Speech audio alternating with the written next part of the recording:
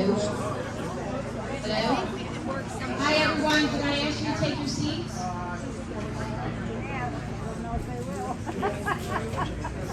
Sorry about this weather, but I'm glad to see so many Patriots came out today. That shows your true patriotism. Appreciate that.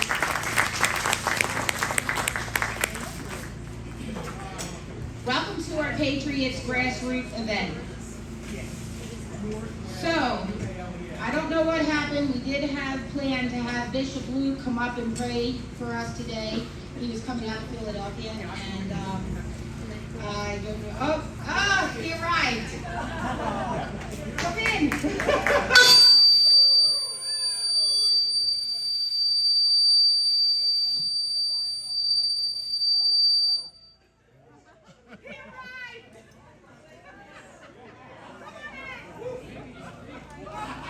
I told you I did not need a mic.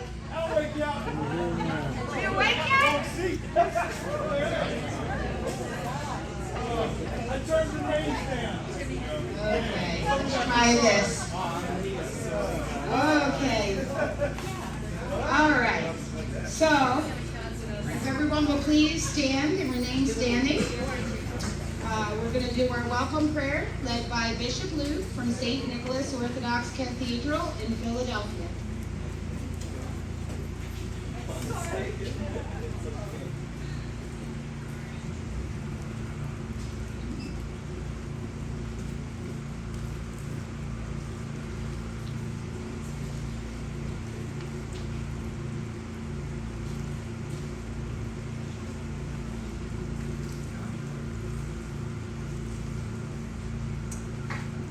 Hello.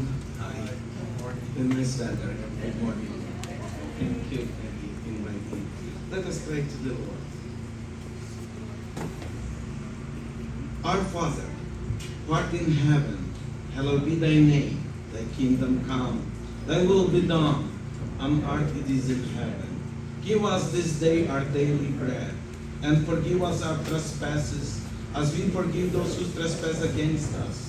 And lead us not into temptation, but deliver us from evil one. For thine is the kingdom and the power and the glory of the Father and of the Son and of the Holy Spirit, now and ever and unto ages of ages. Amen. Thank you, Peggy. Thank you for inviting. I'm Bishop Luke, Ukrainian Orthodox Church. I say my blessing. God bless America, and really Ukrainian people say thank you so much support to Ukraine, and for sure we have a lot of people in Israel. We pray the peace in the world. Thank you. Thank you.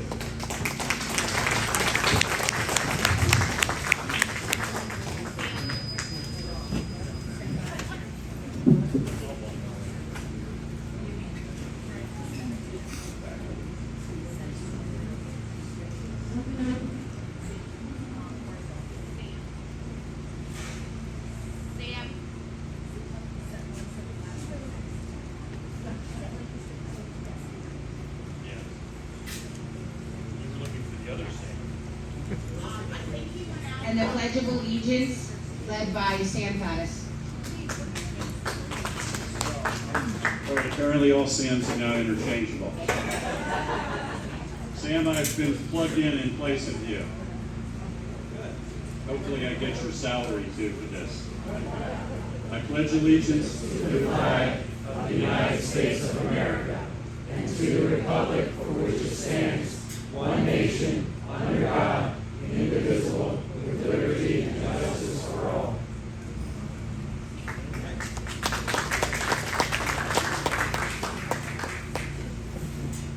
And then for our national anthem, sung by our very own Miss Carol Sexton.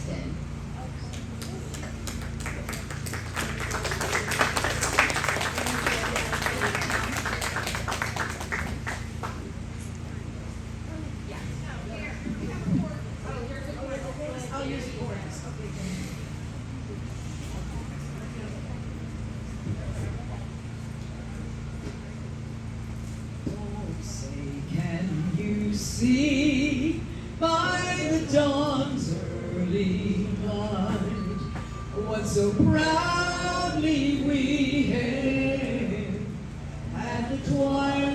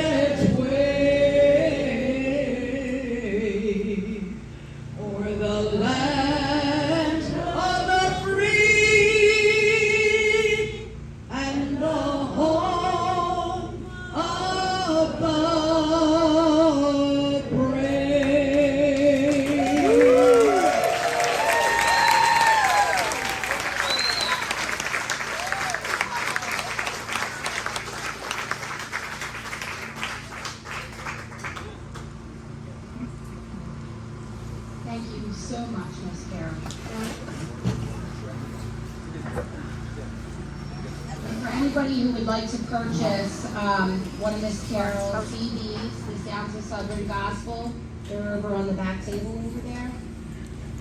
And I'd like to thank her again for coming out in this weather. Thank you, Miss Carol. You all take your seats, please. I would like to introduce a mentor of mine, very important person that I look up to and respect very much. Mr. Sam Brancadora from Berks County Patriots will be introducing our guest speakers. Thank you, Peggy. I appreciate that very much. Folks, I want to thank Peggy and Cheryl for putting on this event. Patriots of Lancaster County. We certainly, the Berks County Patriots, work with them, support them.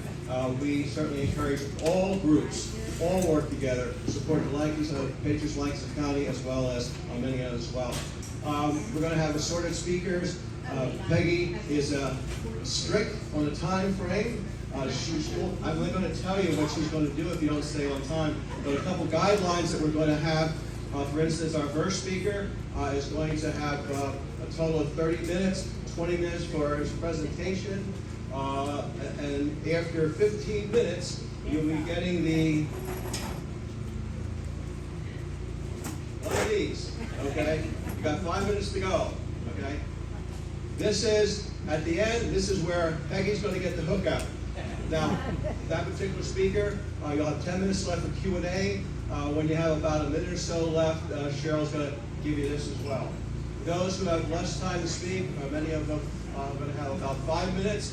In that particular case, you'll get the yellow after about 4 minutes, and then the hook after 5 minutes. I'm not sure, you have a different time frame, you have some other 10 minutes? Did you say you had some? None? Okay, is that pretty well lit? Okay, that's great. Okay, Peggy, I did my part.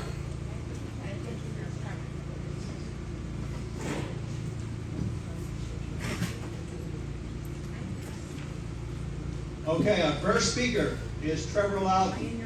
I'm not sure how many of you know him, but first of all, I just want to tell you that Trevor, he came all the way from Georgia at his own expense to be here to support the Patriots of Lancaster County and this particular vote.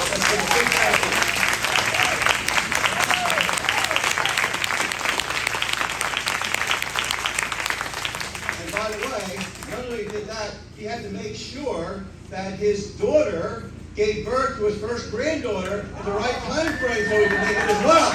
Good planning, Trevor.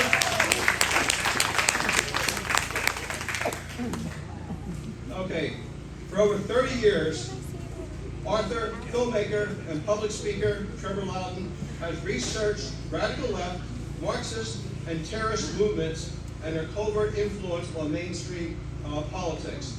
Trevor believes that the Democratic Party's consistent defunding of the U.S. military, Medicare for all, the Iran nuclear deal, normalization of relations with Cuba, Islamic refugee settlement, $15 minimum wage, fracking ban, pipeline shutdown, and the push for open borders. And all are consistent with communist and Islamic agendas. These forces must be exposed and countered for the future of Western society. Loudon has addressed more than 400 conservative groups, Tea Parties, religious and Republican groups in more than 37 states. Let's welcome Trevor Loudon.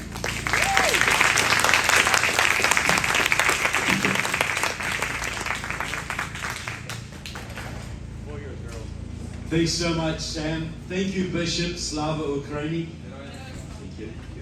And thanks, Miss Carol, for the powerful voice. I didn't quite expect it, to be honest, but it was very impressive. Can everybody hear me down the back okay? Yes. Can you understand the southern accent all right? Yes. Don't worry. Okay. Reagan said you should always start with a funny story. I want to start with two. What goes clip clop, clip clop, clip clop, bang bang, clip clop? It's an Amish drive-by shooting. I was in New Zealand. Look, I'm from New Zealand, but I love. Here's a story from Los Angeles. I walked up to a street vendor in Los Angeles. He said to me, "You have an accent. Where are you from?" I said, "I'm from New Zealand." He said, "Well, where is that?" So to make it really simple for him, I said, "Look, it's down in the South Pacific near Australia." He said to me, "Where Arnold Schwarzenegger comes from." So that's why they vote like they do over there. And I'll say this, I was in New Zealand recently. My dad is 90 years old. During World War II, thank you. During World War II, they were in terror of a Japanese invasion. And if it hadn't been for the sacrifice of your fathers and uncles and grandfathers who stopped the Japanese at Guadalcanal and the Coral Sea and Midway, I wouldn't be here, folks. So it's every free country owes a deep, deep gratitude to this one. Now, has anyone in this room ever had to get a security clearance or a background check for a military position or a government job? Quite a few of you. Is it true those background checks are extremely rigorous? They look at your family background, criminal convictions. They want to know you're trustworthy. But what if you're a young Marxist radical like John Fetterman, for instance, like Dwight Evans, for instance, like Summer Lee, for instance, like Deluzio out in Western Pennsylvania? You're a Marxist radical, you get elected to Congress where you may serve on the Armed Services Committee or the Intelligence Committee. How much of a background check do you need for that one, folks? Zero. Nothing. Now, do you think the Chinese know about this? Yes. You think the Iranians might have heard about this? Yes. We've just seen there's a big Iranian spy scandal erupting in Washington right now. But don't worry. See, there are no background checks at all in Congress. And your enemies are exploiting this every single day. It's not just the senator from New Jersey who's been working with foreign agents. I claim in my books there's at least 100 members of the House and 40 members of the US Senate who couldn't pass any form of background check whatsoever. But don't worry, because there's no way that radicals or communists could get into your government, because we have an agency specifically designed to stop that happening. That's the Federal Bureau of Investigation. Do you feel better now? Are you relieved? See, once you would have been. Once it was a very professional and patriotic organization. But think about this. The FBI has a problem. It's infiltrated, but it's also answerable to the Judiciary Committee, the most powerful committee in the US Congress. Now, does anybody remember a congressman from Michigan called John Conyers? Okay? He was in Congress from 65 to 2017. For 40 years, he was either the ranking Democrat or the chairman of the Intelligence Committee. He was the man who abolished your House Un-American Activities Committee, one of your last lines of defense against internal subversion. John Conyers had a 50-year history with the Communist Party USA. He was a card-carrying member of Democratic Socialists of America, a Marxist group. Yet he oversaw the FBI and the Justice Department. And if you look at who's on that committee now in recent times until the recent changeover, you had Judy Chu from California, a former supporter of the pro-Chinese Communist Workers' Party, and Jerry Nadler from New York, the man who tried to impeach your president twice, who was also a card-carrying member of Democratic Socialists of America, a Marxist. I repeat my claim, you've got 100 in the House and 40 in the Senate working against this country. Now here's an imaginary scenario. Don't get excited about this. This is only imaginary. One day the FBI wakes up. They say, our country's being ruined. We got 100 traitors in the House, we got 40 in the Senate. They're the reason the borders are wide open. They're the reason Iran is getting the nuclear bomb. They're the reason Hamas has gone crazy in the Middle East. They're the reason Putin dared to invade Ukraine. They're the reason our kids are being indoctrinated in schools. China's pillaging our technology and buying our farmland. All of this is being done by enemies of America. We better darn well do something while we still have a country.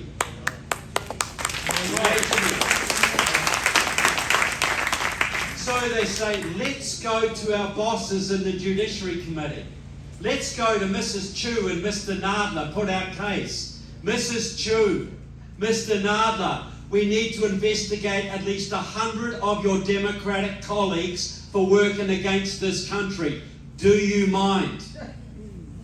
And by the way, Mrs. Chu, by the way, Mr. Nadler, you're both on the list. Is that all right? What do you think's going to happen to their budget if they try that one, folks? What's going to happen to their careers? See, this is the problem. There's no background checks in Congress, none. The media will protect you if you're on the left, and the FBI doesn't dare to go after you. Doesn't dare, people, because they will be destroyed if they do. That is why we have the trouble we do, because we're in a communist revolution and it's 70% completed, and it's been completely run through the Democratic Party and collaborators within the Republican Party. Now, if you want to know Joe Biden's communist background, people say he's a moderate Democrat, he's an old-fashioned. He has always been working for Russia since the early 70s, from Iran since the late 70s, and China since at least 2001. It wasn't Hunter that corrupted Joe, it was Joe that corrupted Hunter, people. But I want to give you a couple examples, cabinet secretaries. My book, I write about this, what these guys are doing. That's what my books are about. The traitors in your government.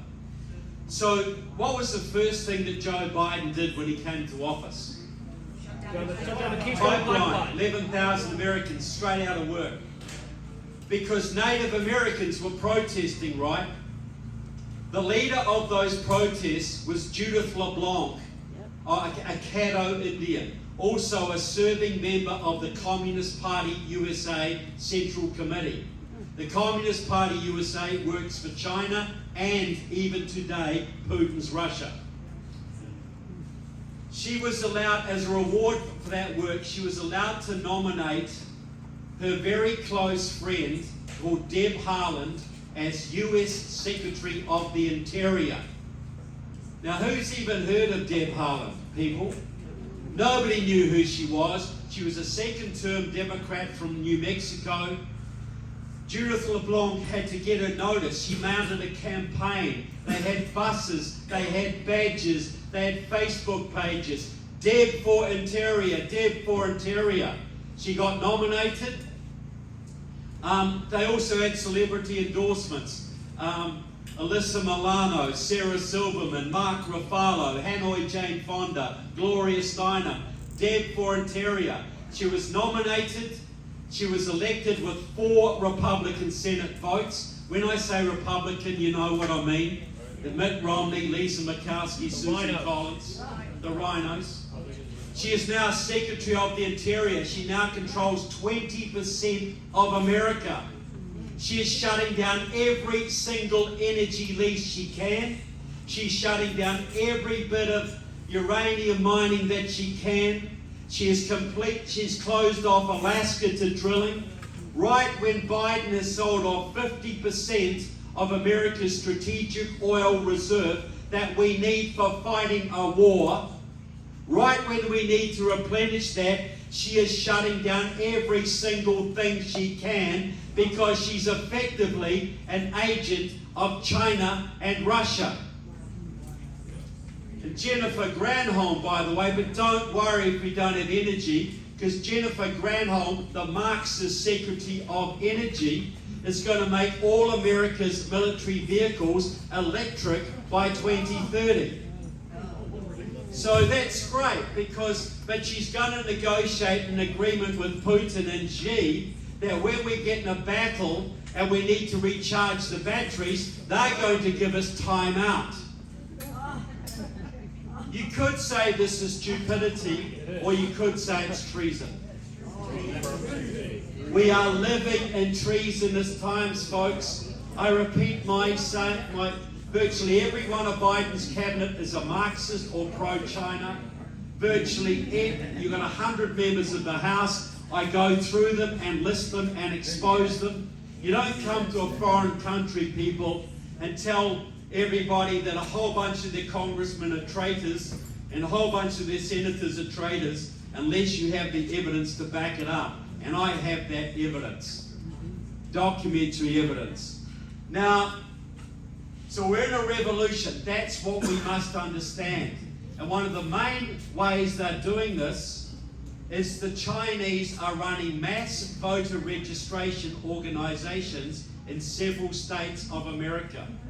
This started in Virginia in 2005, when Virginia was red then. It went blue because of a Liberation Road communists, the same people who started Black Lives Matter, another Chinese operation. They set up a voter registration group called New Virginia Majority. And they went out and signed minority voters up, 300,000 of them in Northern Virginia. Then they worked with Terry McAuliffe, the Democrat governor, to pardon 200,000 Virginia felons to give them the vote. And they used that 500,000 vote to flip the state. And thankfully, thanks to Glenn Youngkin and Moms for Liberty and Winsome Sears, they're starting to take it back. But the point is this. The reason they were so successful, they were using GIS computerized maps, made by a Liberation Road communist called Steve McClure, a graduate of George Mason University Geography Department, who's been making those maps for the last 10 years and still is, working out of the Geography Department of Wuhan University, China. Now, New Virginia Majority has a whole bunch of sister organizations. In Arizona, they have Lucha. In Detroit, Michigan, they have Detroit Action. In Georgia, they have the New Georgia Project. In Wisconsin, they have Black Leaders Organizing Communities, Block. These are all the key states, people, and guess what their organization is called in Philadelphia? Philadelphia Stands Up. They have Lancaster Stands Up. They have Bucks County Stands Up. These are communist organizations backed by China doing mass voter registration, get out the vote, and vote fraud in your areas, under your very noses, and I don't think the GOP has any clue as to what's happening here. None whatsoever. So this is what's happening. So what do we do, people? Here's 3 suggestions. You're here talking about getting the base organised. You're going to be vetting candidates. Here's 3 suggestions. When you vet your candidates, you don't say, do you support the First Amendment? They'll say yes. Do you support the Second Amendment? They'll say yes. Look at the Pennsylvania the Constitution, which the JBS stand has got down there. You look at where it's being violated.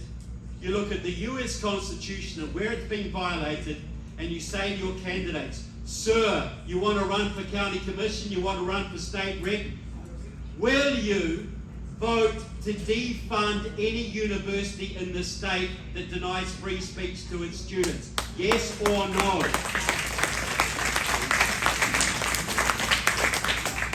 Will you vote to get rid of voting machines in this county or in this state? Yes or no? Will you vote against red flag laws or any unconstitutional attacks on the Second Amendment? Yes or no? Will you vote to deregister the unconstitutional state sector unions in this state? Yes or no? People, you've got to look at where the Constitution's being violated and ask for their solution and get a commitment that they will promote it. That will eliminate 90% of your candidates straight off the top. And you'll stop wasting your time on losers and time servers and get a whole bunch of real patriots in office. You know that Democrats run as Republicans in this state. Weed them out at the beginning, people, before they damage you.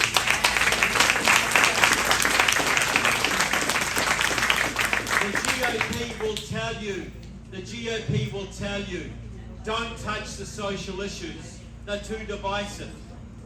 You're a young black woman. Only stick with the financial issues. You're a young black woman in Philadelphia in a rough neighborhood. Do you care more about balancing the state budget or having a cop in your neighborhood keeping the gangs away from your kids? Which do you care about? If you're a veteran, do you care more about the sales tax or making sure your grandson doesn't turn up to Thanksgiving wearing a miniskirt? Which do you care more about, folks? It is the social issues that drive people. It is God, it is country, it is children.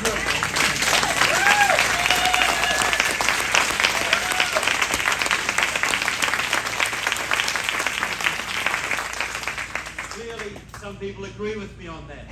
It is the social issues. If the Republican Party would embrace the social issues, it would win 70% of the elections in this country. Right on. And vote fraud. Well, move on. We can't prove this vote fraud, blah, blah, blah. The Democrats weaponized the IRS against the sitting president. They sold guns to the Mexican cartels.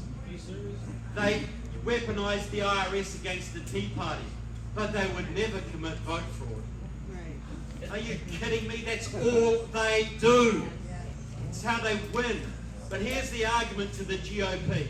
Okay, forget the vote fraud. Talk about perception. You'll go and knock on a door. If a veteran, they'll have American flags all over the place. You'll say, we've got a great candidate for school board in this county. Will you come out and vote for them? And he'll say to you, Can we switch it? Does it sound too bad? oh, sorry. And he'll say to you, do you still have those voting machines in this county? And you'll say, well, yes, we do. You say, well, I don't trust them. I'm going to go fishing that day. We're going to lose 5 to 10% of our base going forward while we still have voting machines. Because a whole bunch of our base doesn't trust them. Is that true or is that false? True. And can we afford to lose that 5 to 10%? So now here's a lesson. Anybody remember the Purple Gang from the 30s? Anybody old enough for that? The Purple Gang was the Murder Incorporated. And they used to go around killing people for hire, and nobody could stop them because they had cops on the payroll, and if you testified against them, they would kill you. So they brought Thomas Dewey, the prosecutor from New York, a Republican, to fix them. He interviewed 1,200 young men to get a little squad of completely trusted, brave, untouchables. And he went after Murder Inc. And they caught a few low-level guys, and they said, we will give you witness protection and immunity from prosecution if you rat out your friends. And they started to. And in 2 years, Murder Inc. was gone, and the leaders were on the electric chair. The two big problems we have in this country are mass vote fraud in the big Democrat centers and foreign infiltration, massive foreign infiltration. First thing the new president has to do, like as Ron DeSantis does in Florida, a voter integrity unit at federal level that does RICO lawsuits in the big Democrat cities by going in there, getting informants, offering them immunity if they'll rat out everybody else involved. You could end vote fraud by putting a couple of hundred people in jail, folks. That has to happen. We're doing it in Florida, which is why Florida had a red wave and nobody else did. Second thing you do, you form a new intelligence service. And you don't use anybody from the big intelligence agencies now. Maybe a few of the older guys like Sam, trusted guys, bring them in. Some of the more experienced people like Sam, and seasoned, and then you get some guys from special forces, good police detectives. You set up a new intelligence agency. It's all about cleaning up foreign infiltration. And you vet it and vet it and vet it. And then the president declares a 3-month amnesty on all traitors in America. You got 3 months to come forward and spill your guts. Tell us everything you know. Expose everybody you've worked with. And if you do that, you get immunity from prosecution. If you don't, you get 30 years in Leavenworth if we catch you. Tens of thousands of Chinese would immediately leave the country. A whole bunch of Russian mobsters would sell their mansions in Miami, head overseas. A whole bunch of senators would stand down for family reasons. You would have a massive clean out. The biggest clean out you've ever seen, and only a few hundred people would end up going for jail. This is the Christian way to do it, folks. Give people a chance to repent.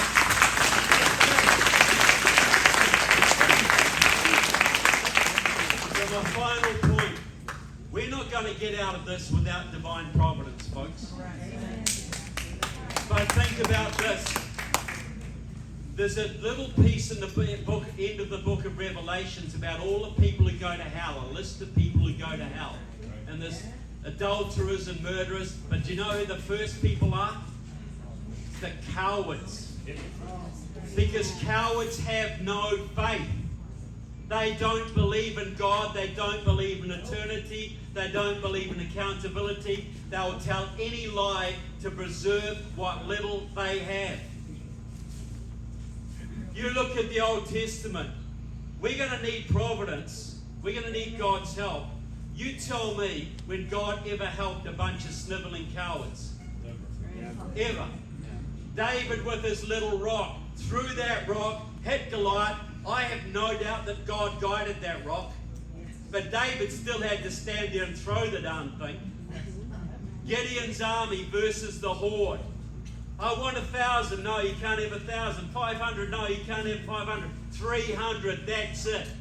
Can you imagine the faith and courage that those men had to have to face that horde?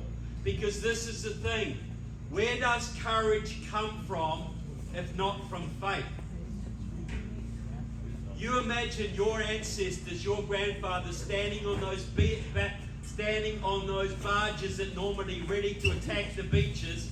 How much praying was going on, people? How deep were they reaching to do what they had to do? Courage is proof of faith. You can say, I believe, I believe, I believe all day long. But until you have to put your job on the line, or your reputation on the line, or your life on the line, it's all words. We are at a time where we're going to need divine providence. Just like your founding fathers had many instances of divine providence through that revolution. The famous fog that came down on New York Harbor just at the right time. The bullets went through George Washington's hat, but never through him. But they still had to stand up in courage, because that proved to God that they had faith. That is the only proof of faith. So we are at a time that only telling the truth will save us. And telling the truth takes courage. And courage is proof of faith. I do not know how this is going to turn out, folks, but I do know this. If we do not take the great opportunity we have been given, our children will live in slavery, and they will curse us for it. But if we stand firm for our God, our country, our children, if we stand firm, we have the opportunity not just to look, Trump's election was a miracle, folks. But how many people had to work their butts off to make it happen? And be brave to make it happen and take the slings and arrows. We have a chance to win this, folks. And we can set the stage for an new American revolution that will reverberate for hundreds of years, that will spark a new economic boom, a spiritual revival, and where all of us will earn the right to hand on to our children not just the great country that many of you were born into and some of us came to, but one that is even greater, one that will inspire the world to freedom for hundreds of years into the future. It's just the chance of that worth a little sacrifice, folks. So I say to all of you, God bless America. God bless the Keystone State. God bless Keystone State. God bless all of you. Go on, and faith and courage. The victory is ours to take.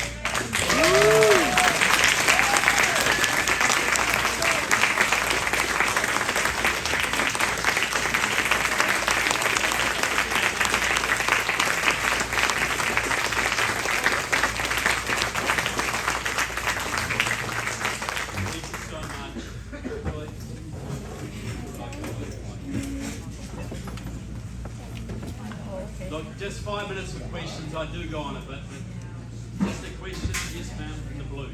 Yes, I was wondering if you can help me. Our Republican committee in our area is corrupt.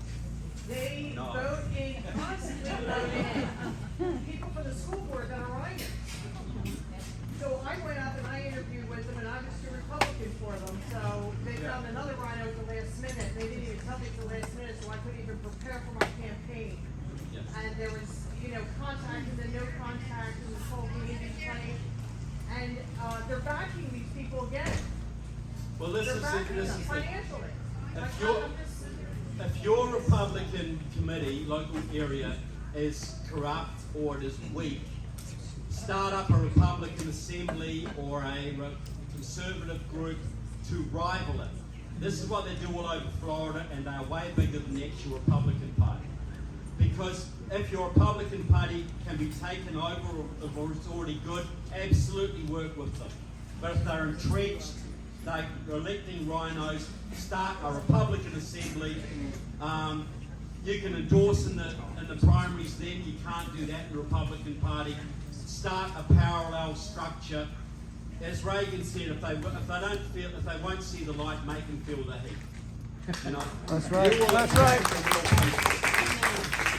But I understand your problem, ma'am. I hear that all over the country. One more question. Yes, sir.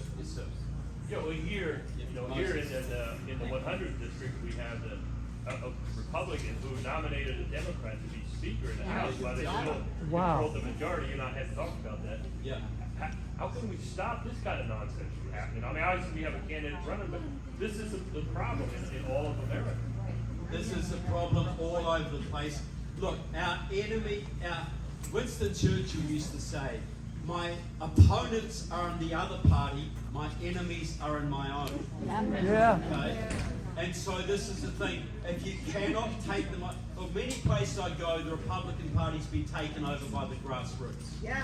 Many places. If you can do that, do that. Get the precinct positions, take them over. If not,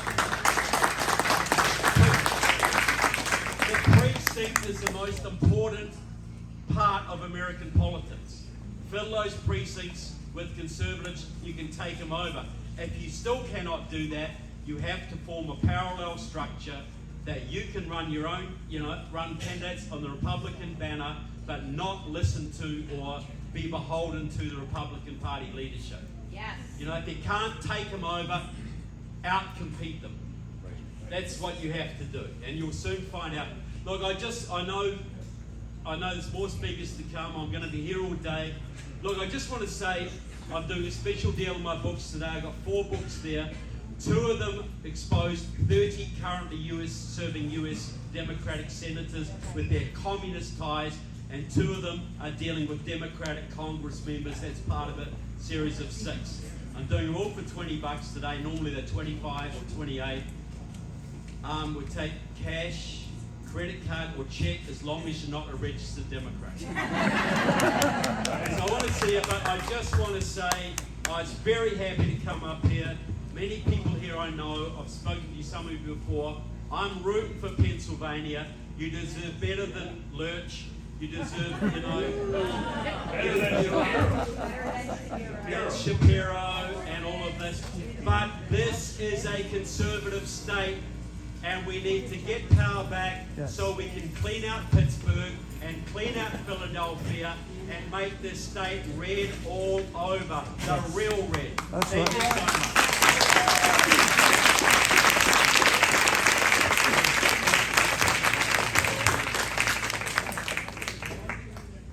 So I'll be over here all day, so come up and see me anytime.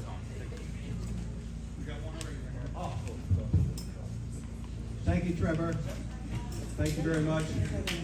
Folks, we're going to have J.R. McGee come up next. A little mix-up in timing, but he is here. I'm going to be introducing him now. J.R. spoke at the Berks County Patriots a couple times. Matter of fact, we're going to have him speak, I believe, next month, right, J.R.? Fantastic, okay. J.R. is program manager at Top Gun, ranges worldwide.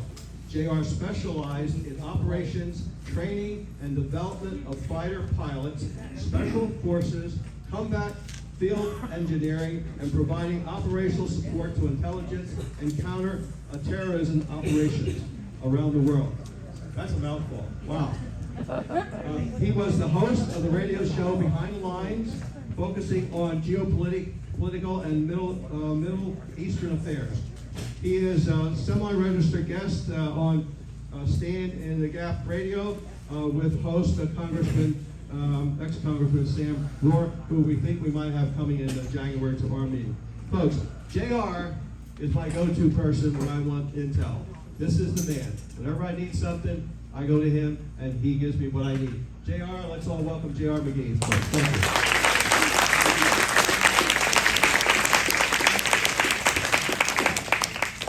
Thank you very much. I appreciate being here. Can everybody hear me?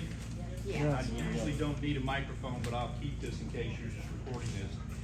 I had originally intended, when I was invited to come speak, to talk about Russia, Ukraine, China, Taiwan, and Iran. Well, obviously, with the events of the last few days, I have been working pretty much around the clock, talking on the phone with all kinds of people about what's going on in Israel. So what I'd like to do is bring you up to date with what's happening as of this morning. If it's happened within the last 2 hours, I probably won't be able to share that. But I think all of you guys are aware of what has occurred and the magnitude of what has occurred. The Israelis have put together a strategy. They've used the last several days to perfect that strategy. There's 3 different ways they could have approached this, and in my opinion, based on somebody who trains people who could do exactly what they're fixing to do, I think they've chosen the best strategy of all, and here's what they're going to do. I normally try not to put my opinion in this, but because of this situation, and I am not aware of their plans, I have to give you my opinion on what I think is going to occur.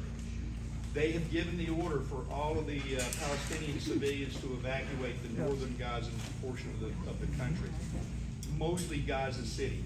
That's where the majority of the tunnels, that's where the majority of the rockets, that's where the majority of the equipment is stored and operational. There's over 400,000 Gazans who have defied Hamas and are now evacuating to the south. The Israelis are splitting the country in half. The northern half is very urban, it's very built up, there's a lot of buildings. The southern half is mostly desert. What they're intending to do is to put these people out into the desert in tents where they can be observed, controlled, and they can sort through them and find the bad guys. There's not a lot of tunnels out there for them to go to, other than the tunnels to escape to into Egypt, and Egypt has said, we will not accept you into this country. Anybody who is left in the northern half of Gaza will legitimately become a military target. Under the rules of war, which the Israelis have now declared, anything that is used in the function of warfare becomes a legitimate military target. If you put rockets in a hospital, that hospital is now a legitimate target. If you put them in schools, that school is a legitimate target. If you put them in people's homes, that's a legitimate target. This is by design. They're done. They're no longer playing around. They're intending to destroy Hamas. And I think that over the next 72 hours, we're going to see things that we have never seen in our lifetime. This is going to become intense. Now, here's what's going to happen. Here's the strategy behind all of this. Iran very, very much controls both Hamas, Hezbollah, Fatah, and Islamic Jihad. All four of these groups are operational in that area. Hamas is the one leading these initial attacks by the direction of Iran. Iran was counting on the fact that the United Nations and the United States would play their normal roles and come in and save the Gazans and Hamas from the retaliation. That is not happening this time because Friday morning, Netanyahu told the UN to pound sand. He's not going to stop. There's going to be no quarter given, no quarter expressed. What is going to happen is the moment Iran realizes that the Hamas contingent is going to be annihilated, they're going to be forced to have Hezbollah jump in to try to save them. Because Iran does not want to lose both of their proxies. They honestly thought that they could strike a major blow with Hamas. The United Nations and the world community would protect Hamas, and they would get away with it the way they have for the last 30 years. I don't think that's going to happen this time. When you behead babies, when you burn small children in their cribs, that is not the way normal people respond, and I don't think the Israelis are going to be playing by any of their rules anymore. I believe that Iran has overplayed their hand. Iran is absolutely using the money that's been supplied by you and me to fund all of this, to prepare for all of this. And it's long past time for us to stand up and say enough. Enough is enough is enough.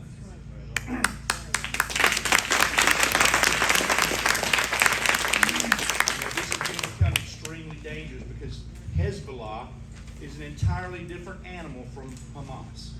Hezbollah has in excess of 150,000 rockets. They have in excess of 20,000 rockets that are high precision guided, which have been supplied by the Iranians. These guidance packages are plus or minus 10 meters. That means they can hit a target, worst case, 30 feet away. That's pretty accurate. And that's pretty dangerous because these rockets can reach anywhere in Israel, and there's not enough of the Iron Dome interceptors to handle 150,000 rockets. There's not enough of the David Slings interceptors to handle 150,000 rockets. This is going to become intense, but the Israelis have reached the point where they're saying we cannot afford for people to, with impunity, threaten and kill our civilians. We are in the exact same situation, ladies and gentlemen. Our southern border is not just open, our southern border is absolutely being opened with intent. There's been in excess of 20,000 military-age males from both Iran and from China who have been captured within the last 2 months. 2 months. That's not counting the ones that got away. What could possibly go wrong with that? The same thing that happened to Israel, we now face the same potential. I do not want to be alarmist. I don't get into conspiracy theories, but I cannot look at that threat and tell you with any type of integrity that that is not possible to happen here. I believe we're looking at the possibility of some very serious things occurring here in the United States. It is time for us to not only wake up, it's time for us to take action. Yep. Yes.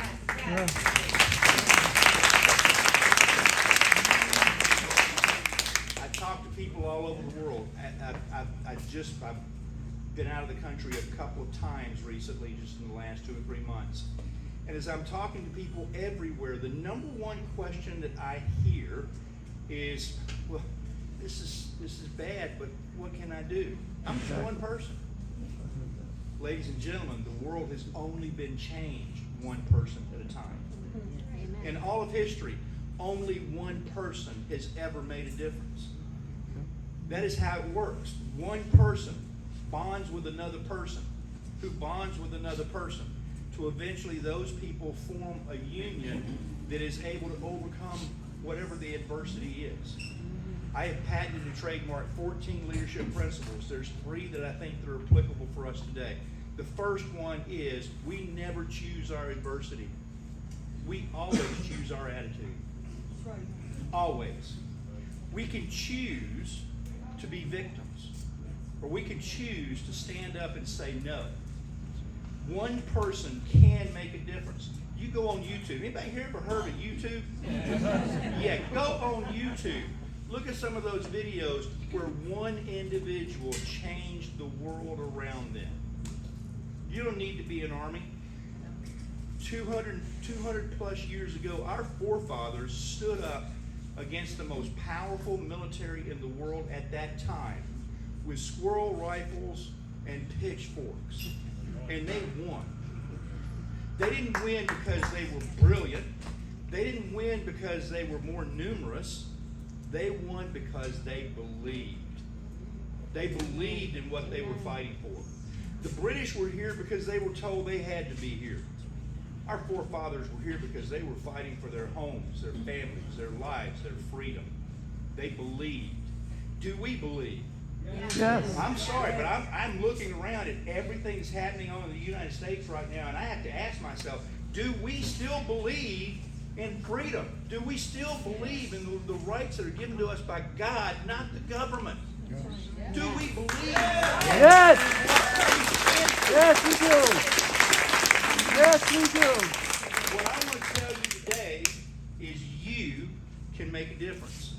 There are some in here that, and I've put my body and my life at risk in some very bad places in the world, fighting for freedom and fighting for what I believe for. I have fought for people in other countries to have the freedom to say and believe and live the way they want to live.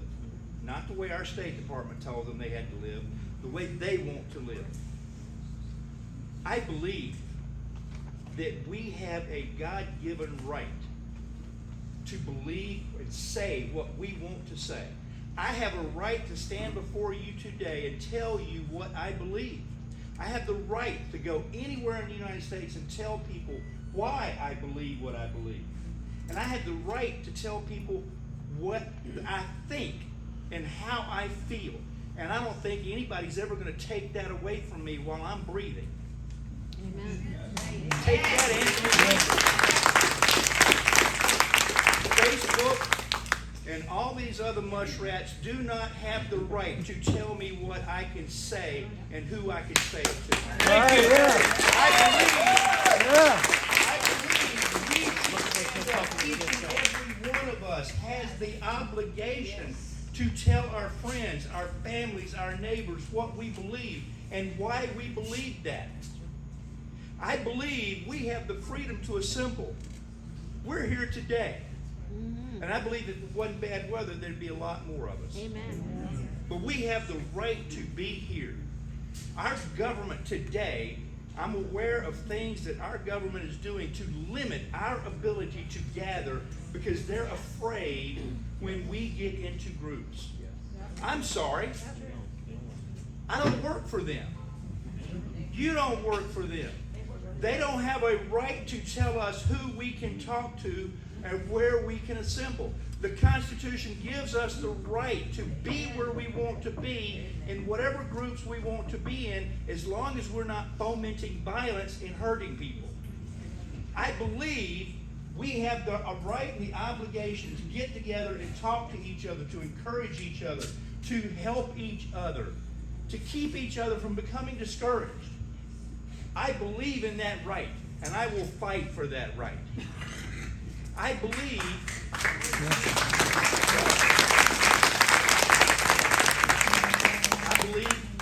in the right of association. I believe that we have the right to be with the people that we want to be, not who the government says is approved. I believe that we have the right to be with friends and family and people who think like we do. Now, I'm not for discrimination, not by any way. I grew up in Selma, Alabama. I was there for the trouble. My family was run out of town. Trust me, I get that. I don't believe in discrimination at all. In fact, I have fought people. I've sacrificed, and I've had an assassination attempt on my life by the Ku Klux Klan because of some of the things that I've done to fight for that. I'm not talking about discriminating against people. I'm talking about the right to be with the people who believe what we believe, who think what we think, who act like we act, and who we can associate with and be friends with, and who support each other. I believe that right is inalienable, and it is not the government's right or responsibility to take that away from us. Amen. I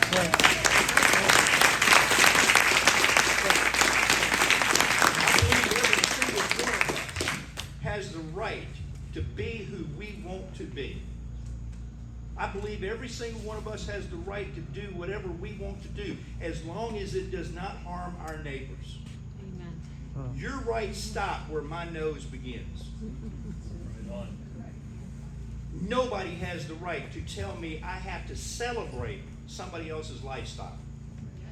I will support their lifestyle. I will support their right to do whatever they want to do. They can dress up as a chicken for all I care. Use the whole chicken. And they do. I'm not getting into that part. But I believe you have the right to do and live and be whoever you want to be. But by dang it, so do I. Each one of you has the right to be and live the way you want to live without being discriminated against by other people who want to challenge and change what you think because they think you're wrong. It is not their right to tell us what we can believe and who we can be. That's right. That's right.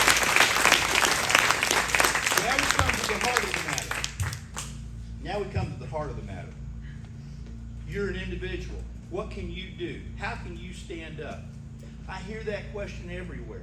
And I'll be brutally honest with you. At 2 in the morning, sometimes I work a lot till 2, and my girlfriend can tell you that I don't sleep that much. I often wonder the same things. What's going on with my country? I'm fighting this fight, and it doesn't seem to be making a difference. I get discouraged just like every other human being does. But here's what I'm going to tell you. We have to stand up. We can make a difference. I believe that every prayer warrior needs to stand up and pray. Every person has gifts and talents given to them by God Almighty that are their strengths and their gifts. Don't think that you have to pick up a firearm. Don't think that you have to go out and lead a rally. If you're a prayer warrior, pray. Get on your knees and pray like you've never prayed before.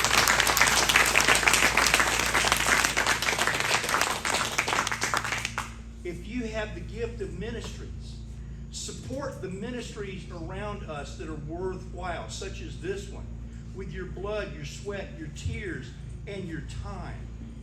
If that's what you can give, go do this. Support this. Stand up where you can stand.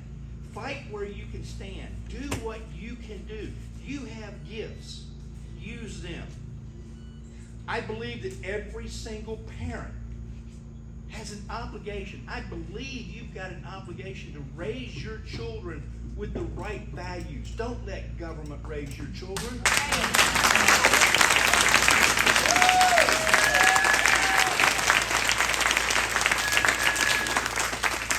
Stand up. Stand up in your communities. Stand up in your local governments and stop the perversion and stop the madness that's going on in our schools that are corrupting our children. We can change that. Shame on us for allowing that. We've allowed that through our silence. We've allowed bad people and bad organizations to come in and influence our children because we thought that what can we do? It only takes one person to stand up. It only takes one person to use their gifts and their talent to do what they can do to make a difference. I believe every single person has an obligation to stand up and show people the gospel. Use words if you have to. Let people see God through how we live. You wonder, the world is corrupting everything. That's because we're being silent. Amen. We used to love being part of the silent majority. What has that gotten us? Nothing. It is time to be silent no more. Stand up and let the world see who we are through how we act. You don't have to be the politician out front. You don't have to be the leader. You don't have to be the warrior. But we do need to show people what we believe. We need to show people who we are. We need to show people why we're right through our actions. If we don't live it, why should they believe it? That's right. You want to know what you can do? Anything you can, for as long as you can, wherever you can, however you can. That's what we do. That's how we leave here today. Don't get discouraged. I am so tired of hearing people say, "Oh, I'm tired of voting for the lesser of two evils." Man, don't sit there because you're letting the greater evil win. I'm sorry. People cannot suck at mad that bad. When you don't vote, the greater evil wins, and look at what that's gotten us. You know how you overcome the cheating? Yeah, I believe it was cheating. You know how you overcome the cheating? You overwhelm them with numbers so great that they have to cheat in such large numbers that there's more votes than there were voters. That's how we win. That's how we put it out there where they can't deny it. Get out there and get active. Do what you can do. Fight your fight with whatever you have, wherever you are, with whatever you can do. The Israelis right now are fighting for their lives. And they're going to. And the God in my Bible says they're going to win. And when it comes to good and evil, we're on the winning side. For God's sakes, let's act like it. Amen? Amen. All right. Listen.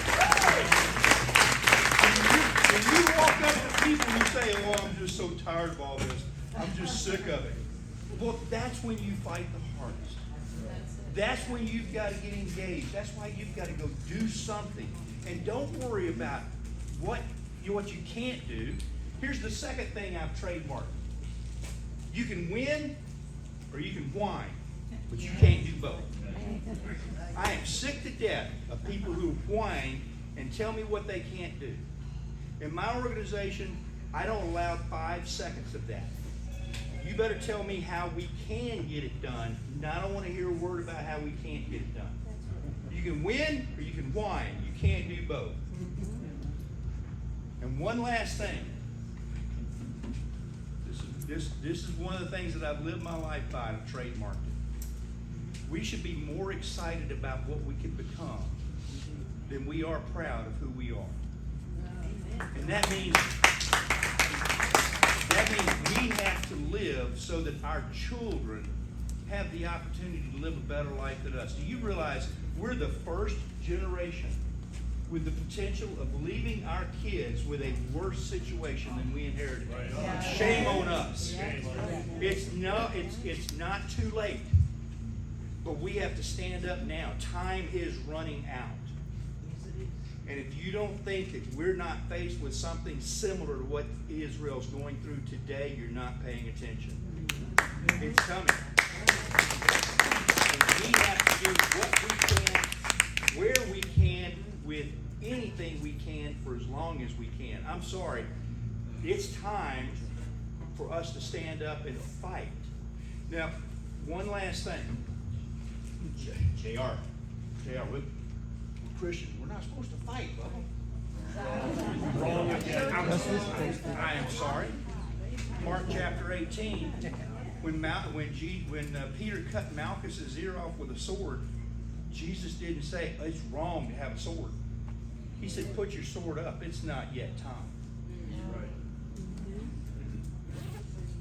Jesus drove the money changers out of the temple with a whip. That doesn't sound like a wimpy mama's boy to me. So you cook like Glock. Sell your coat and buy a Glock. Nehemiah didn't falter in the face of adversity from the two warlords that were trying to stop him. He told his people, use a trowel in one hand and a sword in the other hand and keep working. That's right. It is time for us to work. Let's do it. It is time for us to support. In the primaries, support the perfect person. But when the primaries are over, support whoever's better than the evil person. We don't have the luxury of waiting for the perfect person. He died 2,000 years ago. Yep. He's coming back. He's not on the ticket. Jesus is not on the ticket. Vote for the best person who will best support what we believe in. Don't wait for the perfect candidate. For God's sakes, wake up. Do what we can do. It's time. I'm not in the slightest bit discouraged. In fact, I am more encouraged and more excited than I've ever been in my life because I'm watching the Bible come to life before our very eyes. These are the most exciting times and they're the most terrifying of times. Yes, they are. You're living in history. Be excited. Be a participant. Go out and live like you're going to tell your grandkids what you did when you faced this adversity, and this is a tremendous adversity. May God bless the United States. May God bless our leaders. May God bless each and every one of you, because you are the church. Amen.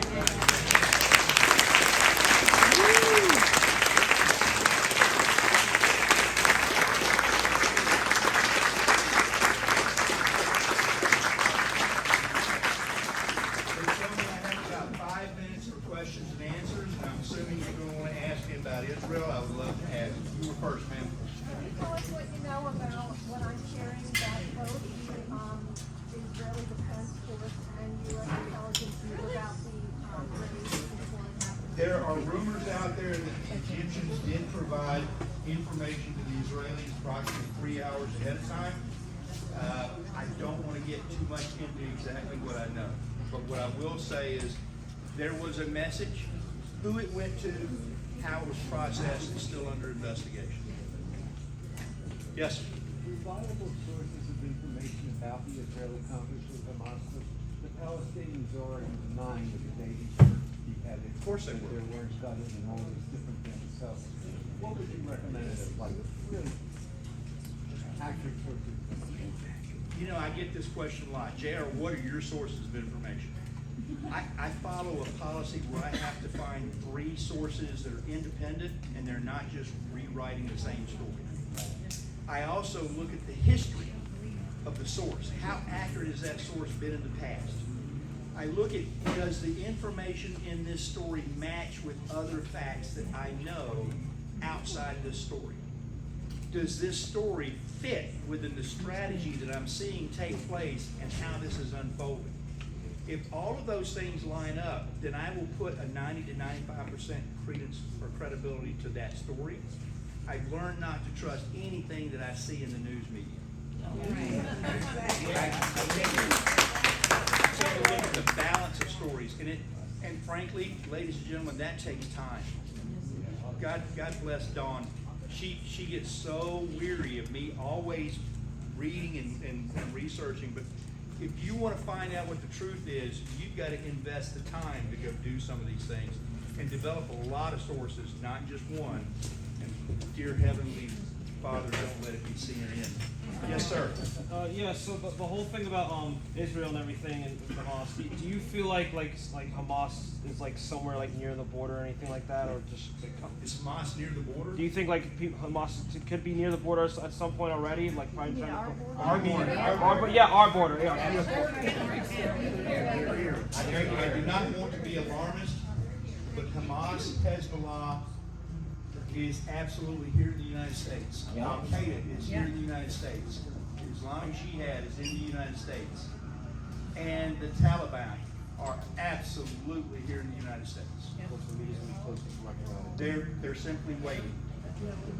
I wish that I could tell you something different, but I can say that with 100% certainty. Yes, sir.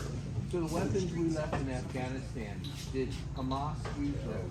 Yes, those weapons were immediately taken by China and Iran, and they were sent to Russia. They were sent to a lot of them went to Hezbollah. Some went to Hamas.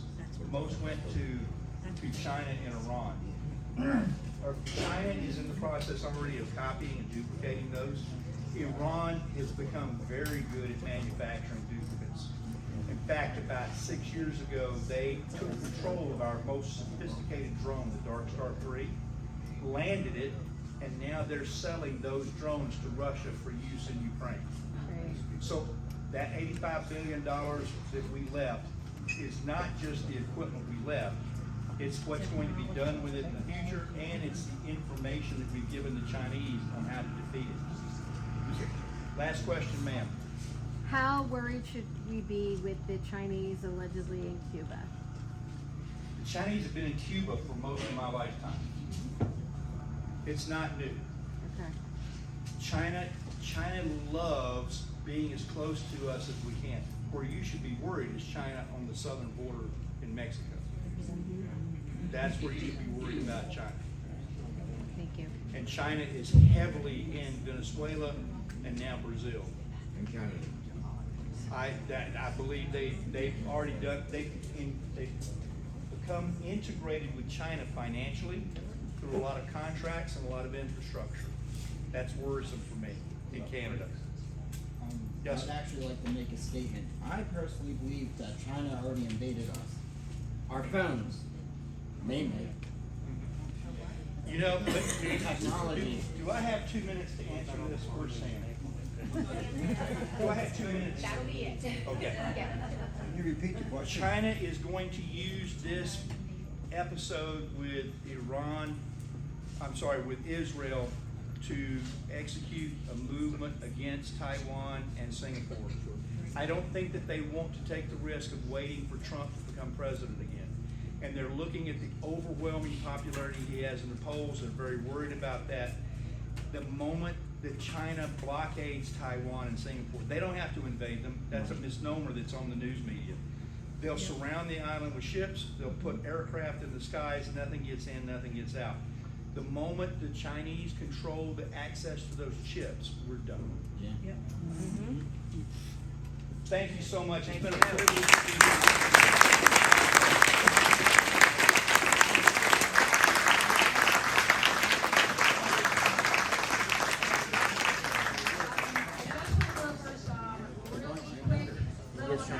And then we're gonna take a 10-minute break for anybody who wants to get some coffee or something to eat. And then we'll come back and have the county speakers. So there are bathrooms, they're located by the house on the left in case you haven't found them. There's 2 food trucks and a coffee truck, so please patronize them. We have tables that are set up from several groups, and we have a big table that helps fund this. But we will also be doing a goodwill offering to help to pay for the things that we needed to pay for today. If you do not have a wristband, please go and make sure that you are registered. Also, if you have questions for the Freedom Caucus and have not yet done so, please fill out an index card up here with Dale. And if you sent your questions to the Patriots or to Sam Faddis, we already have them, so you don't have to worry about giving them back. So 10 minutes, and we'd like to have everybody back in their seats so we can go on with the program. Thank you so much.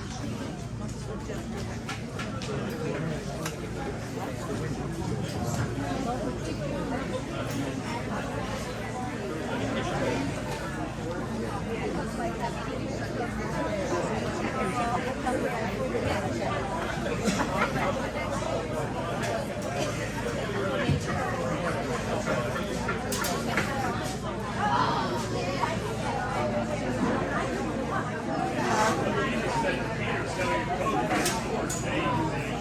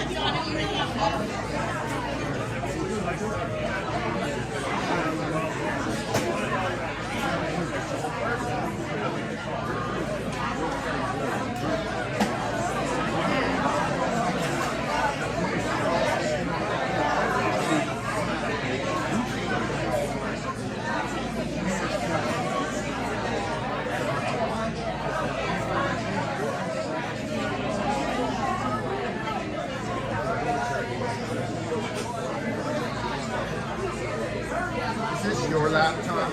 No. Might be hers right there. Yeah. At the door. Donna.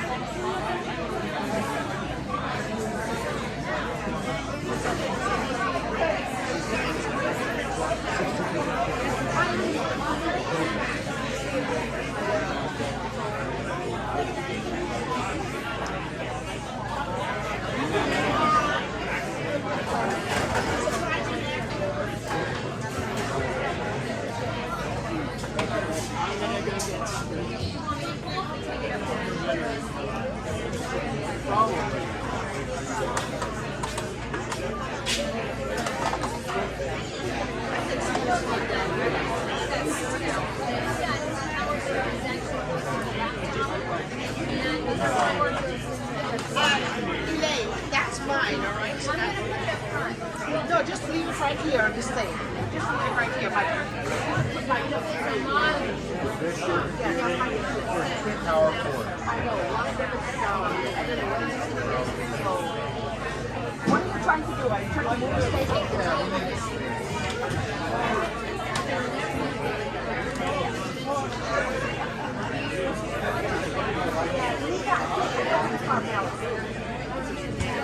She's on the back there. You'll see her taking it back.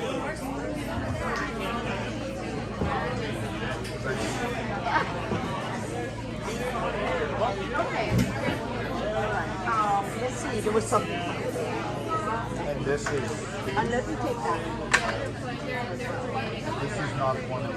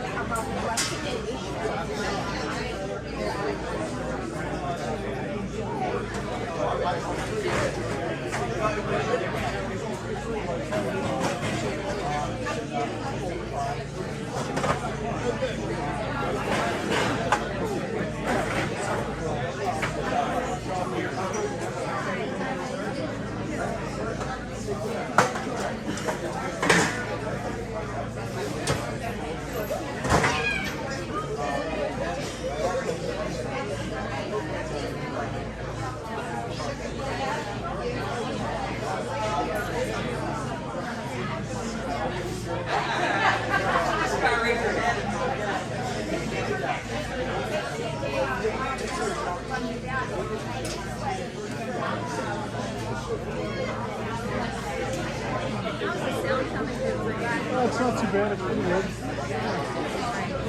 Thank you. I don't think so. I mean,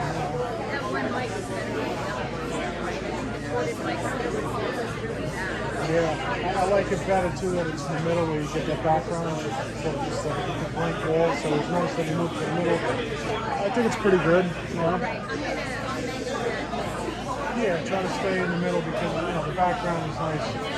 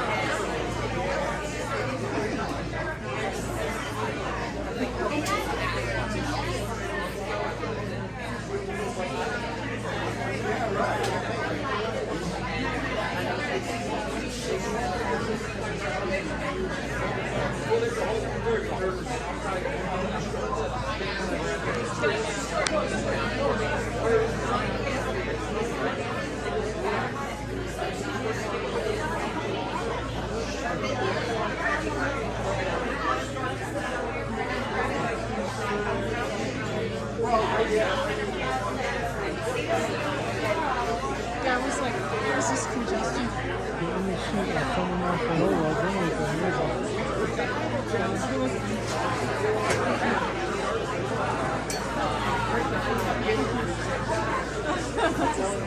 I put my other jacket on and I grabbed my wallet because we needed a snack or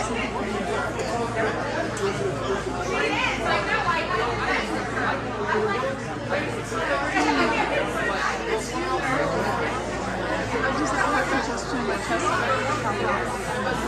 chest.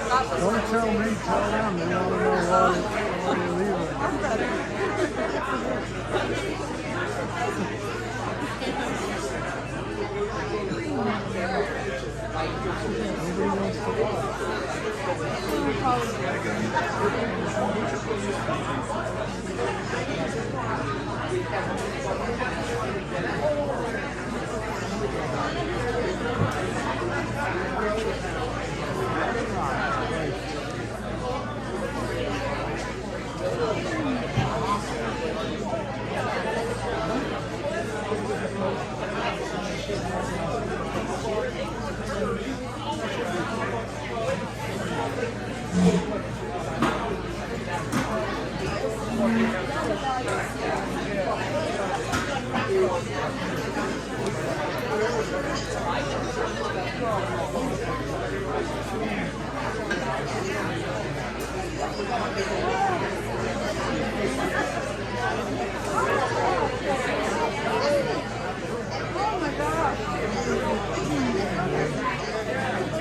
got that breakfast sandwich too.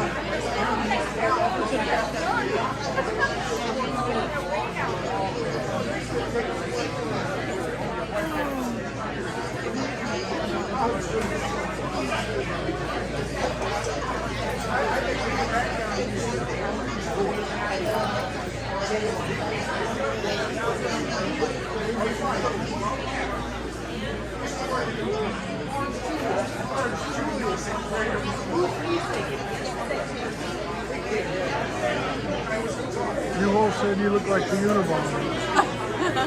I need to put my shades on.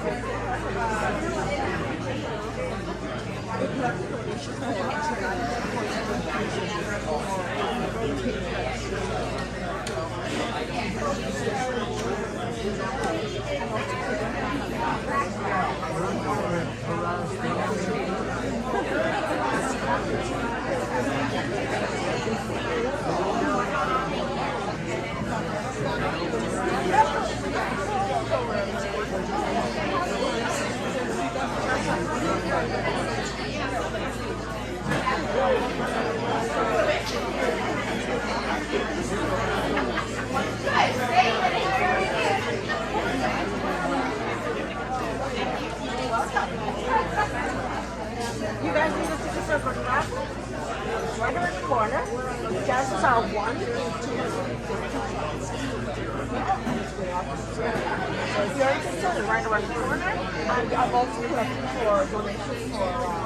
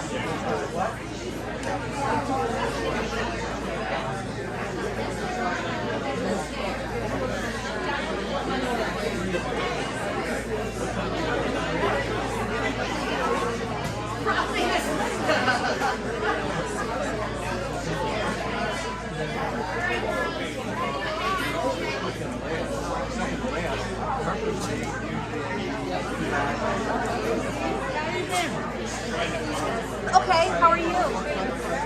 Did you caravan up? Yeah. I was in a caravan and I was down to that stop out. And I forgot the bell thing. We went and we were like, nobody's here. So I forgot the name of the girl who was so Facebook Messenger. Hello? Hello? Can you hear me back there?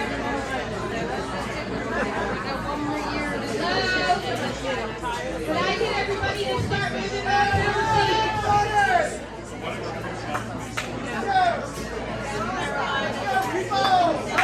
everyone. Come on,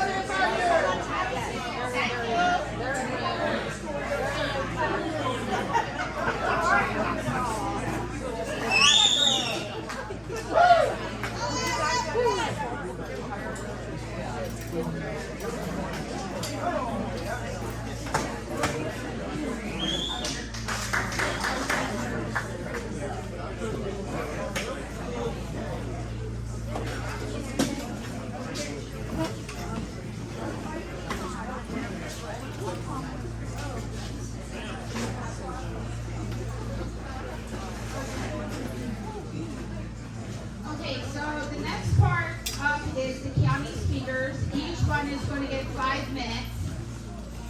No questions asked. They're going to get 5 minutes to tell about what is going on in their county and what they are doing currently.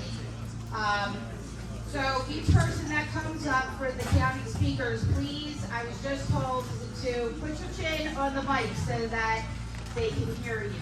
Okay. So our first speaker up is Berks County Patriots, Sam Brancadora.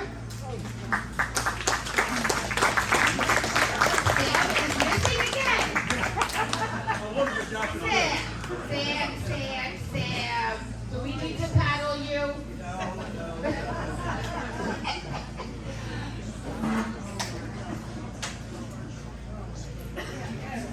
Sorry about that.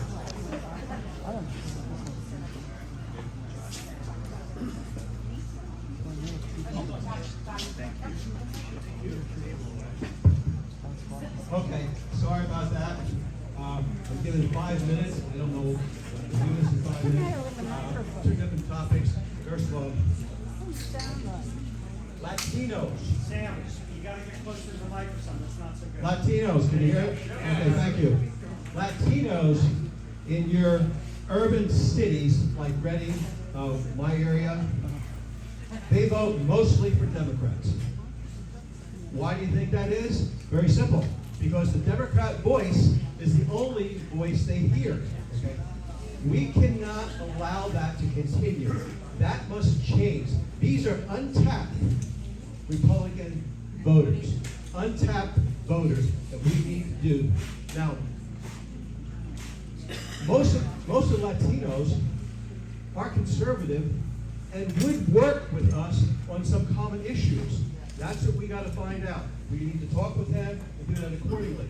But even though they're conservative, even though they could possibly be GOP voters, it doesn't do us any good if we don't talk to them, we don't go to them and go to their events, which we must do. So again, we cannot allow the Democrats to have that particular demographics. We need to go after that. And folks, we are going after that. In Reading, we are going after that. A couple of weeks ago, we had an event, private event. We hosted in the center of Reading at a local Latino restaurant.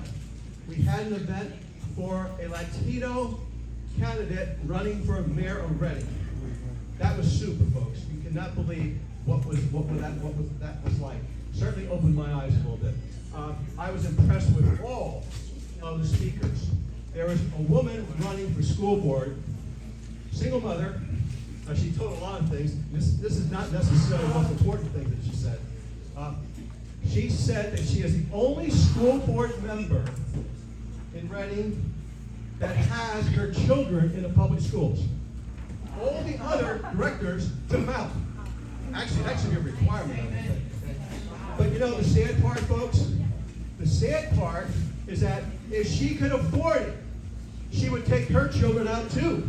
That's how bad she thinks the system is, and the system really is. And it's not only Reading, it's all over. That's why it's really important for us to get involved with those who are running for school board. We made gains last year in our area. I know we're going to make even bigger gains this year. It's important. This is grassroots. We must make sure we do that. Now, the language barrier could be an obstacle. I was the first person to speak. No one told me ahead of time that I had to stop after each sentence and have it translated. Well, that certainly breaks the trend of thought. But yes, that had to happen. That did happen. But you know what, folks? Even with that language barrier, and it wasn't all of them that didn't speak English, even with that language barrier, I could tell my message was getting across. I could see the nodding of the heads.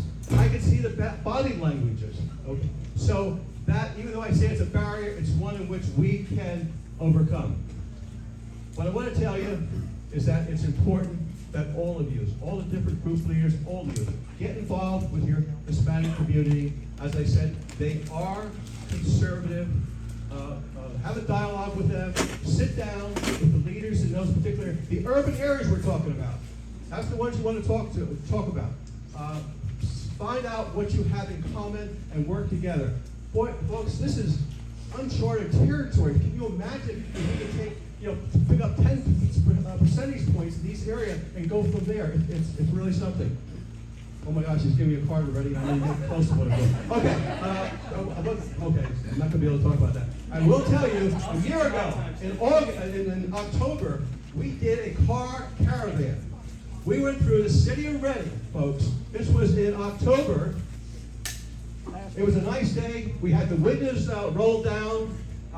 We stopped at red lights, so we had close talk with everybody. People in the corners there, on their porches and what have you. We had the cars taped up with candidate signs. We were waving American flags, beeping the horn. There's my professional beeper back there, Linda. Our horn goes out almost every time. I want to tell you, you cannot believe the feel that you got. This is the center of Reading. We see the, yes, folks, we got fingers. We got some fingers. No question, we got fingers. Anyway, I'm not even going to look over there. We got fingers. So, but the vibes we got was very, very encouraging. And we're going to do another one. Just one quick thing, I know I'm going over. Carbon capture. How many of you know about carbon capture? Do you know what that is? How many? Okay. Okay. Well, I have a lot here to tell you about, but obviously I can't. There's a bill in the Senate.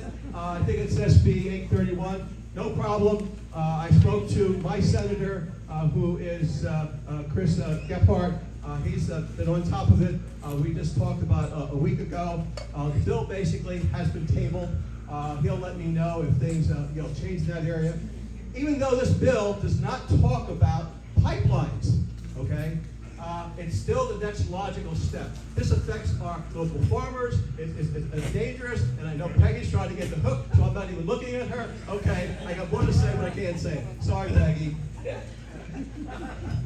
You got it, girl.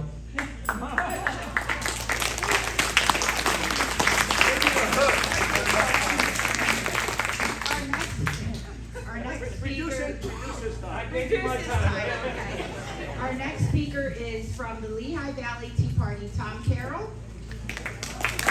Hey everybody. Again, my name is Tom Carroll. I was the chairman of the Lehigh Valley Tea Party for about 7 years, but we've been involved since the very beginning of the Tea Party movement in 2009. And one of the lessons we've learned over the last couple of years is we need to communicate with all the different groups around us. So we have developed very good, close ties with San Brancadora and the Berks Patriots. We have very good connections with groups in Bucks County that are creating. And I think all the stuff that everybody's talked about today, are all the things we're working for, but I think the lesson I can give you guys today about what we are looking at is the corrupt Republican Party is corrupt everywhere. Right on.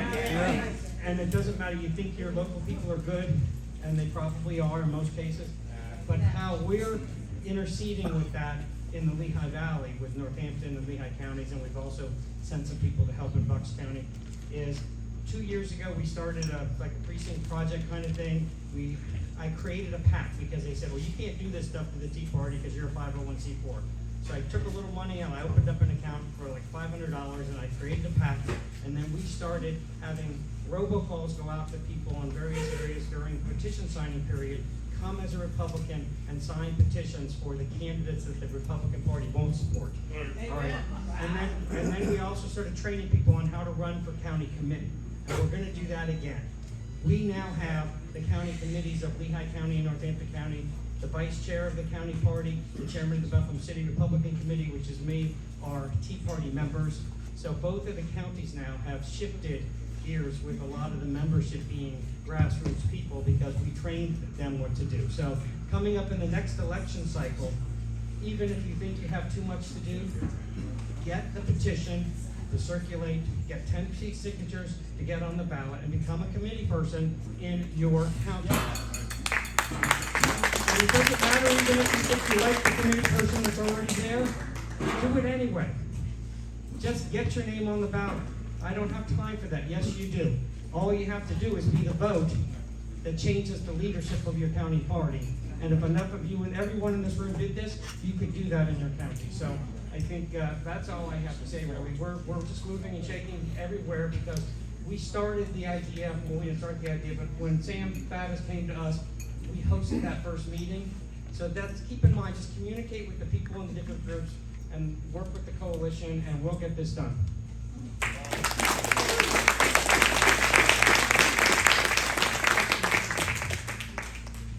Next up are two of my friends from Delco. United to Delco? For Delco. For Delco. Sorry, guys. Wendy Willhauer and Joe Mitchell.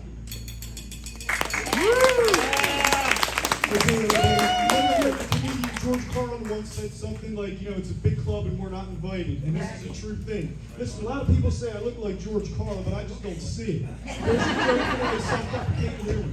I'm going to do this as quickly as I can. We're United from Delco. My name's Joe Dyschal. This is Wendy Willhauer. And we are the only existing grassroots group in Delaware County. We meet every first Thursday of the month. We've been doing this since June. Gatsby's Restaurants, the Old Wharf Tavern, and Aston. Our goal is to get people registered, to get people involved, to get people to run. One of the things that happened to me this morning, 10:30 a.m. Who actually needs a shredding event to shred paper, right? It's like people of Delaware County, the Democrats.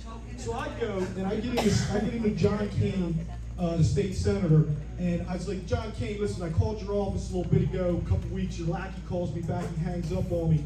They claim that Shapiro's allowed to take this election registration and run with it because it's not an election. I'm pointing out Article 1, Section 4, time, place, and manner. Registration's a manner. I said to this guy, don't gaslight me. Why are you telling me that registration is not an election? You people are nuts. The guy hangs up on me. Kane gets in my face. Like this, like we're trying to do Eskimo nose thing or whatever. And then the DA, the corrupt Soros-owned DA, Stottlemyre, whatever his name is, gets in my face, and he says to me, "You want to get arrested?" And I says, "For what? The First Amendment? Because I got every right to be here." And you don't back down to these people, folks. But moving on, you want to talk about Delaware County? We got to talk about Greg Stetcher and Leah Hoops. Wendy, Everyone has it all on the line. They're not stopping. We're not stopping. We support them. Parallel election. Get the book. Delco is the most corrupt in Pennsylvania. And our GOP, our local, they're just terrible. County, local, they're terrible. So me and Joe, like the previous guy said, go out for your committee seats. Joe and I are going to be doing that. I work a lot. I'm a nurse, but I have to do it because if I have to live here, I'm not. And another thing, we have these. Okay, Republicans. They hold 2 and 3 seats in our committee. They hold commissioner. They hold the committee seat. No, we're not having it. So Joe did a write-in, and he did pretty well. They did people now get online again, and they're complaining, "Oh, this commissioner does nothing." And I said, "You know what? You had a chance to come out." He knocked over 500-600 doors, and hardly anybody came out to vote. So we're the problem. Speaking of that, Pennsylvania law says you can only have 1,200 to a precinct or ward. We have 800 registered Republicans in the 7th Ward in Aston, where our commissioner, who's also a committee man, these people are communists, folks. They consolidate power, and I'm not afraid to say it, and I say it to them all the time. He got 160 votes approximately. I got 80 on a write-in campaign. He's a 16-year incumbent. He's a bum. He needs to go. I'm going to try to give him a candidate. So we got some great county candidates. Joyce Swartz, she's leading the charge. We got the mayor of Built and mayor of Upland. He tells me a story. He says, "We don't have a drug problem in Upland." I said, "What are you talking about?" He says, "Me and my police officers, we go door to door where we know these drug people are at. We knock on the door, we say, 'Listen, get out or we're coming tomorrow or we're going to take you out.'" That's the kind of leadership we need in Delaware County. That's the kind of leadership we need in the United States. Local municipal, we kept pushing and pushing and pushing. Get these drop boxes out of here. It's an election year, municipal election year. Guess what our commissioners did? They finally got rid of the drop boxes.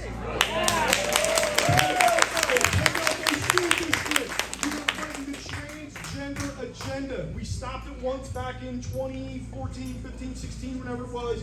They're pushing it again. We got about a minute left. Matt Getz, big shout out for Matt Getz. He gets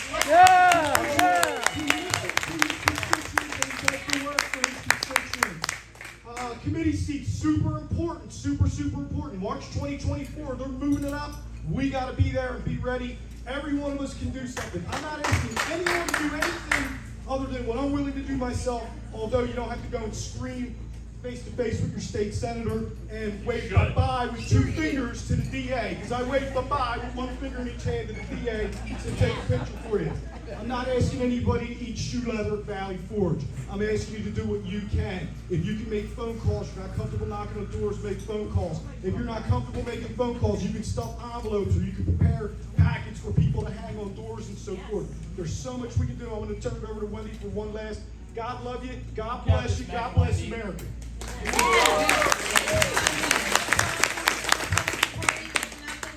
Minority areas. I can tell you, like I said, I am a nurse, and yes, I bring my politics to work because people talk about it. People are suffering. People who make less than me, they cannot live. They are feeling it, getting back and forth to work, that feed their families. So yes, I do talk about it. There's other jobs that they want to get rid of me, but I'm good at my job, and they haven't done so yet. Get into the minority communities. I have at least 3 people that I've switched from Democrat to Republican. They are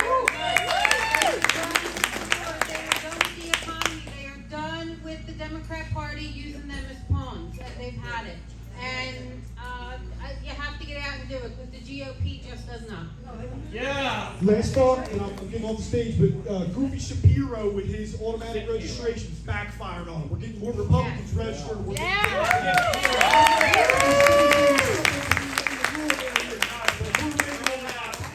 Down with the communists.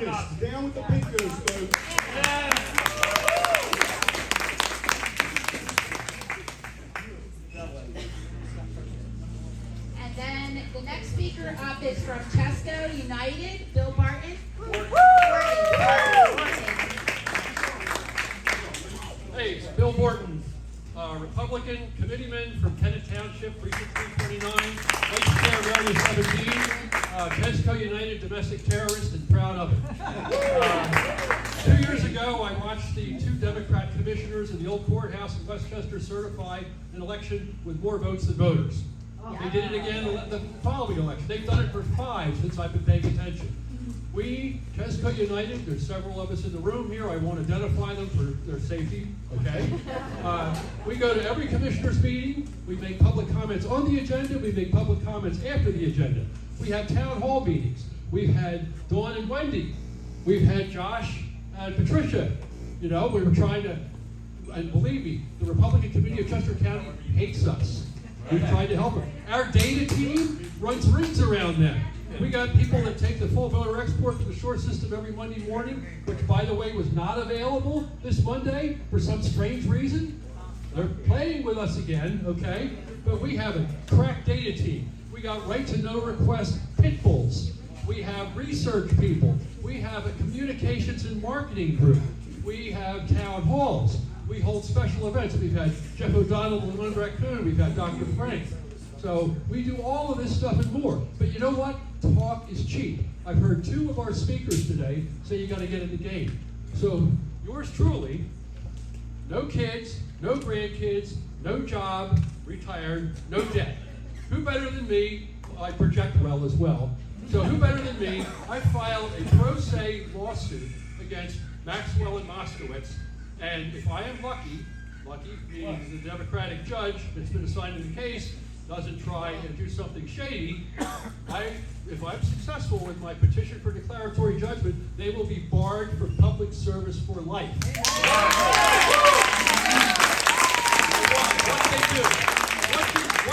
What did the village idiot Josh Maxwell and Marion, I'm connected, Moskowitz do? They certified an election with recount petitions outstanding. Okay? Apparently, they can get away with certifying unreconcilable elections till the cows come home, right? But on this particular case, we got them.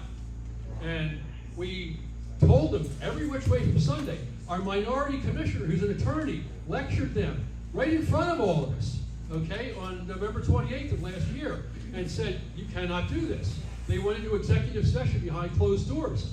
And their idiot solicitor, Colleen Friends, apparently told them, go ahead and do it. So they sealed their fate. And I will go to the Commonwealth Court. I hope I don't have to go to the Supreme Court, because I know it's going to happen there, if it gets that far. But we will prevail. They willfully disregarded the law when they had been informed about 3 ways in advance, certified the election, and I went ballistic on Josh. He actually told me to calm down. I said, like hell I will. I hope you've got your next career move made up, because you're done. You're done. On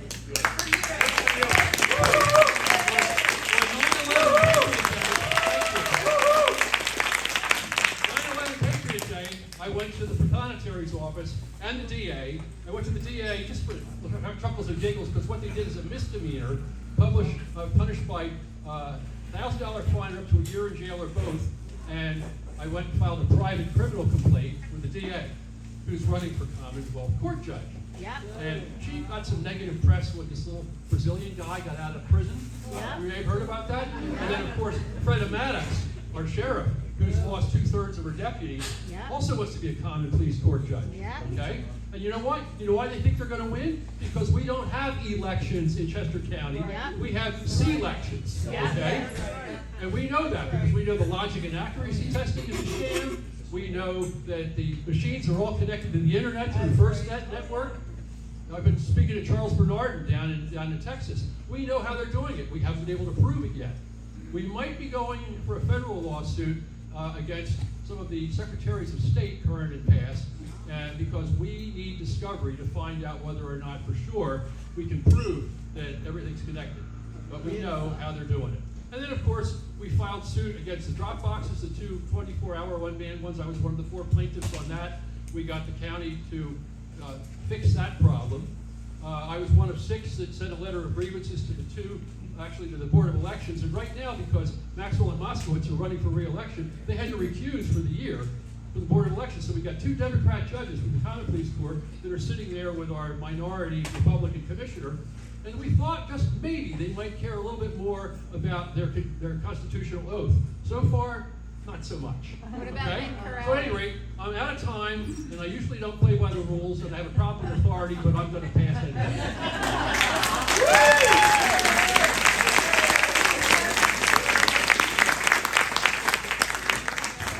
Is Right for Bucks. Andy Meehan was not able to be here, so he sent us Joe Mitchford. Yes.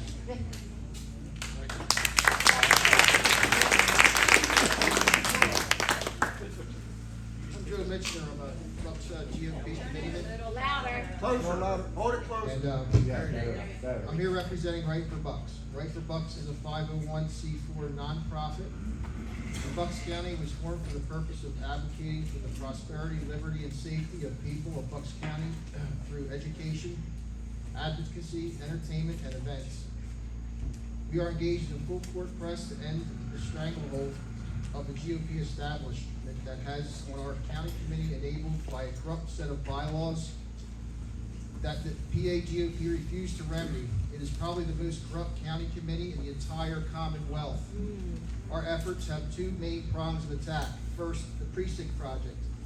Attract, find, identify prospects to run for committee seats, train them, and get them elected so they can vote for new leadership and new bylaws by next June. We are staging live events in public parks and the Trump store, which is in Bensalem.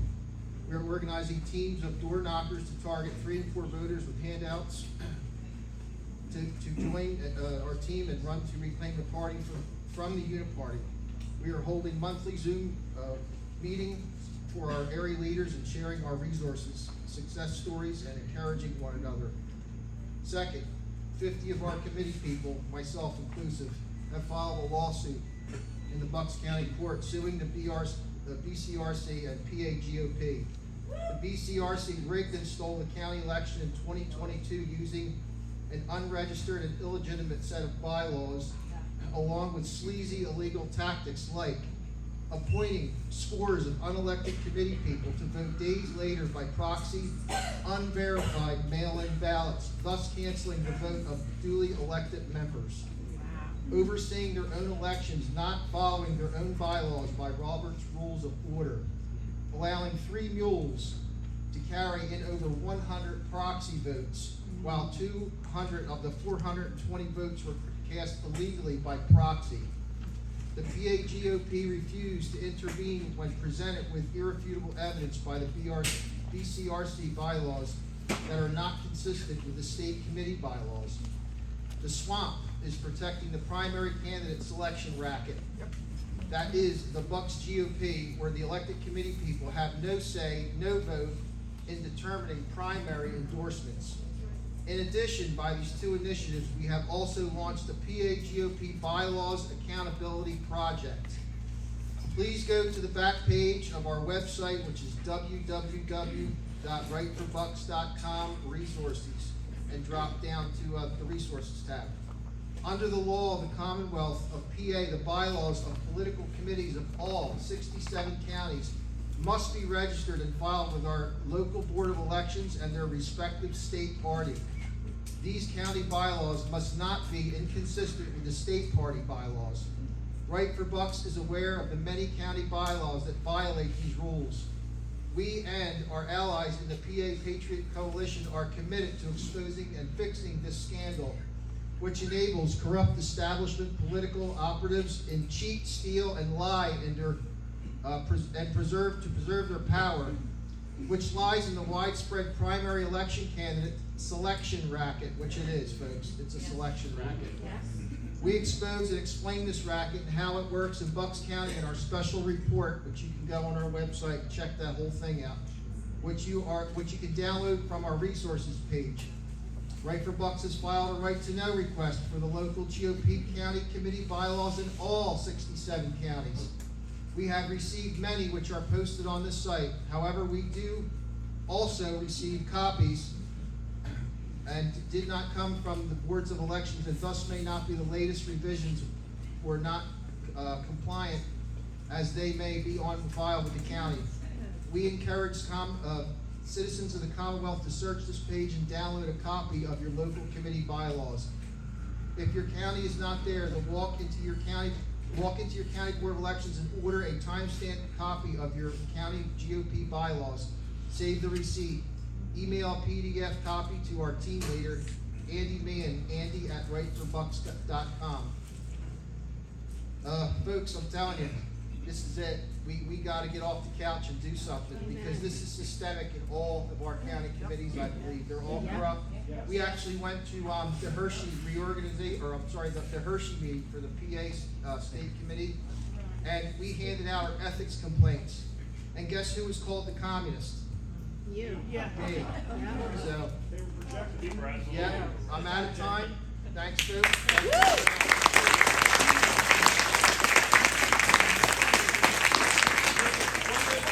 Mexico United, QR code cards back on the table back here. Our website's got a treasure trove of good stuff you can all benefit from. Okay? Thank you. We have Columbia County website.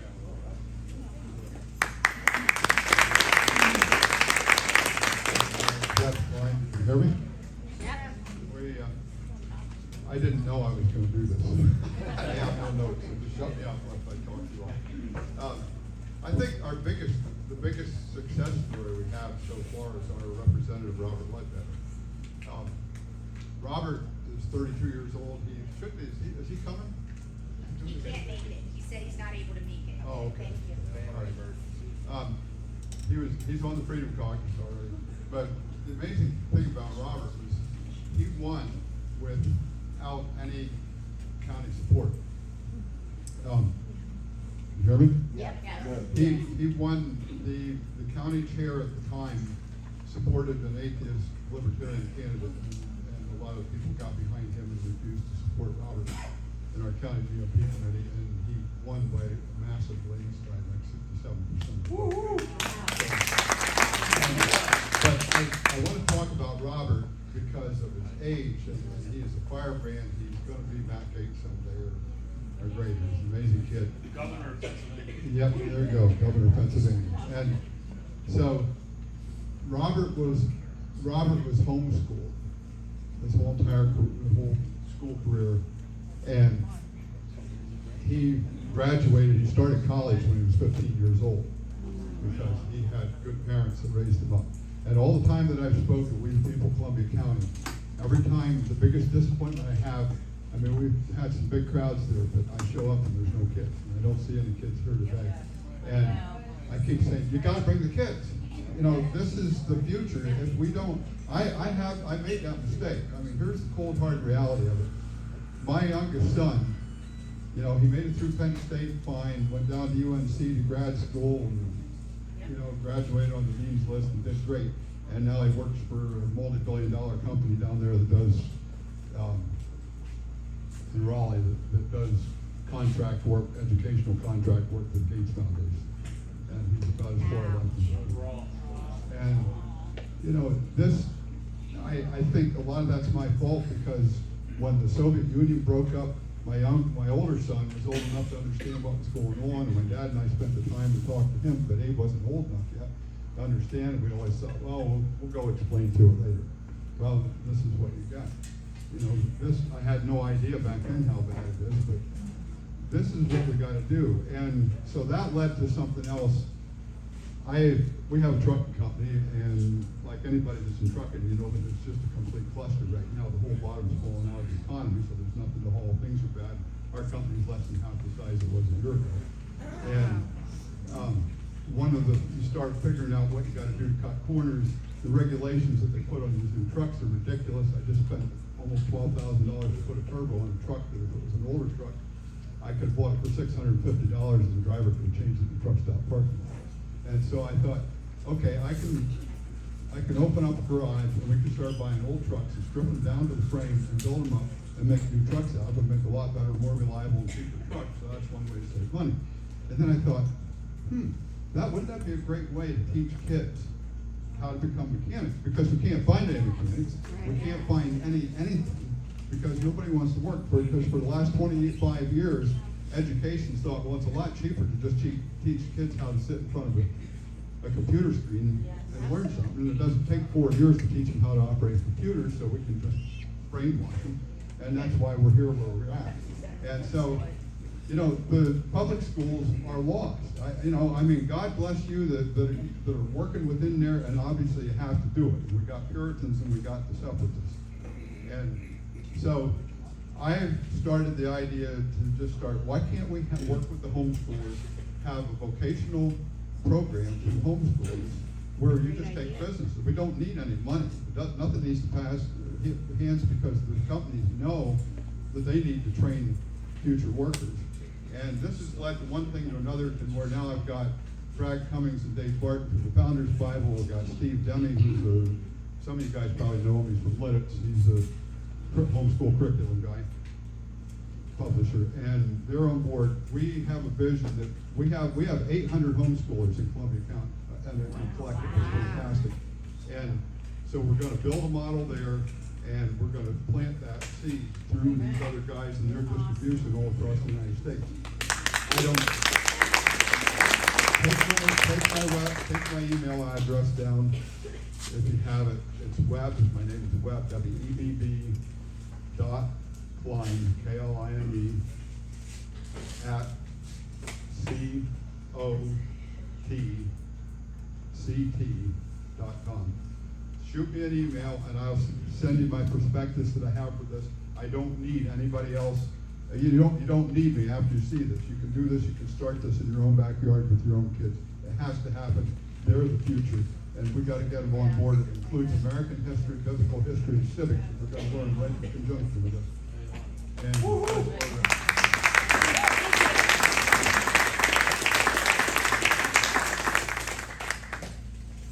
Pat?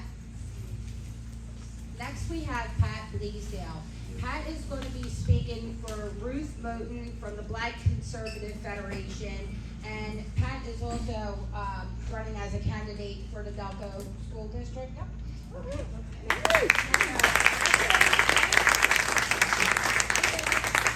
I also am going to be speaking for another grassroots group in Delco. All respect to these guys. There are several grassroots groups in Delco. Some of us operate below the radar so that we can try to get a lot more to happen underneath the covers. Before I begin, I have to say this. I firmly believe that we are in a state of chastisement by a holy God who will not be mocked. We continue to invoke his name to endorse all the plans we're making, but for decades we have ignored his plans for us. We've allowed the Bible and prayer to leave our public square. We've exhibited small outrage as an entire city's worth of babies have been slaughtered in a place where they had no room to run and nowhere to hide. Their mothers' wombs. We will be scorned by future generations for this. I implore you to read 2 Chronicles 7:14. Read it at 7:14 a.m. or p.m. Here it is. Say it with me if you like. If my people who are called by my name shall humble themselves and pray and seek my face and turn from their wicked ways, then will I hear from heaven and will forgive their sins and will heal their land. We need revival, people, more than we need anything we are striving for here today.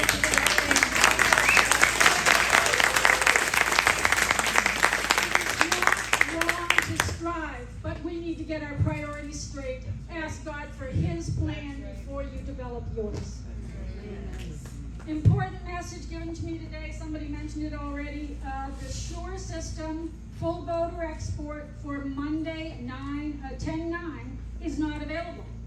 We worry about this because we have a feeling they may be shoving in thousands of extra, how shall I put this delicately, fake voters just in time for mail-in ballots to go out. Please get in touch with your legislators. Let them know you know what's going on and you demand action.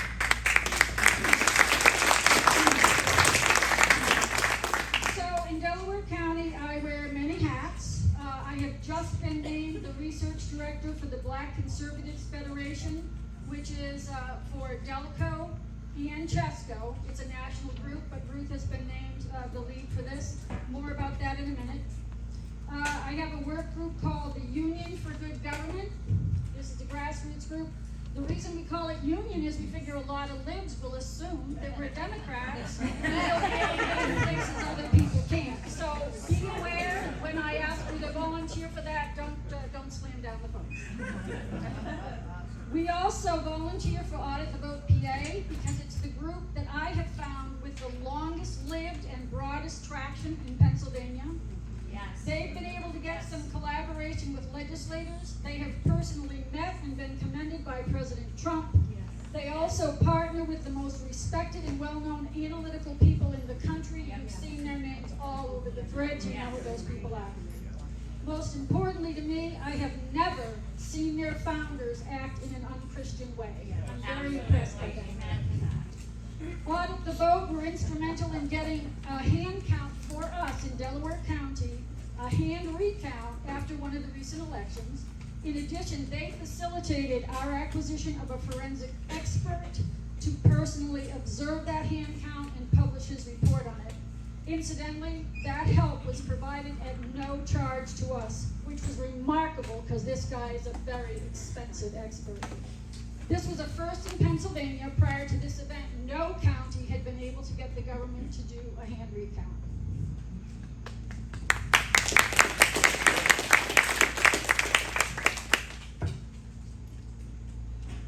If you go to auditthevotepA.com website, you will see the data from 2021, 2022, Delco and Chesco canvassing, which I personally led for both counties. My work group is partnering with them as we pursue several new projects in the continuing struggle for election integrity. We would love to get in touch with you. At the back table on the left-hand corner, there's a spot where it says Audit the Vote, it says Delco, it says UFGG, which is Union for Good Government. Please sign up there. We'd love to have you helping with us. Some of the things we're going to be working on, we are actually developing a ballot hand count protocol to replace the compromised machines. Yes. Everybody who is interested in helping, we love to get the help. We are having some regular meetings where we get these things tested, but it takes a lot of work, it takes a lot of effort, so please come out and help us. At the Lindell event, I was able to get hands-on experience with a couple of other methods. I'd be glad to talk to you about those, and there are some websites where you can go and actually kind of get a look at what those are. A big thing we're doing is we're getting people ready to run for the precinct committee spots in 2024. In Delco, this next year is our year. If you do not get in, you'll have to wait a couple years to run again. I also have found the best trainer in the state. Where are you? Stand up. I know you're here somewhere. I found the best trainer in the state. Donna Ellingson had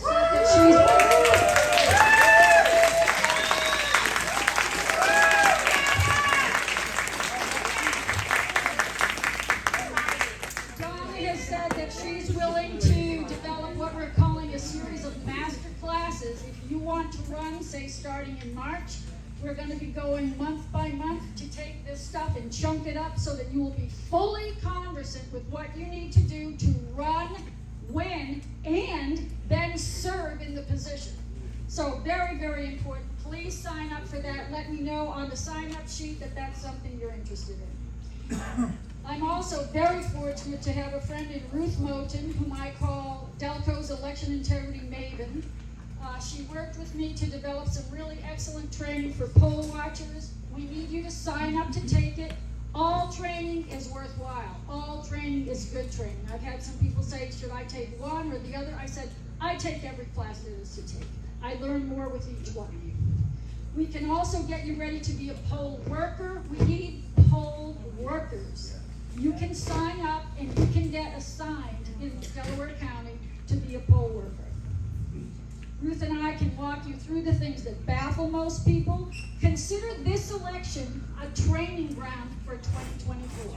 If you become a poll watcher or a poll worker now, this will get you comfortable so that you don't feel so nervous next year. You can learn more and you will be able to be a vanguard, in the vanguard, to give our elections a fair chance. Hey, Pat? Yeah. Donna's here.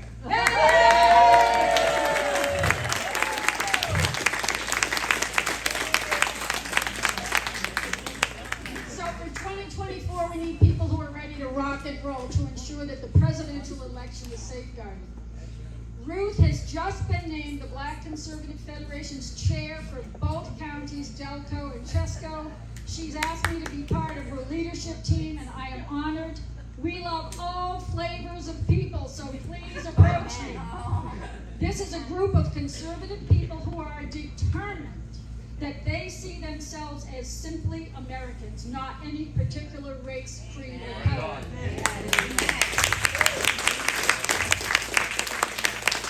I happen, important note, I happen to have come by some of my credentials honestly. I happen to be the mother of a multi-ethnic child. He will be my baby till the day he dies. And I did not raise him to be a color, I raised him to be a man. Amen. This group of youth, we aim to make America great again, and we want people to get involved in that from the ground up. We just had our first strategic planning session. It was so exciting. Our plans are big, bold, thrilling. Come and be part of that. Again, you can sign up at my table for that. These are just a few of the initiatives we have going on. We need all kinds of help. We need people who are willing, very much, we need people who are willing to give us some inroads into the Black, Asian, Hispanic community, all ethnicities. We want everybody. We believe, as somebody has previously said, most of these people are conservative people. They have been fed a lie. It smells like smoke, and it's from the pit of hell. And we want to be able to get them to be part of renovating America.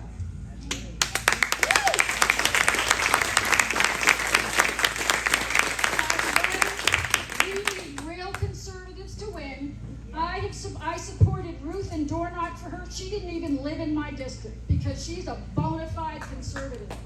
On next year, I want everybody to support Carmela Siliberti. We need to support people whether they live in our district or not. The names of some of her towns in her district: Oxford East and West, New London, Elk, Franklin, Penn. She has a full list. Check it out. Get people to come out for her. God bless you guys.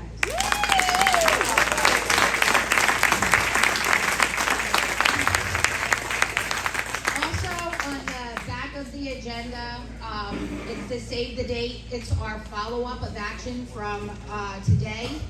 We will be at the AmVets on November 9th at 6:30, and that is in Ephrata, and our one and only trainer, Don Allenson, will be there.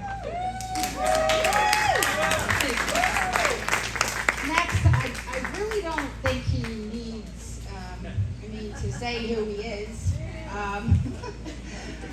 But from Susquehanna County, United PA, and the PA Patriot Coalition, Mr. Sam Faddis.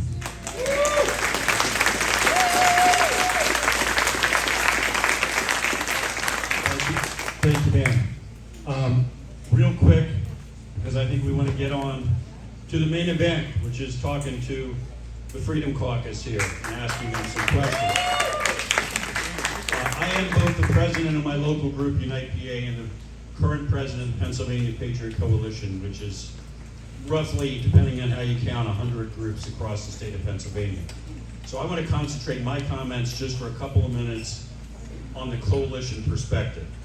And this is my real quick synopsis of the history of the Patriot movement in the state of Pennsylvania. Everybody woke up individually in fits and starts like we've all experienced over the course of a number of years and kind of figured out that things were messed up, to use a technical term. And then they began to organize, usually with some sort of ad hoc approach like we did in Susquehanna County, which means 8 of us got together and started drinking beer in my living room and coming up with ideas, and that was probably the closest we had to a mission statement. And then you organized all across the state of Pennsylvania and made a whole bunch of noise. And implicit, without even thinking about it, in that effort was the idea that they, whoever they is exactly, has to respond to you and answer to you. I got news for you. Most of you have figured this out already. They answered. In the interest of staying in polite company, the answer was drop dead. We don't think you got what it takes. We don't think you're a threat to us. Brian Cutler would be the poster boy for that, right? So now the question is, what are you going to do about it? To quote Sean Connery from The Untouchables. And no, that's not Sam saying throw somebody off of a building or shoot somebody in a train station, for those of you who know the movie. The point is, what are you going to do about it? And my comment would begin, my answer to that would begin with, this is what you can't do about it. You can't wait for somebody else to do it. Those of you old enough, I'm not, despite Trevor's comments about me, to remember old cowboy movies. At the end, the cavalry always comes and saves you. The cavalry ain't coming, people. If you want to know who's going to save you, look around the room. Right? Stop waiting for the man on the white horse. Stop waiting for Donald Trump. It's not a knock on the president. I support him. I will support him. I will campaign for him. But nobody by themselves is going to fix this problem. Stop engaging in magical thinking. The Joint Chiefs are not going to stage a coup tomorrow and put Donald Trump back in the White House. People actually propose that to me multiple times a week. Donald Trump is not still secretly president, and this is a charade. Nobody's going to file a lawsuit tomorrow, and the Supreme Court's going to overturn the 2020 election and throw Joe Biden in prison, although God knows he needs to be there, and by the way, give you a check for $20,000. That ain't going to happen, all right? I'm maybe the biggest critic on the planet of Joe Biden, since I accuse him, as Trevor is well aware, of being a Chinese spy about every 30 seconds. The point is, we're going to fix it the old-fashioned way at every level. Stop asking people to do things for you who are not listening, and replace them. The panel we're going to bring up here consists of individuals who made that decision, got in the fight, and are actually part of the process. Mr. Nisley, that's sitting right here, taking on Brian Cutler. Right? This is the answer. You take control of the machine at every level. And stop making it impossible. Nobody's telling you all by yourself, you got to go do this. Teddy Roosevelt 120 years ago described it this way, which is almost the exact same words used by JR. Do what you can where you are with what you have. Grab a hold, precinct level, school board, everything, get in the game. What matters is what you do when you leave this room.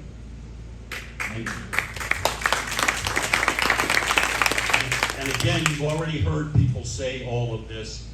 You gotta stop talking just to each other. I get it that gets comfortable in a hostile environment to go sit around and have a meeting with 30 or 40 people and they all think like you. That won't win the fight, right? Talk about the Latino community earlier as an example, right? People that are faith-oriented, family-oriented, largely from places where there is no such thing as a social welfare system. Any reason on earth why those people overwhelmingly should not be voting for conservatives. The only reason is because we're not taking the time to go talk to them and convince them. Okay, I think we're ready to move on to the panel. So apparently you guys have to come sit on these benches now. And then I'm going to go over here and ask you questions.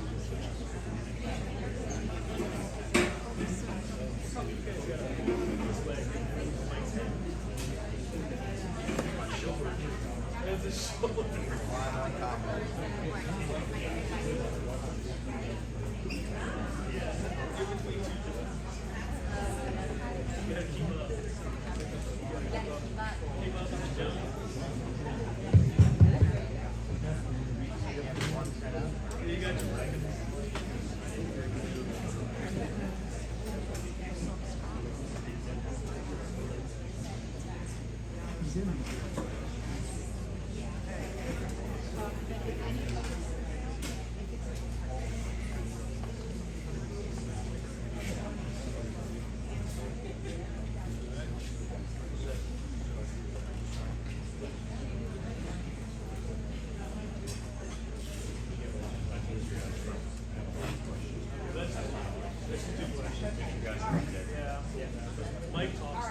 good.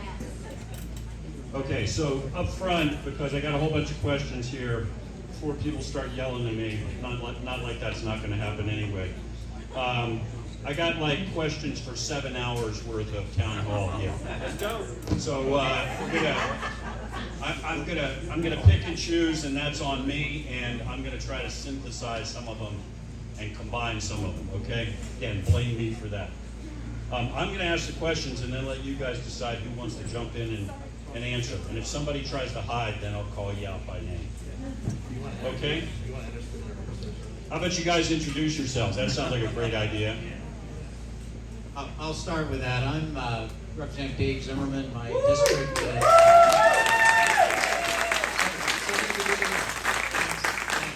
tell you what, it's the grassroots that has some of these folks in Harrisburg more concerned than anything else. Because what you guys did, you started by rallying, then you started becoming educated, now you're actually finding candidates and getting behind them, and they are desperate to stay in control. They're scared of you guys, so thanks. So, Eastern Lancaster County and up into Berks County. My name's Tom Jones. There we go. So sorry if you thought like you had Tom Jones. Sorry to disappoint. I can say see, everybody goes to It's Not Unusual. I'm partial to What's New Pussycat. Come on. All right, so my name is Tom Jones. I represent the 98th Legislative District. It's the northwest corner of Lancaster County, about an hour from here, and then the southwest corner of Lebanon County as well. They gerrymandered. That's something we might get into. They gerrymandered the maps, tried to knock me out. They were actually successful in knocking out a Patriot in southwest Lebanon County, unfortunately, but they weren't successful in knocking me out. So, and it's because the Patriot movement. So it's a pleasure to be here. Yeah. My name is Wendy Fink. Tom is my office in Harrisburg. My legislative district is the 94th. It's in southern York County. It's straight across the river. So it didn't take me very long to get here. I'm happy to be here and looking forward to chatting with you. Why are you You're in for say it. Tell us say it. So I'm going to take just a minute. So before 2020, I was completely politically blind. I didn't know who my senator was. I couldn't name you 5 people in DC. I lived in Wendy World, and I didn't care anything outside of my bubble. And then 2020 happened, and probably much like you all, I woke up, started going to my grassroots meetings, my free PA, and I sat and listened and learned and started to realize that our government is not what I thought it was, and not near what it's supposed to be. So I ran for office. And because my representative didn't show up. My representative, before I ran, I helped him to retire. He's living happily in retirement now. He is Dan Saylor. He was chair of the Appropriations Committee and a 30-year incumbent. So to say that the establishment is working against you, I totally understand that. I'd love to chat with you afterward because it can be done, and it can be done. Yes, I worked hard. Yes, I put in a lot of work, but it was my grassroots, then the team that was on the ground, the boots on the ground that did it. And like Dave said, people in Harrisburg are afraid of you because of what you've done this last cycle. So thank you to you.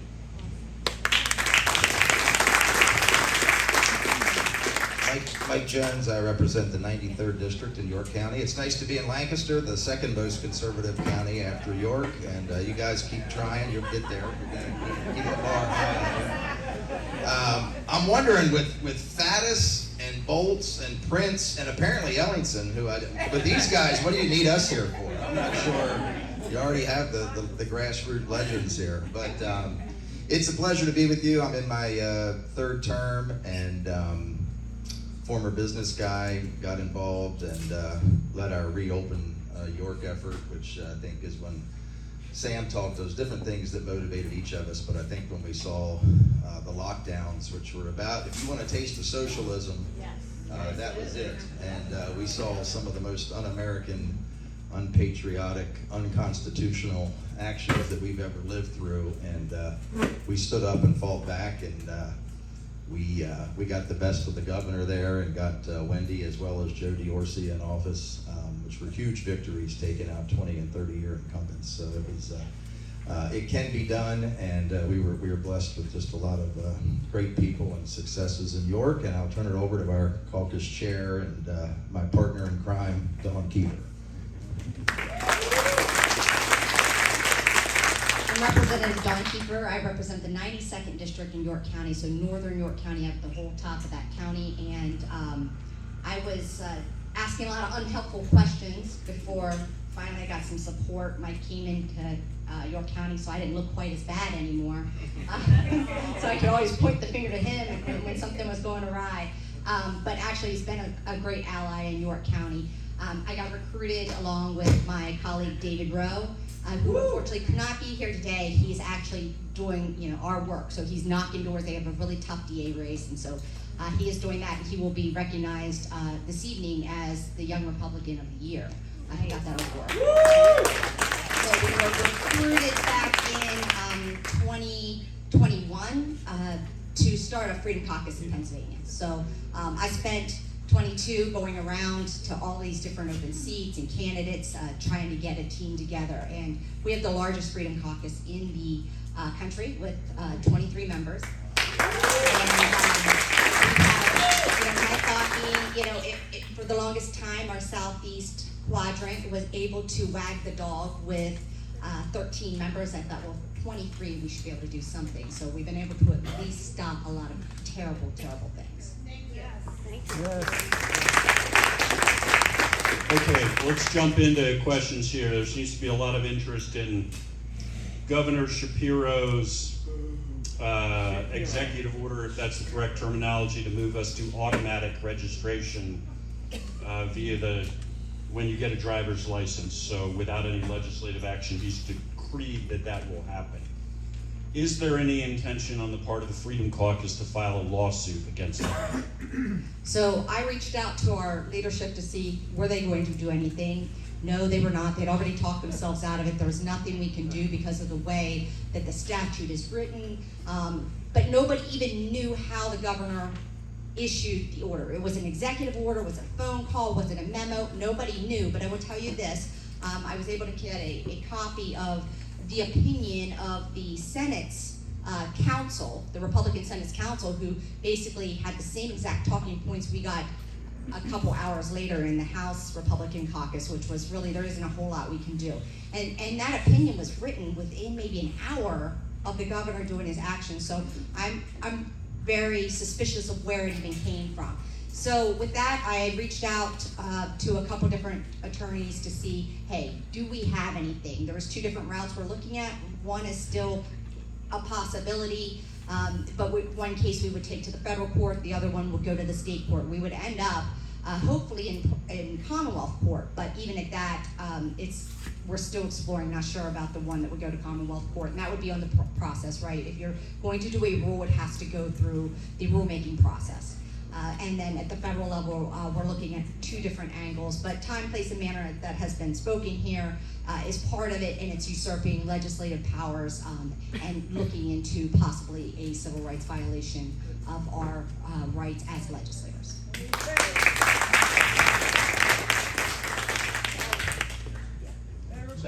So Representative Joe Ham, which is also part of our Freedom Caucus, is actually the one kind of leading the charge on that. So, but there's three ways that kind of put rules in place. First one is through the legislature, which was ordained by our founding fathers, and that becomes law. The other one is the regulatory process, which came on later.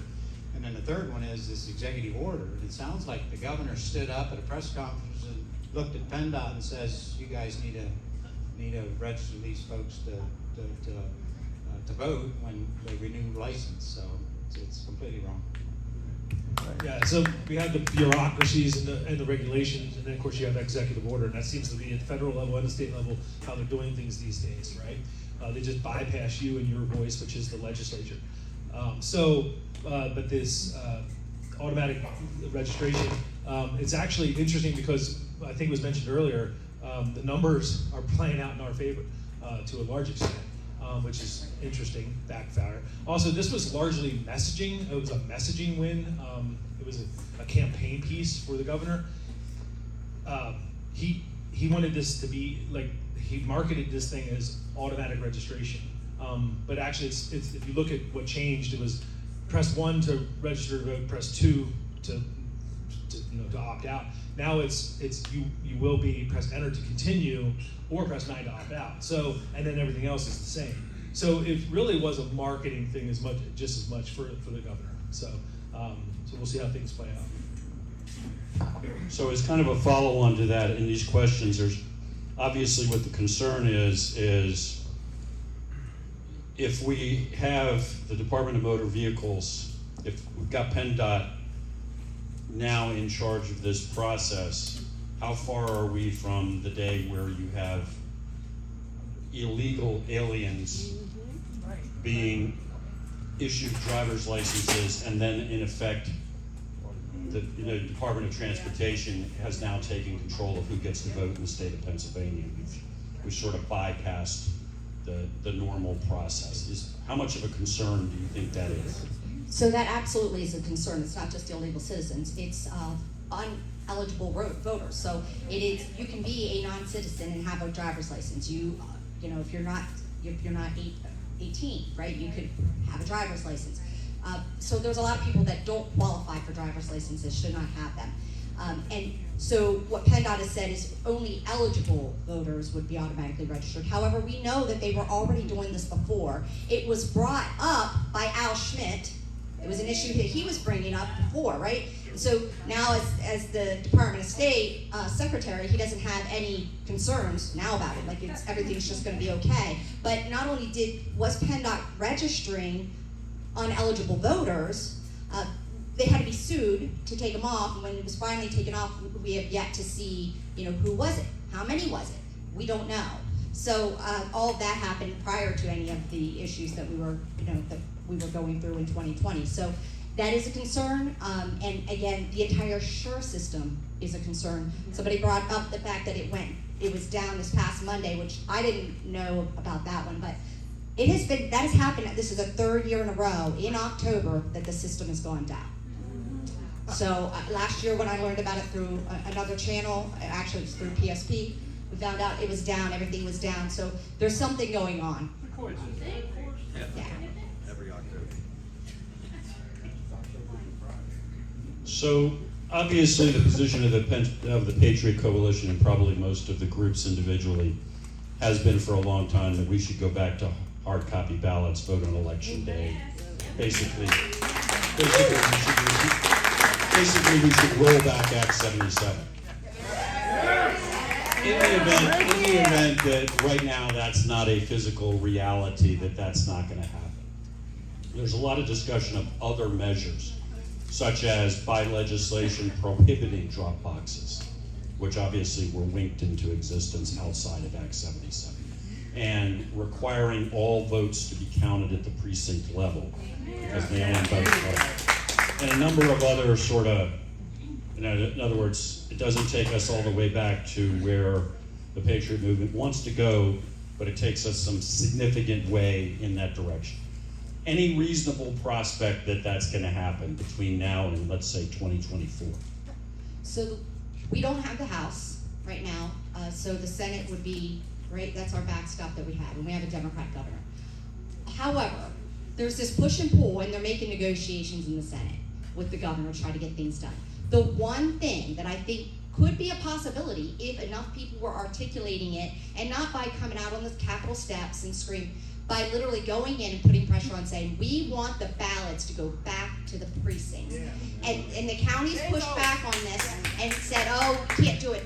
Nonsense. It's how we did it forever. I don't care that you have 100,000 more or whatever it may be, right? Many hands make light work. And so now they're going to push it back to the precinct where those people know they're, for the most part, they know their voters, number one. Number two is the ballot that should take precedence at any time is the person that shows up to vote.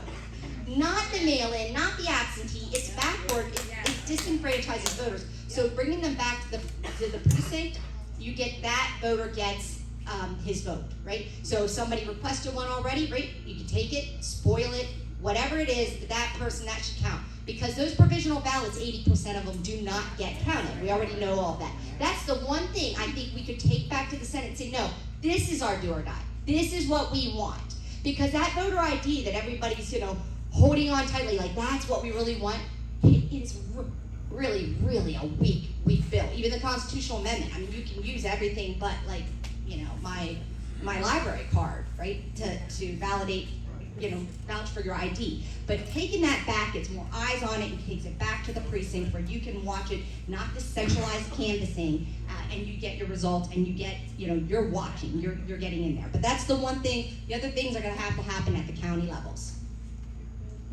Yeah, I don't have a whole lot to add. Can you elaborate though? Here's part of the challenge. So, Dave Zimmerman, to his credit, was one of only 2 Republicans to vote against mail-in.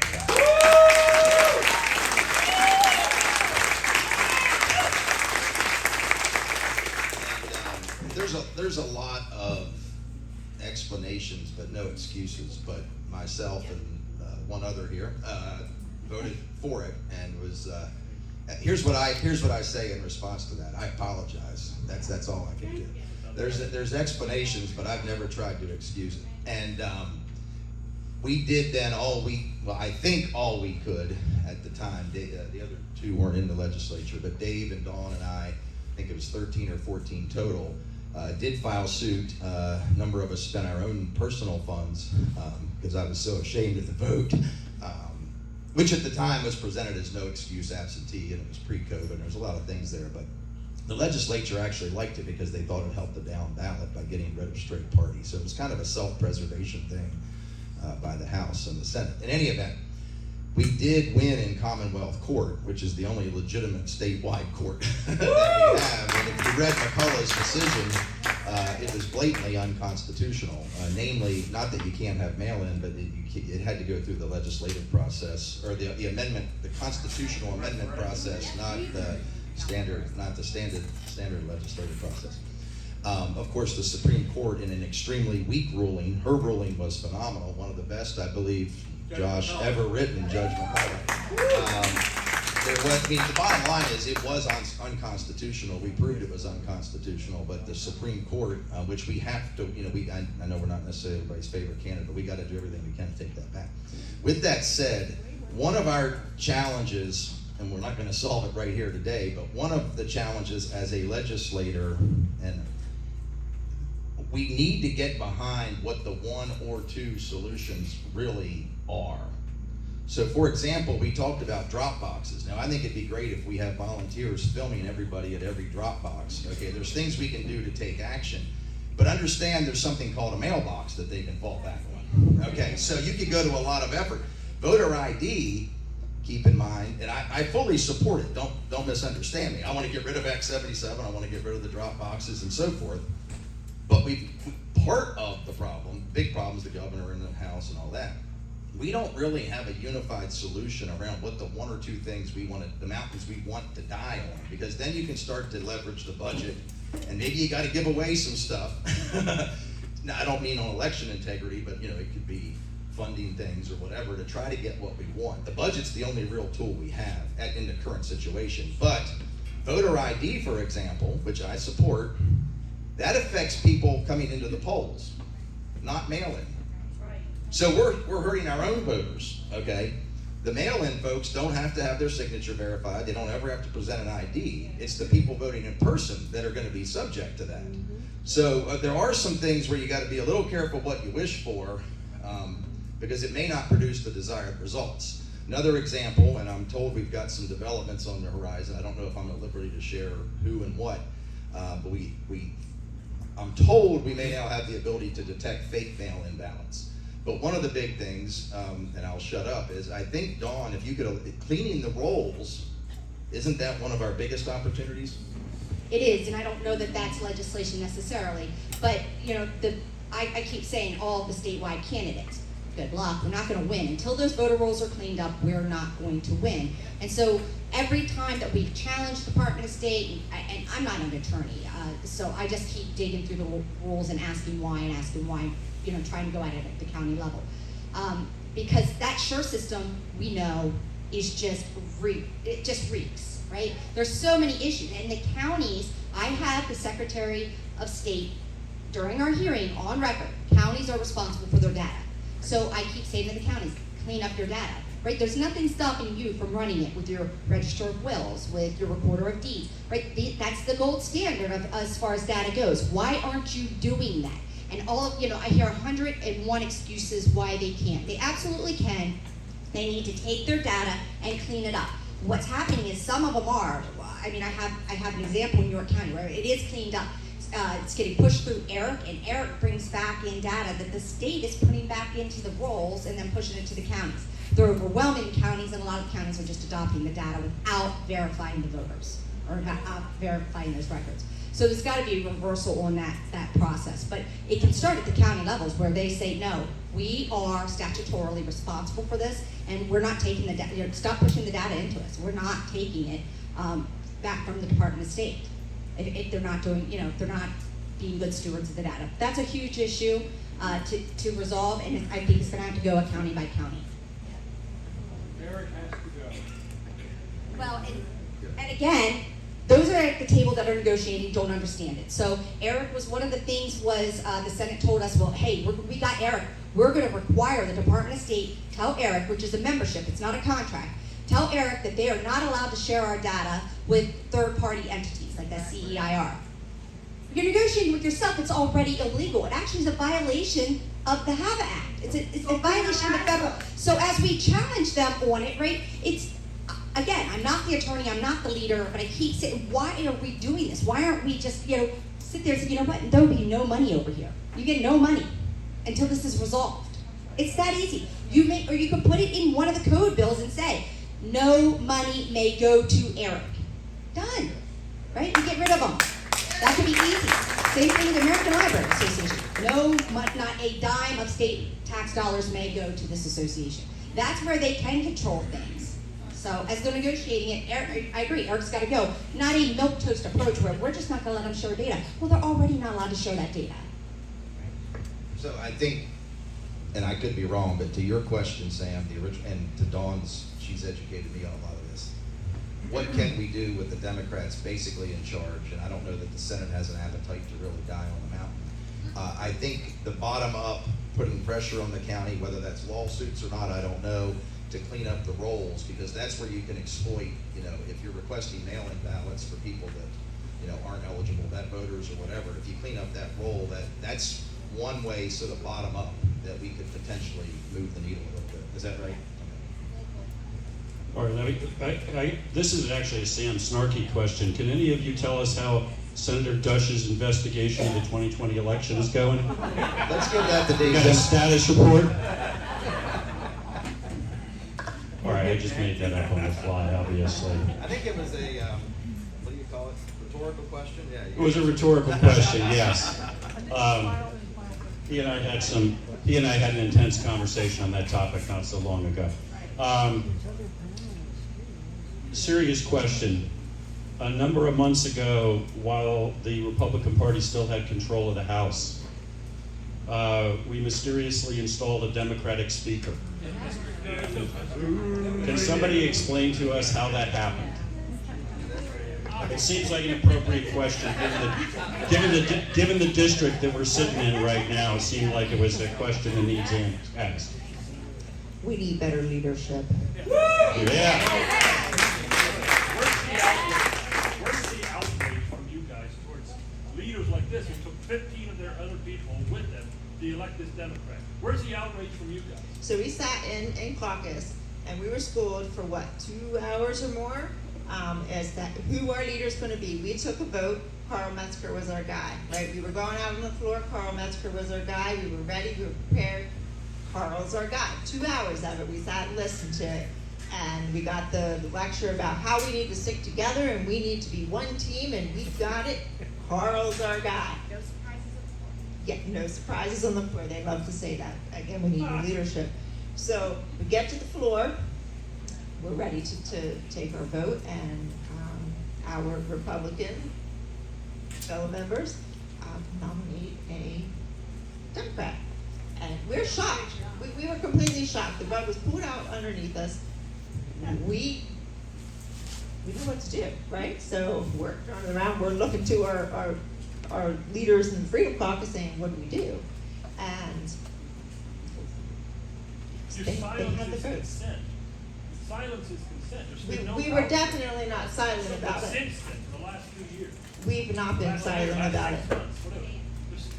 The silence is deafening. We are speaking out about it. We are fighting back. We are trying to find new leadership. The problem is we need the votes to do it. And sitting in those seats before I was sitting in this seat, that's exactly what I would have said to them too. What are you doing about it? Why aren't you finding the new leadership? Replace them, right? It's pretty simple, right? Just replace them. Did you still vote for You Carl? need the votes to do it. So, what, to your point, it's a fair question. So, what I realized after a couple of years in Harrisburg, especially the lockdowns really exposed the weak underbelly. And when we needed warriors, we had legislators, you know. And I can give you many examples. One very quick, simple example is, you know, we'd say we're equal, what's the word I'm looking for? we're an equal component of the government. Where there's the governor, there's the legislature, there's the courts. So yeah, separation of powers. So when we took the vote, but this is before the amendment we passed, to end the lockdowns, I said, well, let's get every camera we can, and let's grab all of our, I remember this probably, let's grab all of our friends in the Senate, and let's go out on the Capitol steps and tell the people of Pennsylvania that this emergency is over. We're a co-equal branch is what I was trying to say, of government. Well, Mike, it's going to take a week and a half or so before it's published in the journal. Then we're going to have to see what the courts say. I said, so you're really not a co-equal branch of government is what you're saying. You're getting your hat handed to you by the governor, who's an incredibly weak leader, by the way. Shapiro is much more savvy than him, so they're way in over their head now.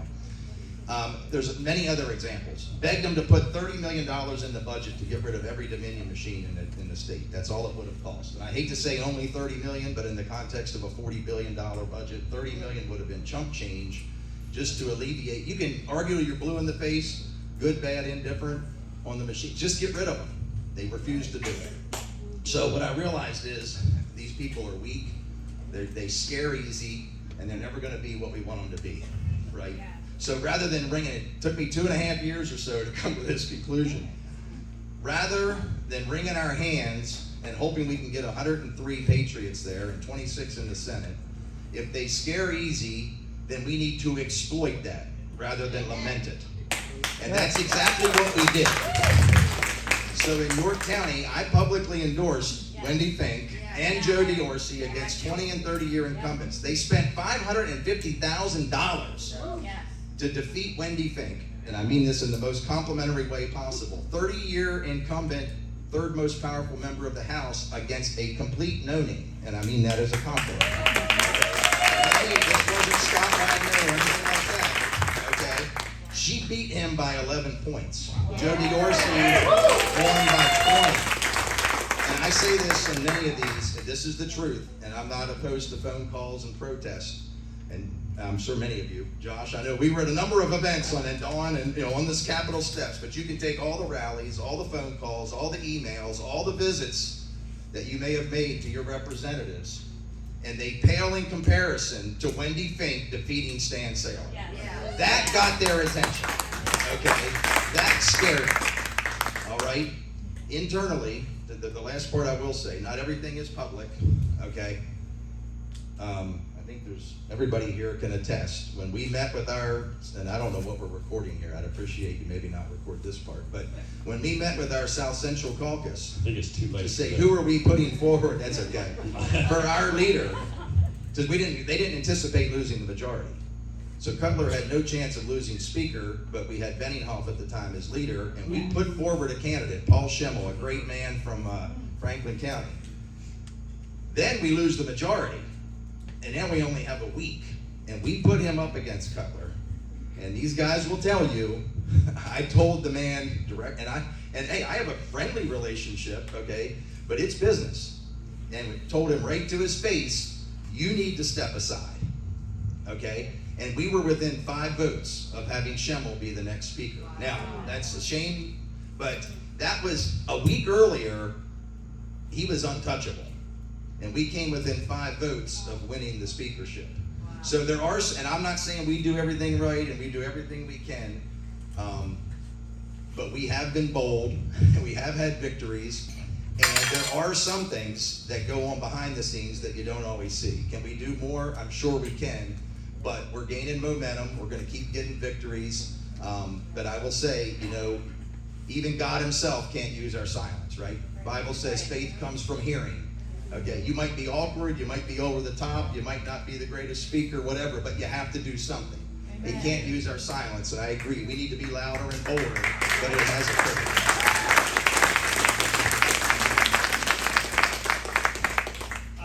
I would just say that none of the Freedom Caucus were silent at all, never. We communicated with you guys. Sam, I know I had communication with you. I can neither confirm nor deny any of this. Okay, I'll confirm it. Anyway, but that being said, none of us are silent. Nor did we vote for that, right? So here's the thing. So 16 members of the Republican caucus of the 101 voted for a Democrat speaker. You know who they are. There you go. Okay, but here's the thing. I was on the floor, and my deputy whip comes up to me. This guy I'd known for like a day, and he comes up to me. He's like, "Hey, things are changing fast. Just vote how leadership votes." He himself did not vote with leadership. My deputy whip didn't vote for Rozzi, and I knew better. I'm like, "What?" As soon as he walked away, I was like, "Yeah, okay." He walks away. I'm like, "No." I was like, "Come on, man." Really? One of my first votes on the floor is going to be for a Democrat leader or Speaker of the House? No, of course not. So none of us are silent. And here's the thing. There is a numbers game here, right? Your school boards. You can stand there and yell at them all day long, or you can get on your school board, right?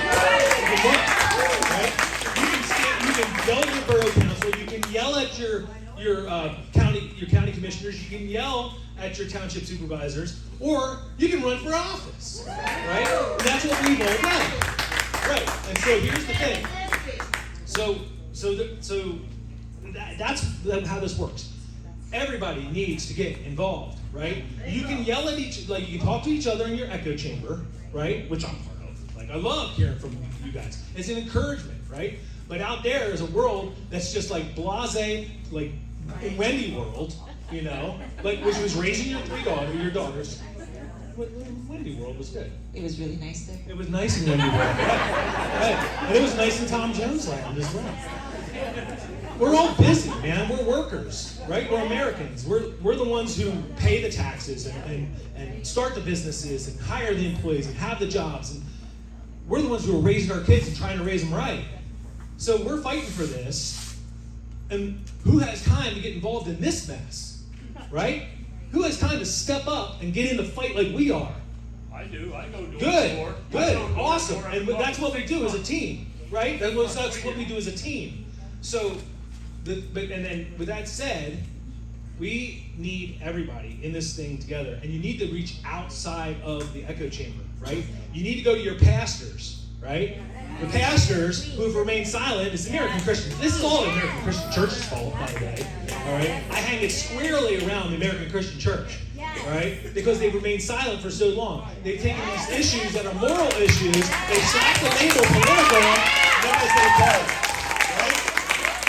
So do not now, like, listen, nobody likes, like, do it respectfully, right? But you have to bring the power, you have to bring the truth along with the grace. So go to your pastors and say, listen, man, or woman, whatever, I know what, man. Listen, pastor, abortion is a moral issue. Talk about it, right? Guess what else is moral? Fiscal issues are moral issues. Jesus talked more about money than he did about heaven. Everything's moral. So have your pastors speak up. So get outside of your circle, right, and go to these people and say, listen, we need to get involved. You need to wake up. You need, like, get out of Wendy World, get out of Tom Jones land, and get in this fight.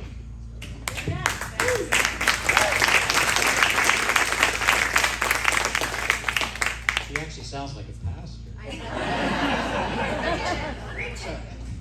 So just one more comment on what happened on January 3rd. So again, we went in there, we were all 101 Republicans are there, and we voted 3 times, paper ballots, and came up with Carl Metzger, and you know the rest of the story. But what I did, it was almost 3 weeks later, but as soon as we were done voting and all that happened on January 3rd, we were pretty much told to really not talk about that. Don't talk about it. Don't have, don't put it in your weekly emails or whatever all we're doing. And about 3 weeks later, I couldn't stand it because everybody's asking, what were you guys doing? And so I outlined exactly what took place that day. And I put that letter out to some of my own constituents. And of course, that letter went viral. And so leadership hates me to this day for doing that. But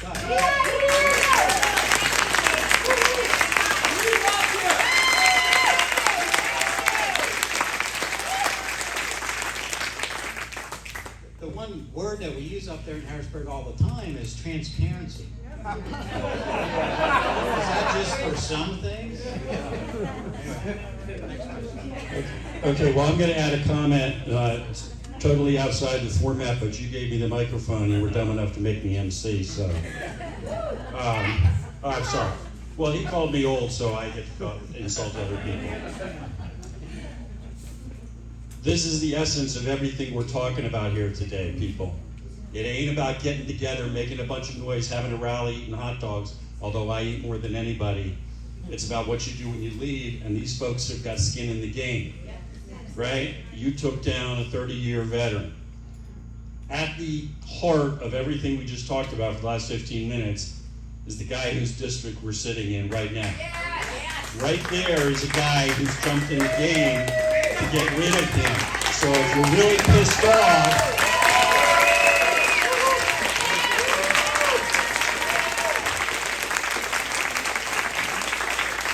if you really want to hold him accountable for stabbing his party in the back, stabbing us in the backs, talking about Mr. Cutler, then get behind this gentleman over there. It's going to need all the help he can get. Okay? So that'll be talking about what happened when Saylor went down and his counterpart in the Senate went down. This will be the shot heard around the world if Brian Cutler loses his seat over this issue. Dave Nisley.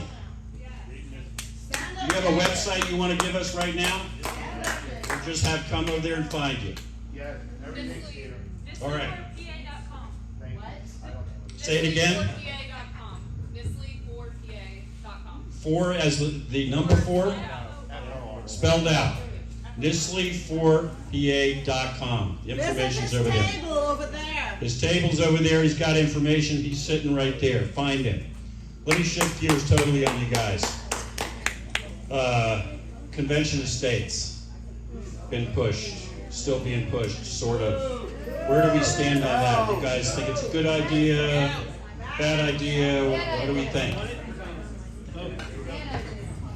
So it's by resolution. And I will tell you this, and I went back and forth on it. I took it originally to try to control the process. And I was the delegate, one of the delegates that went to the simulation in Williamsburg this past year, just to see how it would all work. We had every single state was represented except for Rhode Island, apparently, again.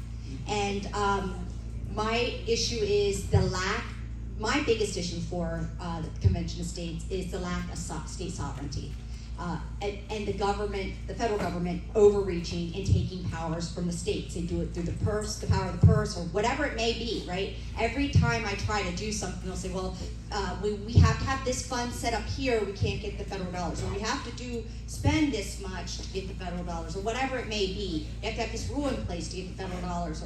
So it's the overreach of the federal government. Now, I will have a hearing.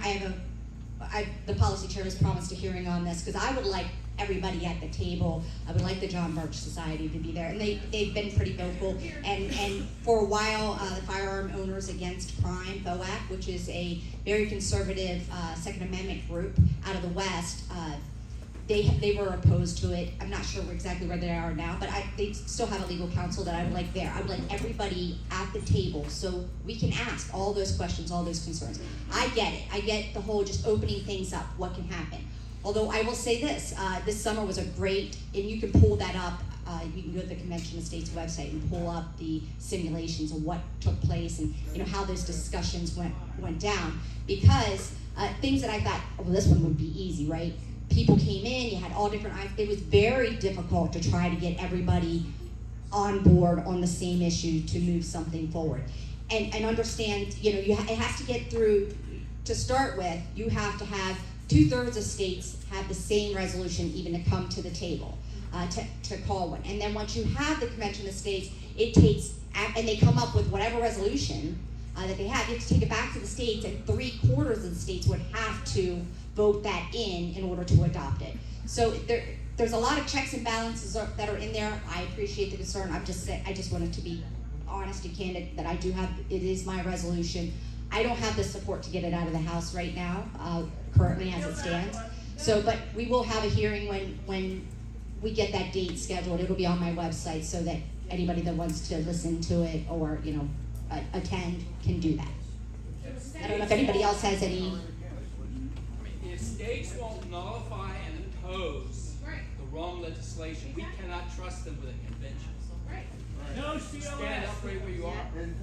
We have a great constitution. Okay, guys, I'm gonna keep control over this, and if you want to attack them afterward and yell things at them, you can do that on your own time. Okay.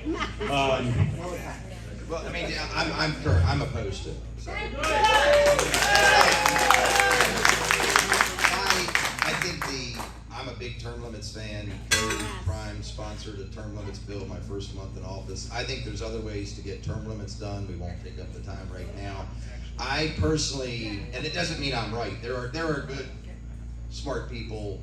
I think it becomes an extremely divisive issue over something that's probably going nowhere. I don't see the positive that comes out. To me, we got bigger fish to fry. There's bigger, and I will say, look, my faith rests in God. He's not up there wringing his hands. Okay, he is still squarely on the throne and in control.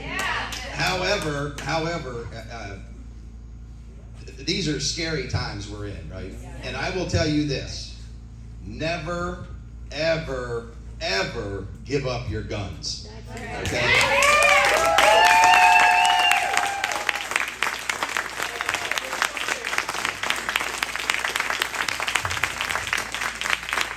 And so where I'm at, and I think again it's good people, different opinions, I just won't do anything to even remotely risk touching the Second Amendment.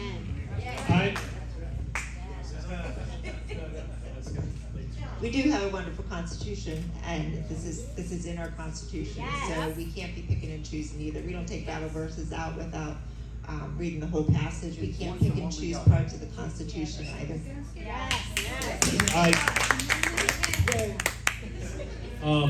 They took Act 77 and they ran with it. They take this and they run with it too. So that's my stance on it. I don't trust it. When it comes to term limits, we all know what we want. We all know what we need. But getting there is a different thing. So you throw let's say, boom, term limits, just like that. You know what you're left with? You get rid of some bad ones, and you also throw the baby out with the bathwater, and all you're going to be left with is a scummy tub full of non-elected bureaucrats, right, who run the whole show.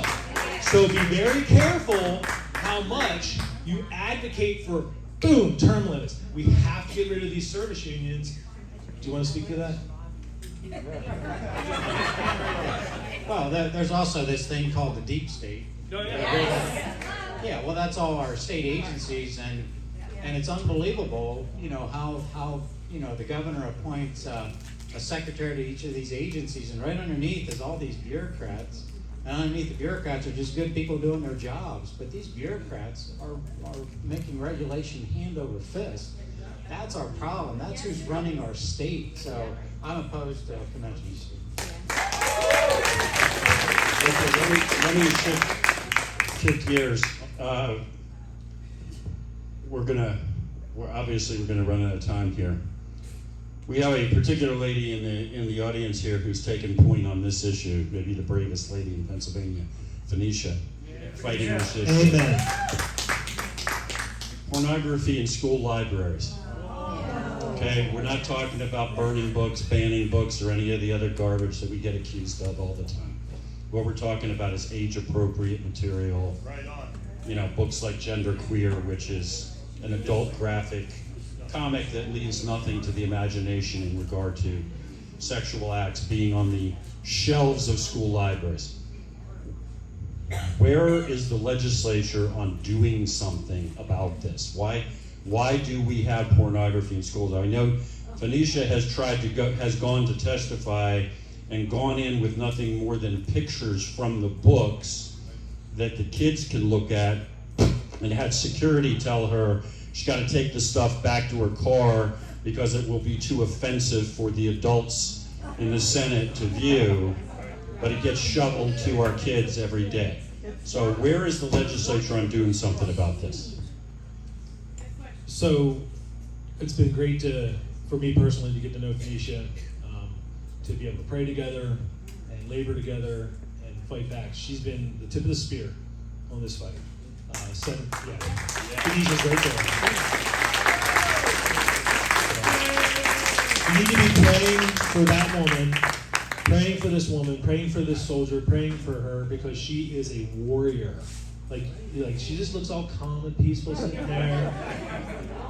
Man, I'll tell you, she is a warrior for Christ. And she's a warrior for righteousness. And she's fighting to literally save children from being hypersexualized by the government. So understand what's going on here. The WHO, the UN, and this isn't like tinfoil hat conspiracy theory, okay, which they all accuse us of, right? The WHO, the UN, and the IPPF, the International Parenthood Federation, have documentation, they have publications, they have a children's sexual bill of rights. Children are free to experience these things, free from parental influence. They want to start sex education at age 5. They publish it, they're in the open. They work together on this. This is the agenda. It's a globalist, Marxist agenda. They have to destroy the God-ordained institutions. They have to destroy marriage. They have to destroy the family. And they have to make government your God. Okay? That's the goal. Understand, like when we look at what the left does, right?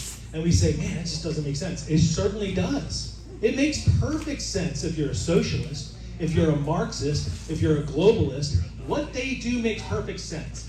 You know that okay, so I'm gonna come back to that, what the legislatures do, and answer that question. But I just want to say this.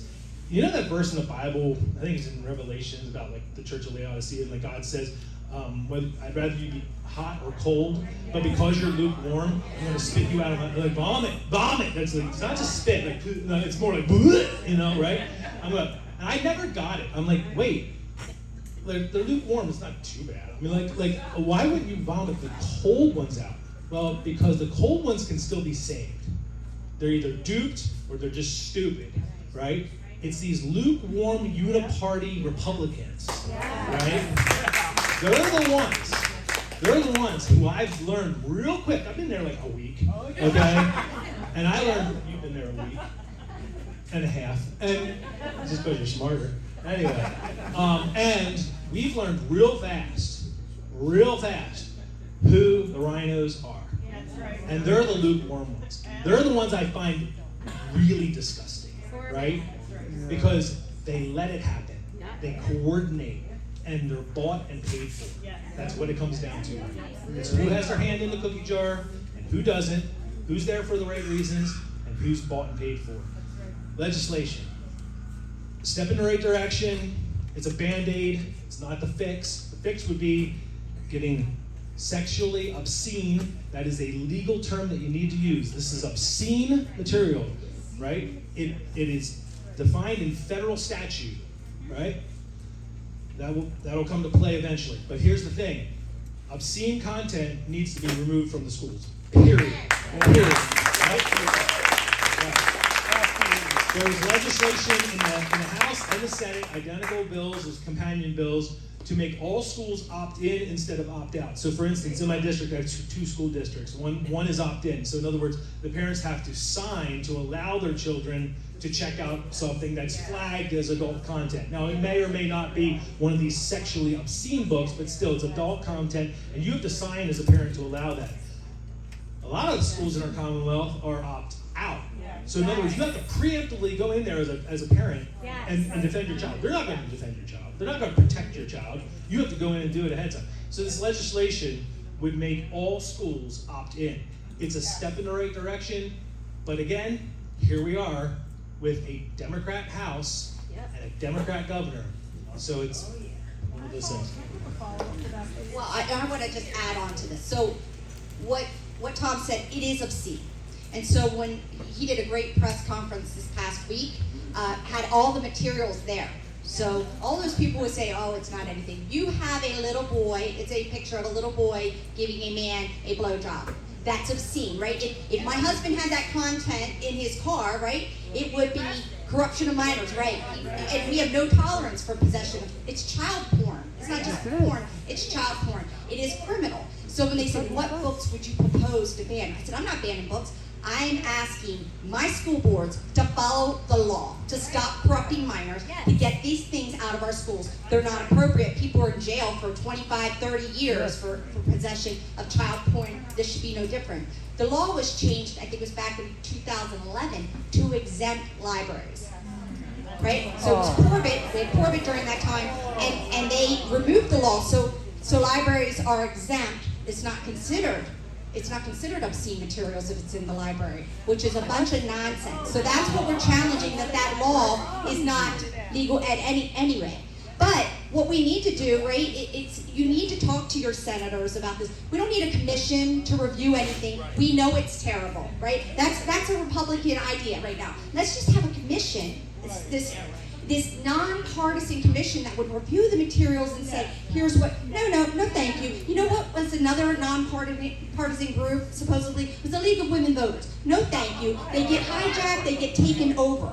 So we don't need that. We just need you to follow the law and stop corrupting our children. We know that children are being sex trafficked right now, right? They're being exploited. This is all, like Tom said, it's part of the plan. We're going to hypersexualize children.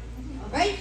So they desensitize them now, and they don't see these predators when they're preyed upon. It's all by design. There is no soft spot here. You need to talk to your legislators and say, no, I don't need a commission. I want you to make sure school boards follow the law and stop sexually exploiting my children. I'll be the parent. Thank you very much.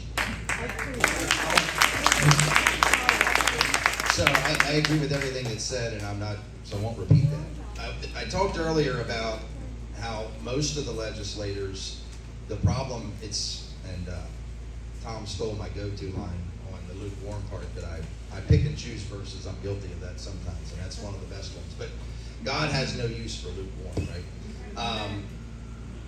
What I want to say is this. As you're having this conversation, so a lot of, certainly not all, there's some very good legislators, so on and so forth, but they're weak. They scare easy. Okay, for many of them, it's the best job they'll ever have, and they don't want to lose that job. We were at a conference, a few of us, Young Americans for Liberty, a few weeks back, and they said something. You've probably heard it because I hadn't heard it or thought of it. The extremes define the middle. So what you have is, to Tom's point, the Democrats are cold, right? But they aren't lukewarm. And it's really not the Democrats anymore, it's socialists. They're pulling it this way. In the meantime, no constitutions. In the meantime, the Republicans are going this way, right? The lukewarm is coming in. The middle keeps moving with it. Okay? It's like you got Mamba out there. Is that what it's called? Or something? The men, boy, what do they call it? Mambla. This is pure evil. Okay? This is not Democrat, Republican. This is socialist versus American. This is good versus evil. Here's what I want to say. I know maybe not everybody here is a Christian. I would certainly suspect and hope that the majority of us are. You don't have to be lukewarm. But I want to caution you on one thing. These kids are not the enemy. Do you understand? I don't care if they're gay, trans. They are not the enemy. Okay? And we need to portray them, and this is where as the victims. We need to call this what it is. It's child abuse. And you need to tell anybody that supports this, and I'm not a big name caller, but you need to say you are aligned with the perverts. That makes you a pervert if you're enabling it, okay? We can't be lukewarm, okay? And we have to call them out and say this is perverse, whatever word you want to use. And if you're not going to protect these kids, we're going to call you out as the pervert you are. Okay? That's right. I don't say that on every issue, but we cannot be lukewarm. Okay? We have to scare them and say there is severe consequence for you being silent on this. With that said, we don't villainize children in the process. Okay? I'm in every bit as much, you can ask these guys, I'm in every bit as much of a need of a Savior as they are. Okay? My sin put Christ on the cross, no different than anybody else's. Okay? They are not our enemy. They are these beautiful children who are being exploited. Political correctness going to the point that people are playing with their own children's minds, advocating for irreversible surgeries and hormonal treatment. Love them unconditionally and leave them alone. And just give them some time. That can be our message. We can love these kids while despising this evil and calling it out for what it is. Does that make sense? Yes. Do not be villainizing children, though. We can love them unconditionally while still standing, being totally adamant about our position. Absolutely. Okay, I think we are hard out of time, guys. Can we get a round of applause for these people?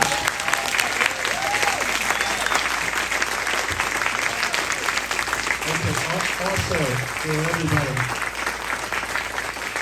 I've got like 500 more questions I didn't get to, and I know there's a bunch of people in the audience who have questions they came up with as you guys were talking. If you give those to us in writing, we will get responses and we'll put them up on the website, right, Peg? Okay, which website? Okay, we'll put them up on the Coalition website, PennsylvaniaPatriotCoalition.com. Okay, we'll get you answers to those. Folks, thank you very much for being here.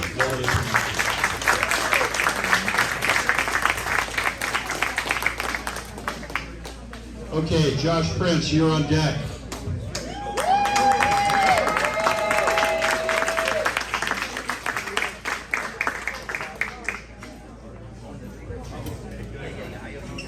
I know Josh is anxious to get up here. Let me give you a quick introduction. Josh Prince is the principal of the Civil Rights Defense Forum. Folks, could you just please calm down a little bit? If you guys want to move to the side over here so we get started. Hey, guys, let's be respectful. Okay, Josh Prince is up next. Josh Prince is the principal of the Civil Rights Defense Firm and associate of Principal Prince Law Office in Berks County. Josh is a co-law graduate of McGill University in Montreal and Weiner University School of Law in Harrisburg. Josh has represented more than 8,000 individual clients in the protection of their rights to bear arms, without consideration for all the other constitutional matters that he has handled in his career. That's a lot of stuff going on there, folks. Josh, his team defends citizens against unlawful seizures, failure to provide due process, and violations of equal rights. In fact, he has appeared before the appellate courts in Pennsylvania 45 times since 2009. Josh has also secured major victories in criminal law and education law. Moreover, Josh was the first attorney in the Commonwealth to file a challenge before the Pennsylvania Supreme Court to the disastrous COVID lockdown. Remember that, folks? Even when Governor Wolf declared that the law firms were not essential and attempted to preclude him from challenging the unconstitutional restrictions. Folks, we think of Josh Prince as a Second Amendment attorney, and he is. He's the best in the state, probably best in the country, but Josh also is fighting for all of our civil rights. Let's give a big welcome to Josh Prince. Thank you, Sam. It is a distinct honor and privilege to be here today with all of you Patriots. Now, before I get into what I want to talk with you all about, can I ask a favor? Could we take a moment of silence for all the Israelis that were killed and massacred last week?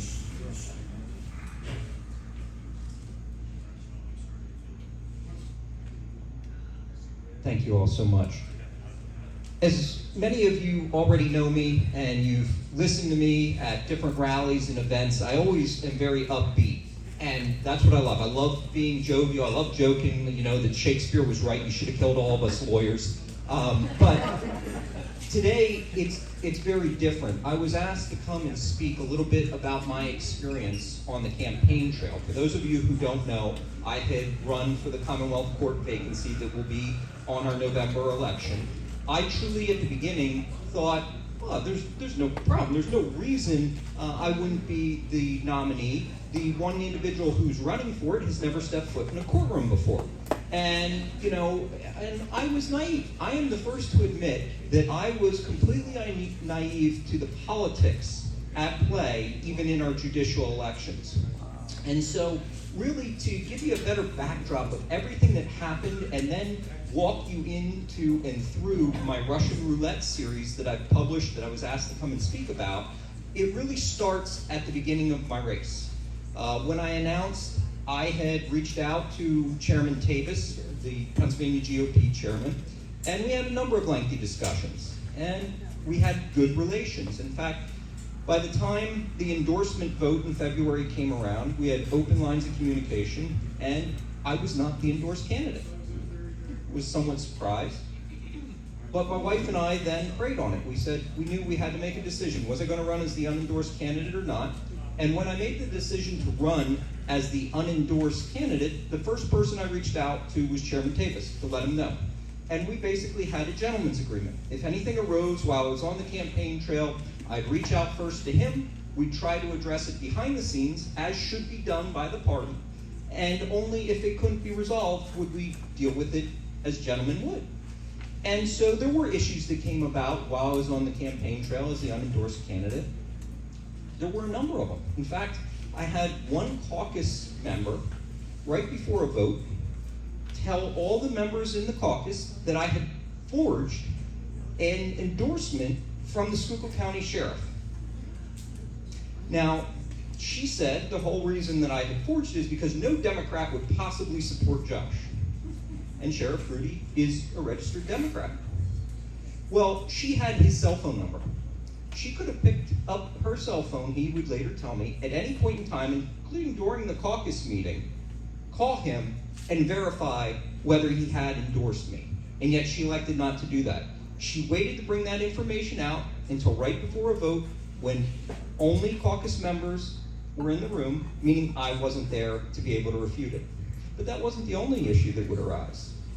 I would also have issue in Dauphin County, where the chair would maliciously contend that I stated that a sitting justice had endorsed me, which was not true and which is ethically prescribed.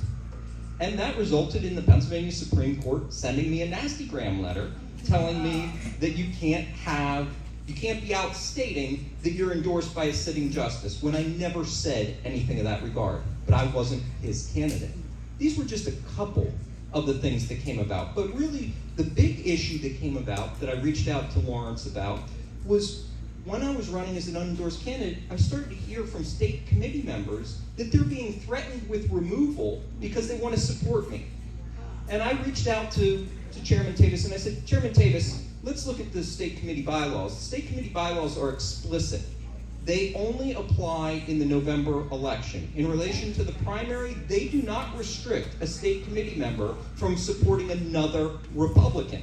Supporting a Democrat, yes. But supporting another Republican, absolutely not. In fact, the bylaws where they want to address the primary actually do address the primaries. And Chairman Tavis said, Josh, you're absolutely right. I don't disagree with you one bit, and I won't hear of any removal of any state committee members because they're deciding to support you.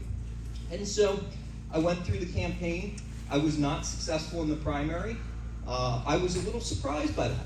And quite honestly, it was only about a month and a half ago that I actually looked into the finances involved, and I found out that Commonwealth Partners, and we will come back to that name, dumped $320,000 into my opponent's campaign in the primary. Now, I've been told I had more endorsements just in the primary cycle than any candidate in the Commonwealth has ever received. But that wasn't enough to fight that type of money. So the primary comes and the primary goes, and I wasn't successful. And within, I believe it was 3 days of the election results coming out, I conceded the election. And I asked all my supporters to support my opponent because we needed to unite. That's what the direct primary system, and I'll talk about that a little bit more in a minute, was really designed around. You support who you want in the primary, and then after that, we all come behind whoever is our nominee. And so that comes and goes, and then all of a sudden I start hearing about the purge of Patriots from all these different county GOPs. I start hearing about it in Montgomery County, Chester County, Cumberland County. Those were the three initial big ones. In Montgomery County, this one individual had already been removed before I even heard about it. And why? It was because she supported another Republican in the primary. And then in Chester County, there was a number of individuals that were being investigated because of their support of, again, Republicans in the primary that weren't the endorsed, or as I've come to refer to them, the anointed ones.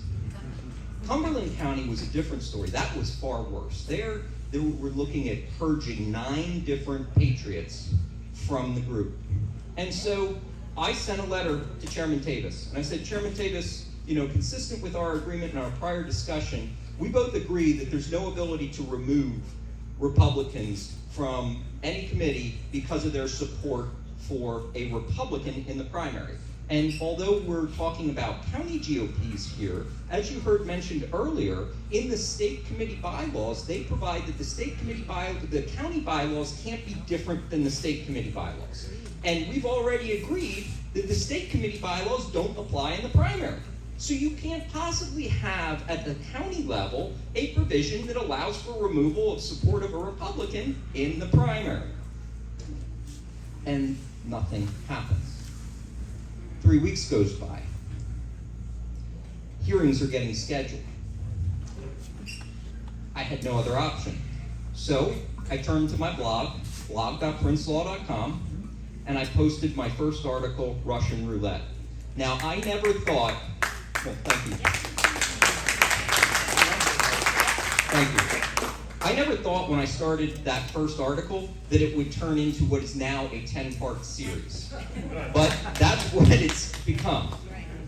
And the first one, I published my my letter to Chairman Tavis, saying, look, we need to unite. You need to stop these counties from purging the Patriots.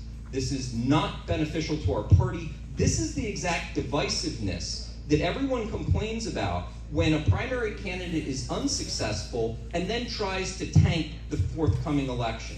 I did what was right. You know that.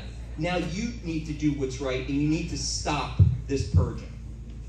I also went over the direct primary process. How many know that the direct primary process was born in Crawford, Pennsylvania? Yep. 1842. Anyone have an idea as to what political party started the direct primary process? Democrat. The Democratic Party, that's right. The Democratic Party was so fearful that it would never win another election because its members were up in arms over the direct, well, their nomination process, which is what we use in our endorsement process. And so, seeing that, they felt they had to come up with some mechanism that they could get all their people to unite in the general. And the direct primary process was the result, whereby no finger on the scale in the primary, you support whoever you want under the party in the primary, and then in the general, whoever is successful in the primary, we unite. Because we all had an equal say, and we all had our voices heard. It would be in 1860 that the Republican Party would then adopt the direct primary process. And so that blog article gets published, and within a day or two, Sam Faddis, I'm not sure where he got to, his PA Patriot Coalition, outside, his PA Patriot Coalition sent another letter to Tavis. And he went into even greater detail about the direct primary process and why this is necessary. We need to return to our roots of the direct primary process, and you need to stop this purging. And we published that article, that was the part 2, and nothing happens. We start hearing about Cumberland County moving forward with its hearings where it intends to remove these individuals. And another letter gets sent, and unfortunately, still it falls on deaf ears. We then hear the rumblings about the Cumberland County GOP meeting. Now, what's most interesting about the Cumberland County GOP is that for the 3 years prior, every year, a proposal had been put forth to amend their bylaws to provide a mechanism to remove county GOP members who supported another Republican in the primary who was not the endorsed one.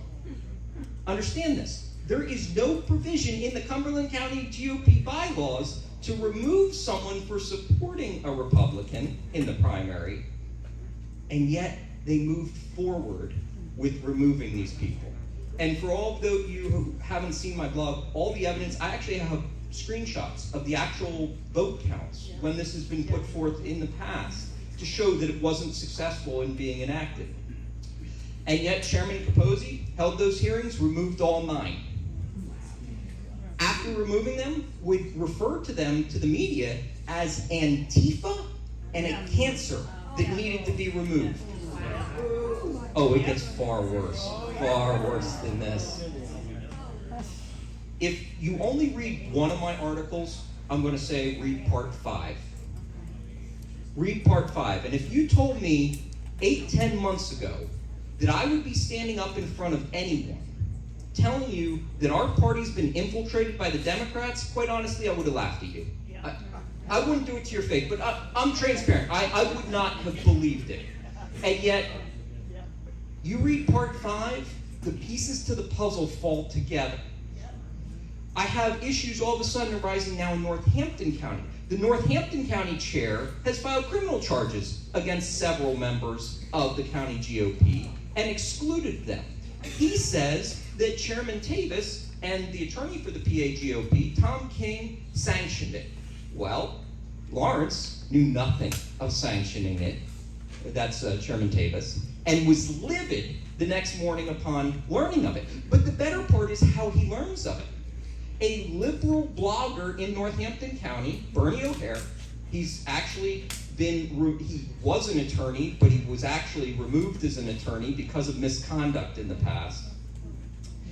He posts a blog article at midnight, the night of the meeting, saying what the chair had done during the meeting.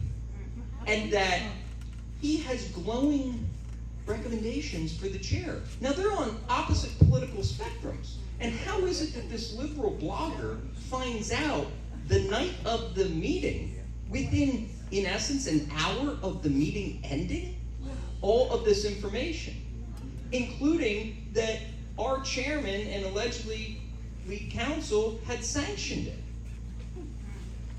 Well, it gets worse from there. Then, going back to Cumberland County, Lou Capozzi. Remember, he just called those Patriots he removed a cancer and like Antifa. Well, there's a text exchange with all the Cumberland County current members where he appoints a new member, Angelique. And I have photos, screenshots of these text messages, so you don't have to believe a single word I'm saying. You can see it all for yourself. Where she espouses her love and support for the Democratic Party. She mentions her love of growing up in Philadelphia and supporting Rizzo, Casey, and other Democratic judges, being part of the blue wave and being supportive of the Teamsters. And what does her message get? Liked by the chair. County chair. Lou Capozzi likes it. And that was just as soon as it was posted. Think about that. He just removed all these conservative patriots from the group and is now liking someone espousing democratic ideals. We're talking about a blue wave. What's going on here? This doesn't make sense. Unless our party's been infiltrated. And this is almost directly out of the CIA playbook of how to overthrow a government. Think about it. You get people on the one side of the spectrum to start making comments to support certain individuals as being Tea Party, like we saw Bernie O'Hare talk about the chair in Northampton. And people start saying, well, if he's calling him he must really be Tea Party. He must really be about our rights. You wouldn't question it if someone who is considered to be ultra-liberal is saying, this is an ultra-conservative. Unless the whole idea is that person really never was, and it's just to get them in place. No different than now having a Democrat overtly disclosing her support for democratic ideals on the Cumberland County GOP. But how did we get here? Well, to be honest with you, it all goes back to one man, Jeffrey Yass. The richest man in Pennsylvania, registered independent, alleged supporter of conservative values. He funds a number of different political action committees, one of which being Commonwealth Partners.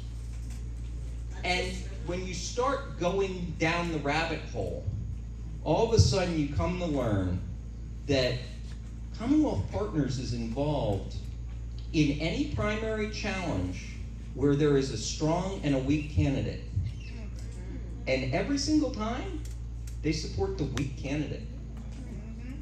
Why is that? Unless the true motive here is to get the weaker candidate be the candidate for the November election with the intent that either they will lose to their Democratic opponent, or to the extent they are elected, they are beholden to that person. If you look at the current campaign finance reports for our judicial elections, the numbers, the amounts of money is staggering that Commonwealth Partners and Jeffrey Yass has put in to some of these elections. And you need to do your homework. But it all goes back to the failure of us to vet our candidates and failure to know who is actually running. My leadership told me that's not their job.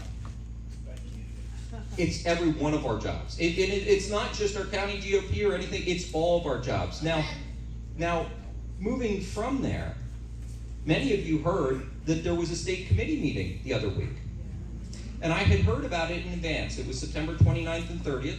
And so I had posted a couple blog articles about that, again, under the Russian Roulette series, because I started hearing that now they were going to do endorsements in relation to the 2024 election cycle. Yes. What? Yes. Hold on. I'm the first to tell you I am against endorsements in the primary process because they're improper. We should not be putting the thumb on the scale. It's directly contrary to the direct primary process and why we have it. But nevertheless, they're going to have this meeting. And then it comes out that they want to endorse our Auditor General and our Treasurer, and they are great conservative, true candidates. So, I wasn't upset about that. I just couldn't understand why they wouldn't get the endorsement anyway if we wait until their actual election cycle. But then it comes out that McCormick announces his Senate campaign just days before. And then they start talking about the fact that they are going to do an endorsement vote in relation to the U.S. Senate seat. Now, it's not even that election cycle yet. We don't even know who all may want to announce and may run. Now, I have no dog in the fight, at least at this point, and I'll come back to that point in a second. But at this point, I have no dog in the fight. I just don't like the party endorsing candidates in the primary. After the primary, absolutely, the party should endorse whoever we nominate. But before that, they should be out of it. And so then I start hearing that they're also talking about endorsing in relation to the Pennsylvania Attorney General election in 24. How many of you knew that we have an opening for the PA Attorney General in 24? Yes. Okay, some. Not many. Not many. Why isn't the PA GOP getting this information out to you? So I've been very supportive of Dave Sunday, the York County District Attorney, phenomenal candidate. He stood up against the wolf mandates, the mask mandates, and the young lady who was criminally charged simply for driving her car around the block because she couldn't deal with the quarantines anymore and just drove her car around the block, and the PSP charged her for violating the mandates, and he dismissed the charge. He says, I won't have any of that in my county. So I've been a strong supporter of Dave Sunday, but the establishment doesn't want Dave Sunday. Why don't they want him? Bingo. Cannot control him because they only want candidates that they can control, that they can pick up the phone and say, this is what I want, and this is what will get done. Dave is not beholden to anyone. And that's exactly what we need in a candidate, and especially an attorney general to put in the Commonwealth. So I put out another article, and I tell people, listen, I'm against endorsements, but I'm asking all my state committee people, if they bring this up for a vote, that you vote in favor of Dave Sunday, because we already know the game that's being played. It turns out during the state committee meeting, because I've come to learn my blog articles are being watched, it caused a lot of consternation. And so they backed off doing any endorsement in relation to the Attorney General race. But in relation to the Senate seat, that wasn't the case. How many of you heard that Dave McCormick was unanimously endorsed by the state committee? Lie. So what happens is they go to vote in relation to Dave McCormick.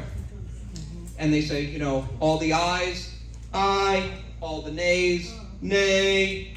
All right, so we don't have a unanimous vote. Okay, all the yays, aye, all the nays. Okay, the ayes have it. That's how they ran it. So that they ran it a second time immediately after, so that they could, before any nays had an opportunity to respond, it was the ayes have it. They practiced it. They knew it was coming. And they had prepared and rehearsed for that. And I get it if that's what the the state GOP wants to do. But what really irked me, and remember I said I had no dog in the fight, Dave McCormick then goes and posts that he got the unanimous endorsement of state committee. I'm sorry, if you don't have the morals and integrity to actually state the truth of the matter, knowing what occurred during the state committee meeting, I don't want you as my senator.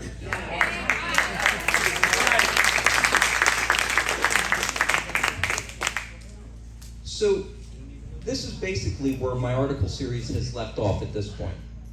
And a lot of people are frustrated.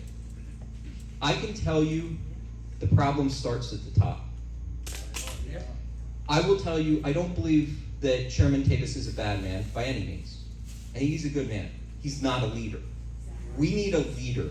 We need someone to step up to the plate who is willing to put in the time and effort to bring together all the factions here in the Commonwealth, do a 67-day, 67-county tour, hear from everyone, come up with a strategy, and mediate the different issues so that we can start winning elections here in the Commonwealth again. Because until we do, we won't. Statewide elections are going to be a thing of the past for the Republican Party until we fix these issues.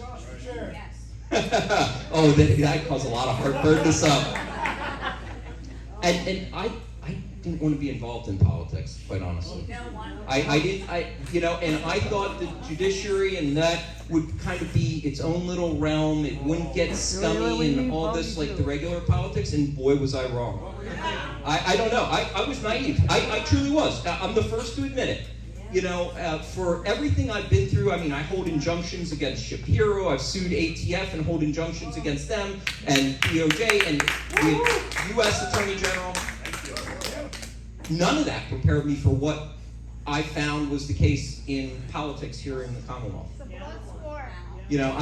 Blood sport's right. I remember when I sued Josh Shapiro when he went and changed the definition of a firearm to, he tried to include what he called partially manufactured frames or receivers.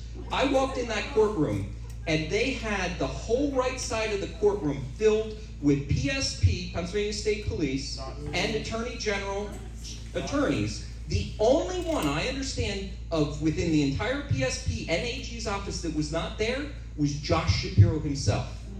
And I still got the injunction against him.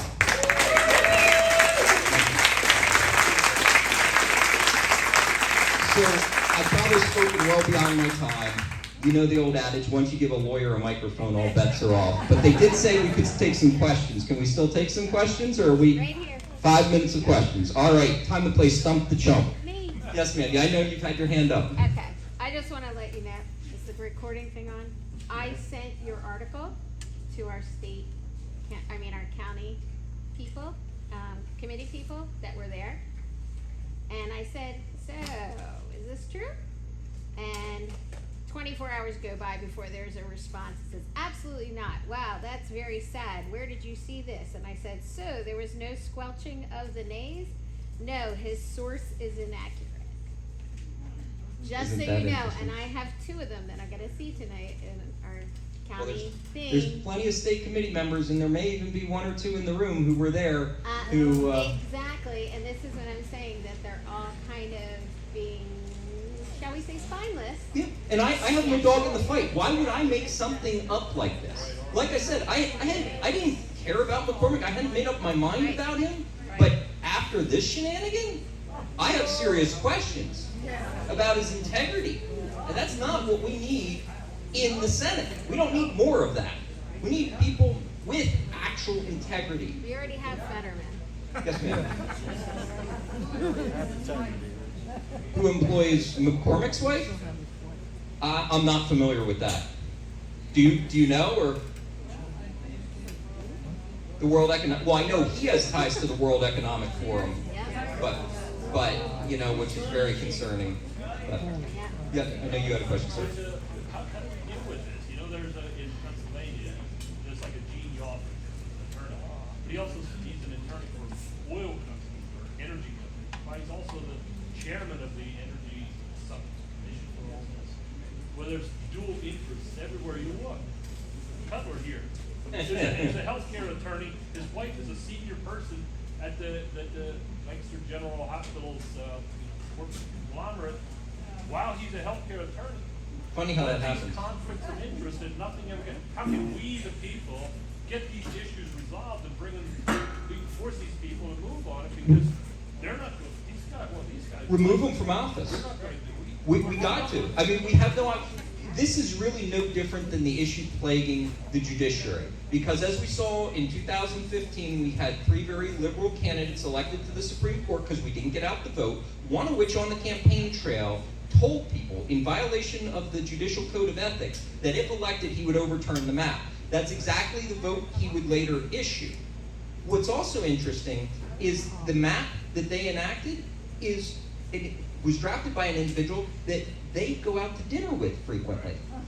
And you probably remember there were all the calls for the impeachment of the justices after that, because the Pennsylvania Constitution is explicit. It is only the General Assembly that can draft and implement a map. Nowhere does the Pennsylvania Supreme Court have the power to do that. Well, you know why the Senate didn't move forward with it? Well, they're our friends. We go out to dinner with them.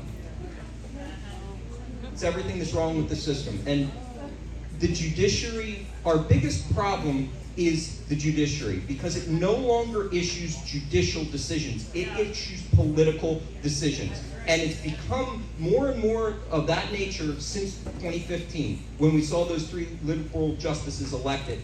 And it's continued on. And it's everything that's wrong with the system. When we talk about a convention of the states, I'll first tell you, I don't think you can write a more broad, encompassing constitution than our founding fathers did. Let me start with that. The issue is not the Constitution. The issue is the judiciary constantly interpreting that which is clear. When you can say only the General Assembly can draft a map, but then you draft and implement your own map as another branch of government, it doesn't matter what the Constitution says, and I can guarantee you, until we deal with the judicial issue, regardless of what changes come out of a convention of states, and I do not think they would be beneficial to us, but let's say I'm completely wrong, and you're able to draft and implement something so much more broad, do you know what the judiciary, being politically active, is going to say? That actually limited that. What you had before was far more broad, but you no longer have that. So sorry. So now we're going to restrict it even more. That's the Pandora's box that you open going into a convention of the states. Yes, sir. What do you think of Stratton Ronan? Whoa. I'm not familiar with. Stratton Ronan, the law firm? Josh Shapiro. When they. Well, yeah, they both work there. Yeah, kind of interesting background there with many of them. And the issues, and I'm getting the hook. This is like the Gong Show where they say it.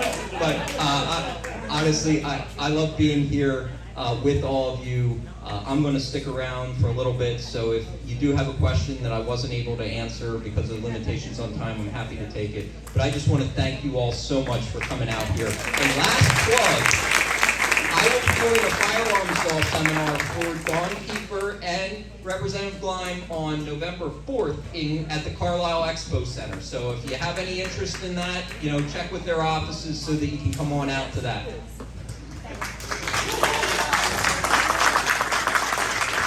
Thank you, Josh. Wow, we're going to listen to him all night. He's fantastic. Okay, our final speaker is coming up. Ron Boltz. Ron Boltz is getting all set up. First, Ron Boltz worked with Dean Klopp and 6 other committed Patriots to form the PA Liberty Alliance and the PA Liberty Fund. Their organization worked to educate people on key political issues, hold elected officials accountable, and removing ineffective politicians from office. They also teach classes on effective grassroots activism, which you heard a lot of. Folks, please keep it down. This is our last speaker. Folks, Ron, this is really a broad outline of what Ron does. I found out Ron works behind the scenes, doing more than most people realize. He's also out front pounding on the doors. He does whatever needs to be done to advance our issues. Folks, let's all welcome my friend Ron Boltz, President of PA Liberty Alliance. There you go, baby.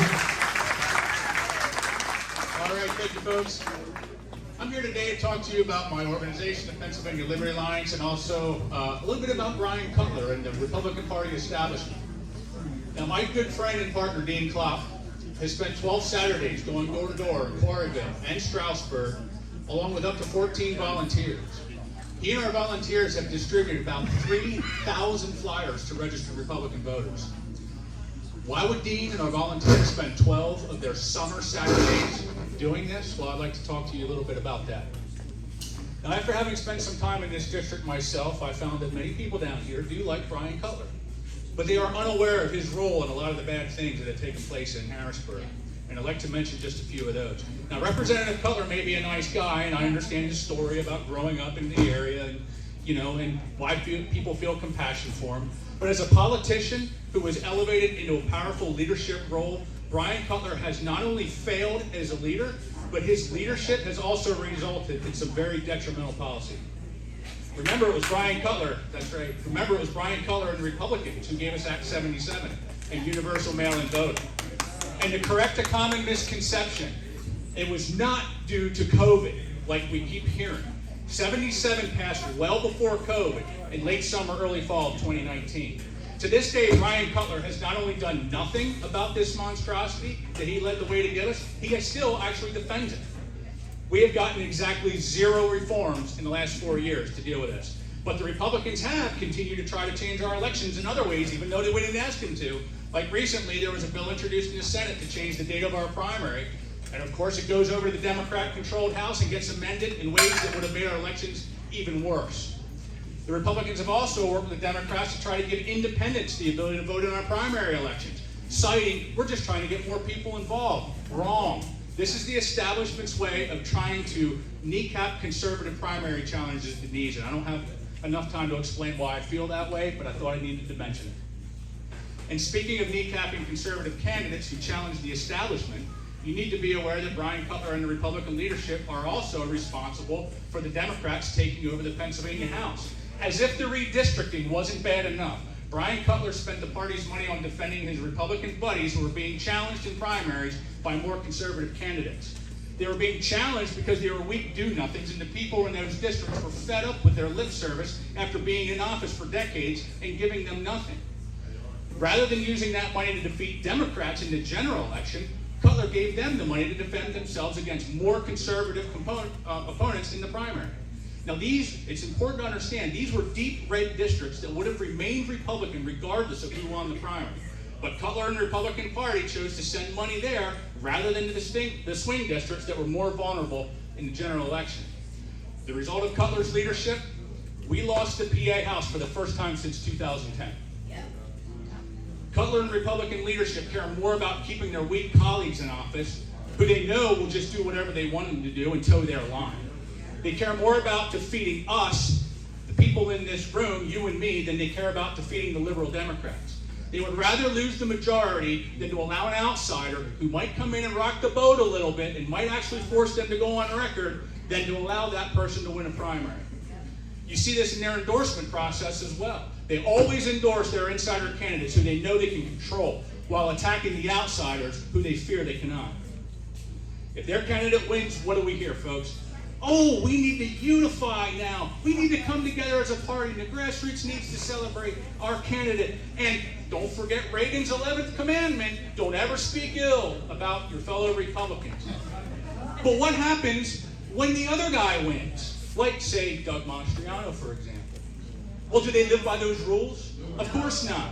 We get no support at best, and they continue their attacks at worst. They fight us much harder than they ever fight the liberals. This is the kind of swampy party politics many of us are so sick and tired of, and it gets worse. Some of you, well, probably everybody here knows, but some maybe not know that you do now. Brian Cutler even voted for a Democrat Speaker of the House, even though Republicans held the majority. Not only that, he secretly recruited 15 other Republicans to do the same, while he flat out lied to the rest of the Republican caucus just minutes before the vote took place. They literally just came out of the caucus meeting where Cutler told them to go out and vote for Carl Metzger for Speaker, and then he and his 15 cronies go out on the House floor and vote for Mark Rossi. Cutler not only lies to his constituents, he even lies directly to his own colleagues. And guess what the result of that was? Democrat Rossi's elected as Speaker, kills a voter ID amendment that only needed one more vote to pass. All Cutler had to do was elect a Republican Speaker and make the final vote on that amendment. And that wasn't the only amendment, by the way. There was also an amendment that would have prevented taxpayer money from being used in abortions as well. That also got killed. All he had to do was elect a Republican Speaker, but he destroyed it all by scheming with the Democrats. Now, of course, he makes excuses for all this. I'm sure you've probably heard some of them. You're going to love this. So his explanation is, the Democrats were going to regain the majority a couple months down the road anyway after a special election, and that part of the story was true. So he claims that he worked to deal with Democrat Rossi to support him as Speaker to avoid the Democrats electing Joanna McClinton as Speaker, who was supposedly a much more radical person than Rozzi. So he's telling everyone he had this brilliant plan to keep this from happening. He was going to save us from Joanna McClinton. That's Brian Cutler. He also claims he made a deal with Rozzi to run those amendments in exchange for his support. That's his story.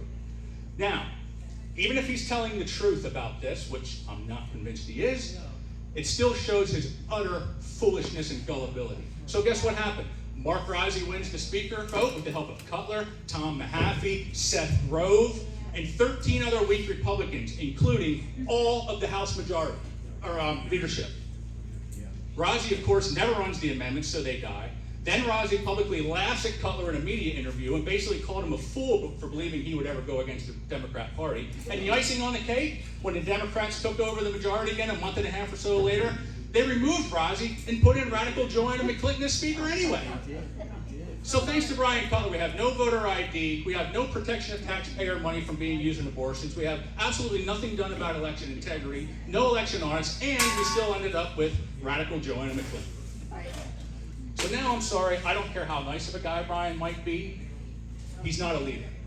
He's actually dangerous in his gullibility, has been proven by having the wool pulled over his eyes so easily, not to mention him becoming part of the Harrisburg swamp so quickly. And that's best case scenario. Worst case scenario is he actually knew exactly what he was doing, and he did this on purpose to make sure those amendments didn't come up for a vote. Nothing is going to change in Harrisburg if we keep electing people like Cutler, absolutely nothing. All we do by re-electing him is teach them they can keep doing this to us, and we're going to keep rewarding them for it. They'll just continue to take us for granted the same way the Democrat Party takes certain demographics for granted while doing nothing for them. We're being treated the same way, folks. Now, my organization teaches classes on how grassroots can fight the establishment. We teach you the true nature of politics and politicians, as well as give you tactics and tools that you can use to be successful, and this is not for the faint of heart. And it will not get you liked by the political establishment.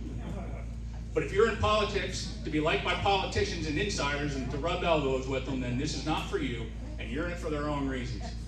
But if you're sick and tired of the status quo, you're disappointed by not only politicians, but also the big so-called conservative lobby groups, and you want to know how to fight back, our classes might be for you. We don't need any more useless think tank organizations. We don't need any more white papers to tell us what we already have known for decades. We don't need more high-dollar dinners and appearances from big-name talking heads and media celebrities. We don't need more money sent to groups like the Commonwealth Partners, who you just heard about from Josh, only for them to waste millions on dud candidates like McSwain while they lecture us about Mastriano being a bad candidate. We don't need to fund more people like Matt Briette, who appear to have actually believed that Josh Shapiro was going to support school choice. I mean, come on, Matt, how long have you been doing this?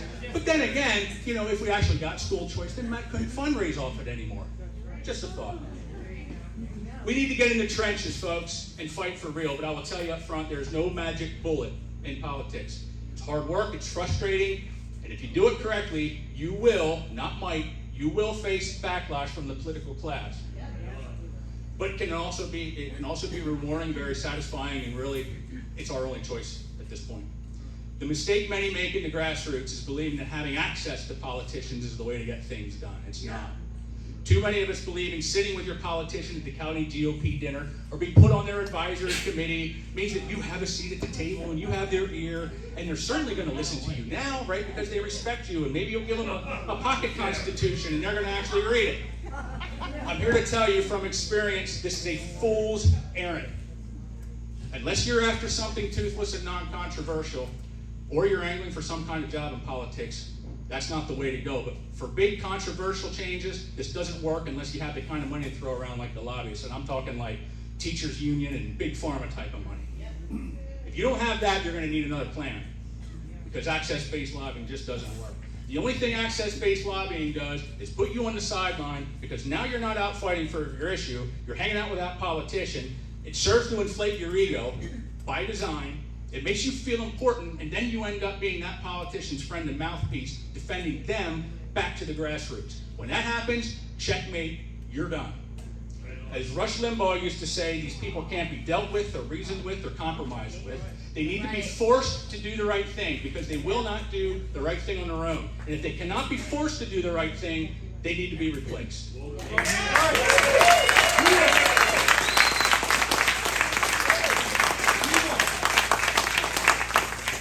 Because of this, we employ what we call confrontational politics. Now, this doesn't mean we yell and scream and act like idiots.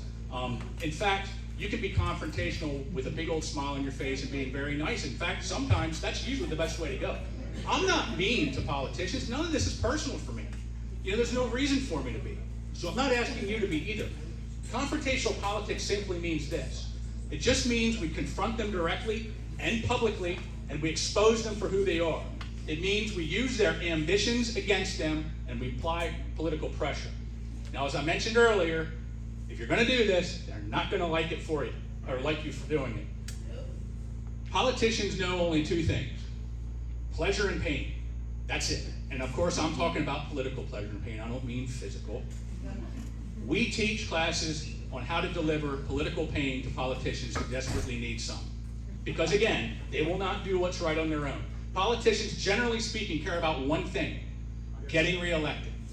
Everything they do, everything they say, everything they think revolves around getting reelected. That's why they listen to the deep pocket lobbyists. That's money for their reelection. That's why they toe leadership's line, because leadership doles out campaign money like Cutler did for his weak colleagues. That's why we never get any bills with real teeth, because bills with teeth are controversial. They send those bills to committee to die or to someone like Cutler's desk so he doesn't bring it up for a vote because they don't want to go on record. Why? Well, because it's controversial and they want an easy re-election. The only time these people truly fight is when they think their re-election is at stake. And that's when the knives truly come out. And that's usually against us, their own base. Now, conservatives by nature tend to be nice people. We don't like confrontation. We've grown up hearing things like, if you can't say something nice, don't say anything at all. You know, or treat others as you wish to be treated. Folks, this is absolutely great advice for living in a civil society. But this mindset will absolutely hamstring you in the world of politics. Our policy is, if you can't say something bad about a politician, don't say anything at all. So we kind of joke, it's kind of a joke, but really what we mean by that is just a reminder that we need to stop elevating politicians and praising them all the time for doing the bare minimum, for doing what they just told us they would do. This is not extraordinary behavior to make a couple right votes. We need more than that. We need a lot more than that. We need fighters and warriors on the inside. So that's what I mean. Don't say anything. Praising them is just not something that should be done to your average politician. It needs to be reserved for someone who goes above and beyond, like some of the folks that are off to my left and who are up in the front here earlier today do. Folks, we've been on this hamster wheel for far too long, doing the same thing over and over and over again, and we allowed our politicians to take us for granted. That's our fault, because we keep rewarding them for their bad behavior. It should be obvious by now that the Republican Party is all talk, no action. They promise you the world at election time, never deliver. All we get is dog and pony show hearings, right? To try to appease us. Talk, talk, talk, and more talk and never action. So we have a choice. We either continue to re-elect these people, and we keep telling them it's okay to do this to us, or we finally step a little bit out of our comfort zones and say enough is enough. We confront them on their behaviors rather than staying silent. We replace them if they don't fight and deliver. And we replace their replacements if they too become part of the Harrisburg or DC swamps, as so many of them disappointingly do.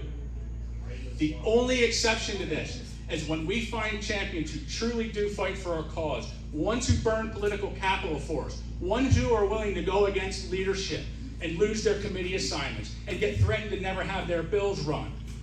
And especially ones who are willing to support primary challengers against our weak-kneed incumbent colleagues like Mike Jones, who just left here, and Dawn Kiefer, who's, I think, still here, have already done. These people are Dave Zimmerman as well.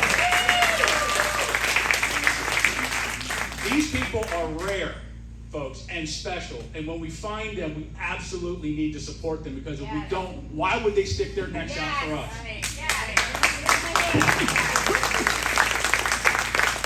But as far as the rest of them are concerned, and I mean like the 94% of the rest of them, there's no better way than to send a message that we've had enough than by removing Brian Cutler from office.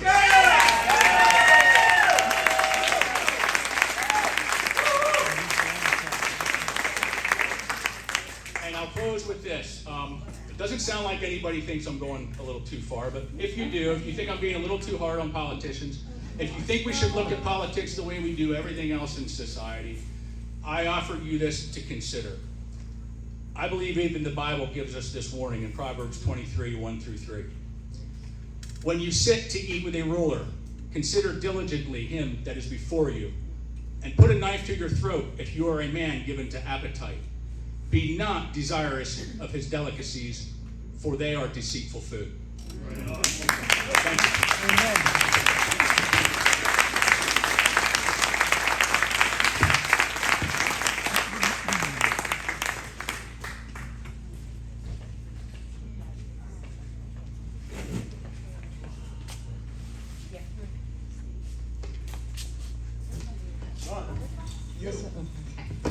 Could I ask Carmela Siliberti to come up and Dave Nisley, please? I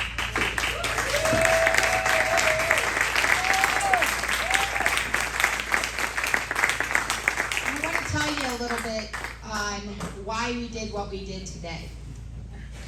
Okay, we called all of the grassroots together and asked them to come today. These were just a couple of the groups in the eastern part of Pennsylvania and some in central.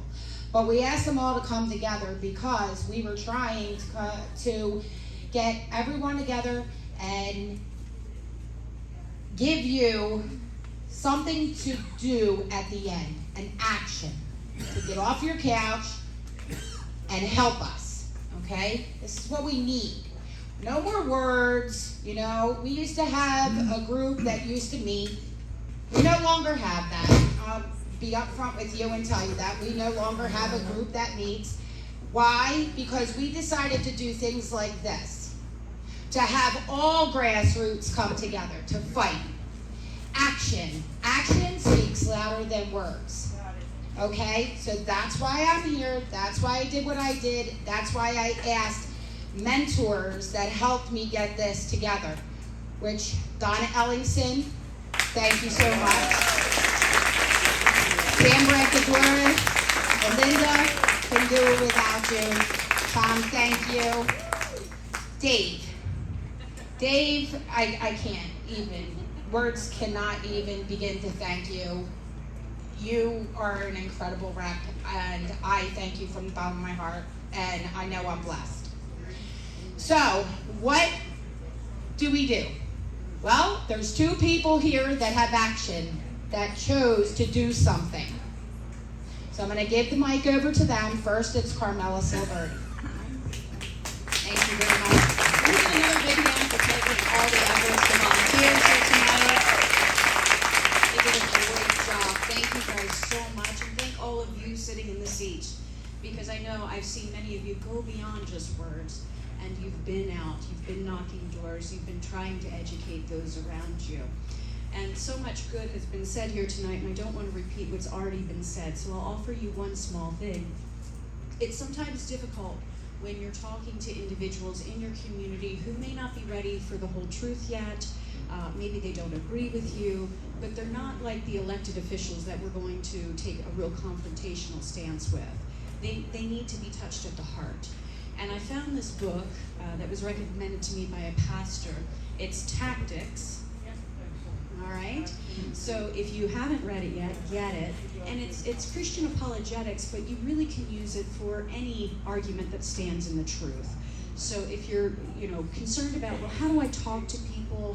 How do I break that conversation? Some of these things are quite confrontational. It's a great book that will walk you through the steps. It's an easy, quick read, and I think you'll find it very useful. Gregory Kokel, and I'll have it on the table off to the side if you want to take a picture of it before you leave too. All right, so again, thank you all so much. My information's over at the table if you want to stop and say hello. I'm running in the 13th district, as Peggy said, for the state rep, and challenging a lukewarm representative that we currently have. that I have been frustrated with for years, and this is my, offering to the community to try and help and work to save our Commonwealth. So with that, I'll pass it off to Dave. Hey, thank you for coming out, and thank you, of course, to everybody. And to all the speakers, you guys said everything needs to be said, so like Rush Limbaugh, just mega dittos on all that. Boy, don't we miss him. I love the guy, and I do miss him. Yeah, so there's one thing I've discovered since February when I started talking to people is that you guys have already decided you're going to replace Cutler. I don't know how you're going to do it, because you didn't have a candidate. But so now I've kind of been like, in the last 6 months, I've been realizing that you're doing a lot of work, you have a lot of expectations, and there is a certain, I truly do hope that I can meet those expectations. We are going to beat that guy. I really believe that. I'm serious about that. One of the best movies that ever was made is The Patriot. And as Mel Gibson is in the South Carolina Senate or House early in the movie, the scene is they're debating whether to go to war against England. And he replied, he doesn't want to go to war because of his, not because he's not a patriot, because of his responsibilities at home. And he says to the people, he says, why would I trade one tyrant 3,000 miles away for 3,000 tyrants 1 mile away? A legislature can trample our rights as easily as a king can.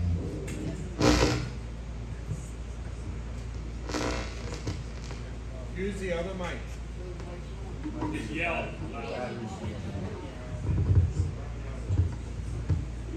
Try it. I'll just yell. So,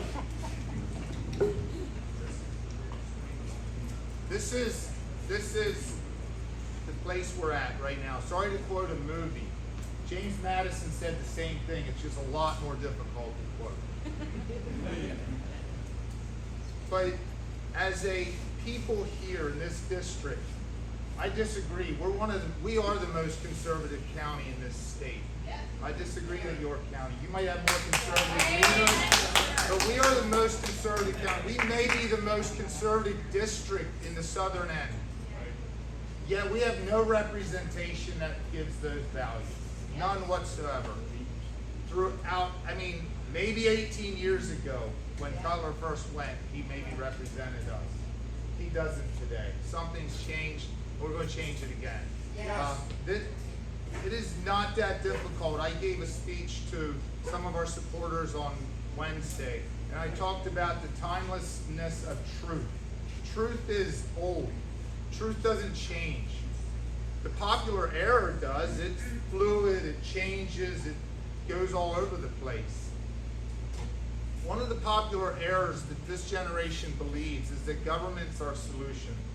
It's not. Government doesn't need better people. Government doesn't need more money. Government is not the answer. God is your answer. Your family is your answer. You are your answer to your problems. And we need, let me just pause on that. Until we speak that truth again, and we realize that I, nor the Freedom Caucus, can go up there and just be a better rep.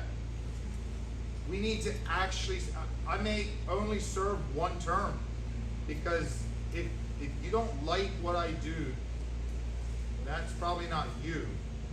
But my doing things will not look normal to the rest of Harrisburg. There's only going to be a few of us, somewhere here. There's no getting along with wrong that works. So forgive me if I'm only there one term, but it's because we're standing on something. We need to get our Constitution back into the rails, otherwise the rest.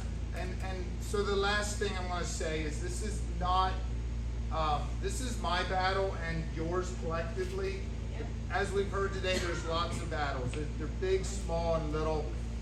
The solutions are that, like, I'm just tackling one small problem in our nation. It's Cutler. I mean, that's just one small problem, okay?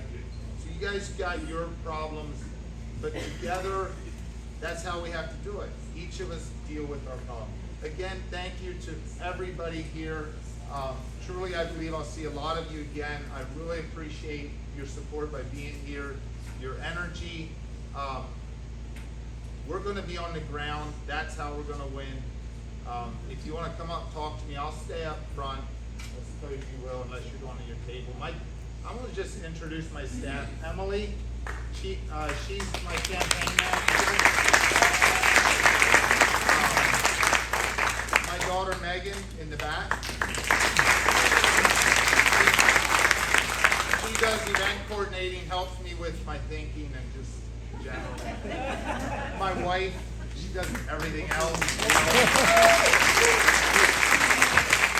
I have a couple people on my staff that you would probably know and deeply respect. We're not winging this. These people are very, very good political strategists, more than one, and they, I think, are giving good advice already. And then we have the Lord, and we're trusting Him. So, thank you.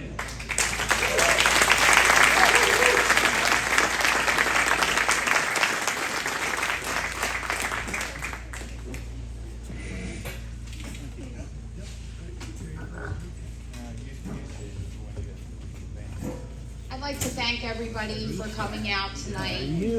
Could I just have a show of hands on how many people felt that this was worth coming out in the rain for? Thank you. And how many more people would like to see another one of these happen? Okay. So we would like to do this again. So please stay tuned. Also, remember there is a follow-up, and you'll find that on the back of the agendas. If you will, Rights for Bucks have a quilt up there. I believe that they're raffling off. There's also the gun raffle tickets. Please, if you haven't seen people's tables, please take a walk around. I'd like to thank Brenda and Wayne King for giving us this space here tonight. I really appreciate both of them. They are true patriots, and I respect them and am very thankful for that.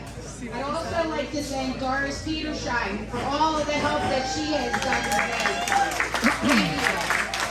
Going out in the rain and helping people park, etc., and just holding me accountable. I appreciate it. Thank you.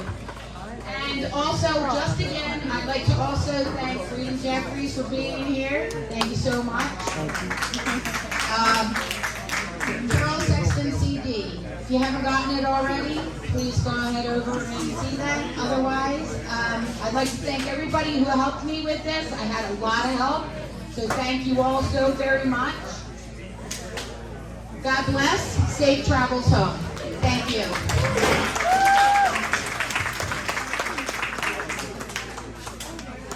You heard that? I got a shout out. Hey. So tomorrow I'm going to be uploading that. I'll upload the full video. And then maybe I'll break it down into partial videos for the clips and things. But thank you so much for those who watched me. I know it was hard because the service was in and out. But I appreciate it very much. Thank you, Wendy, for telling me about this and bringing me here. And yeah, maybe I'll see you tomorrow or something. We'll do something in Pennsylvania. I don't know. Maybe we'll go back to Lancaster. We'll see. But thank you, everyone, for standing by. Stand back and stand by. Have a good night.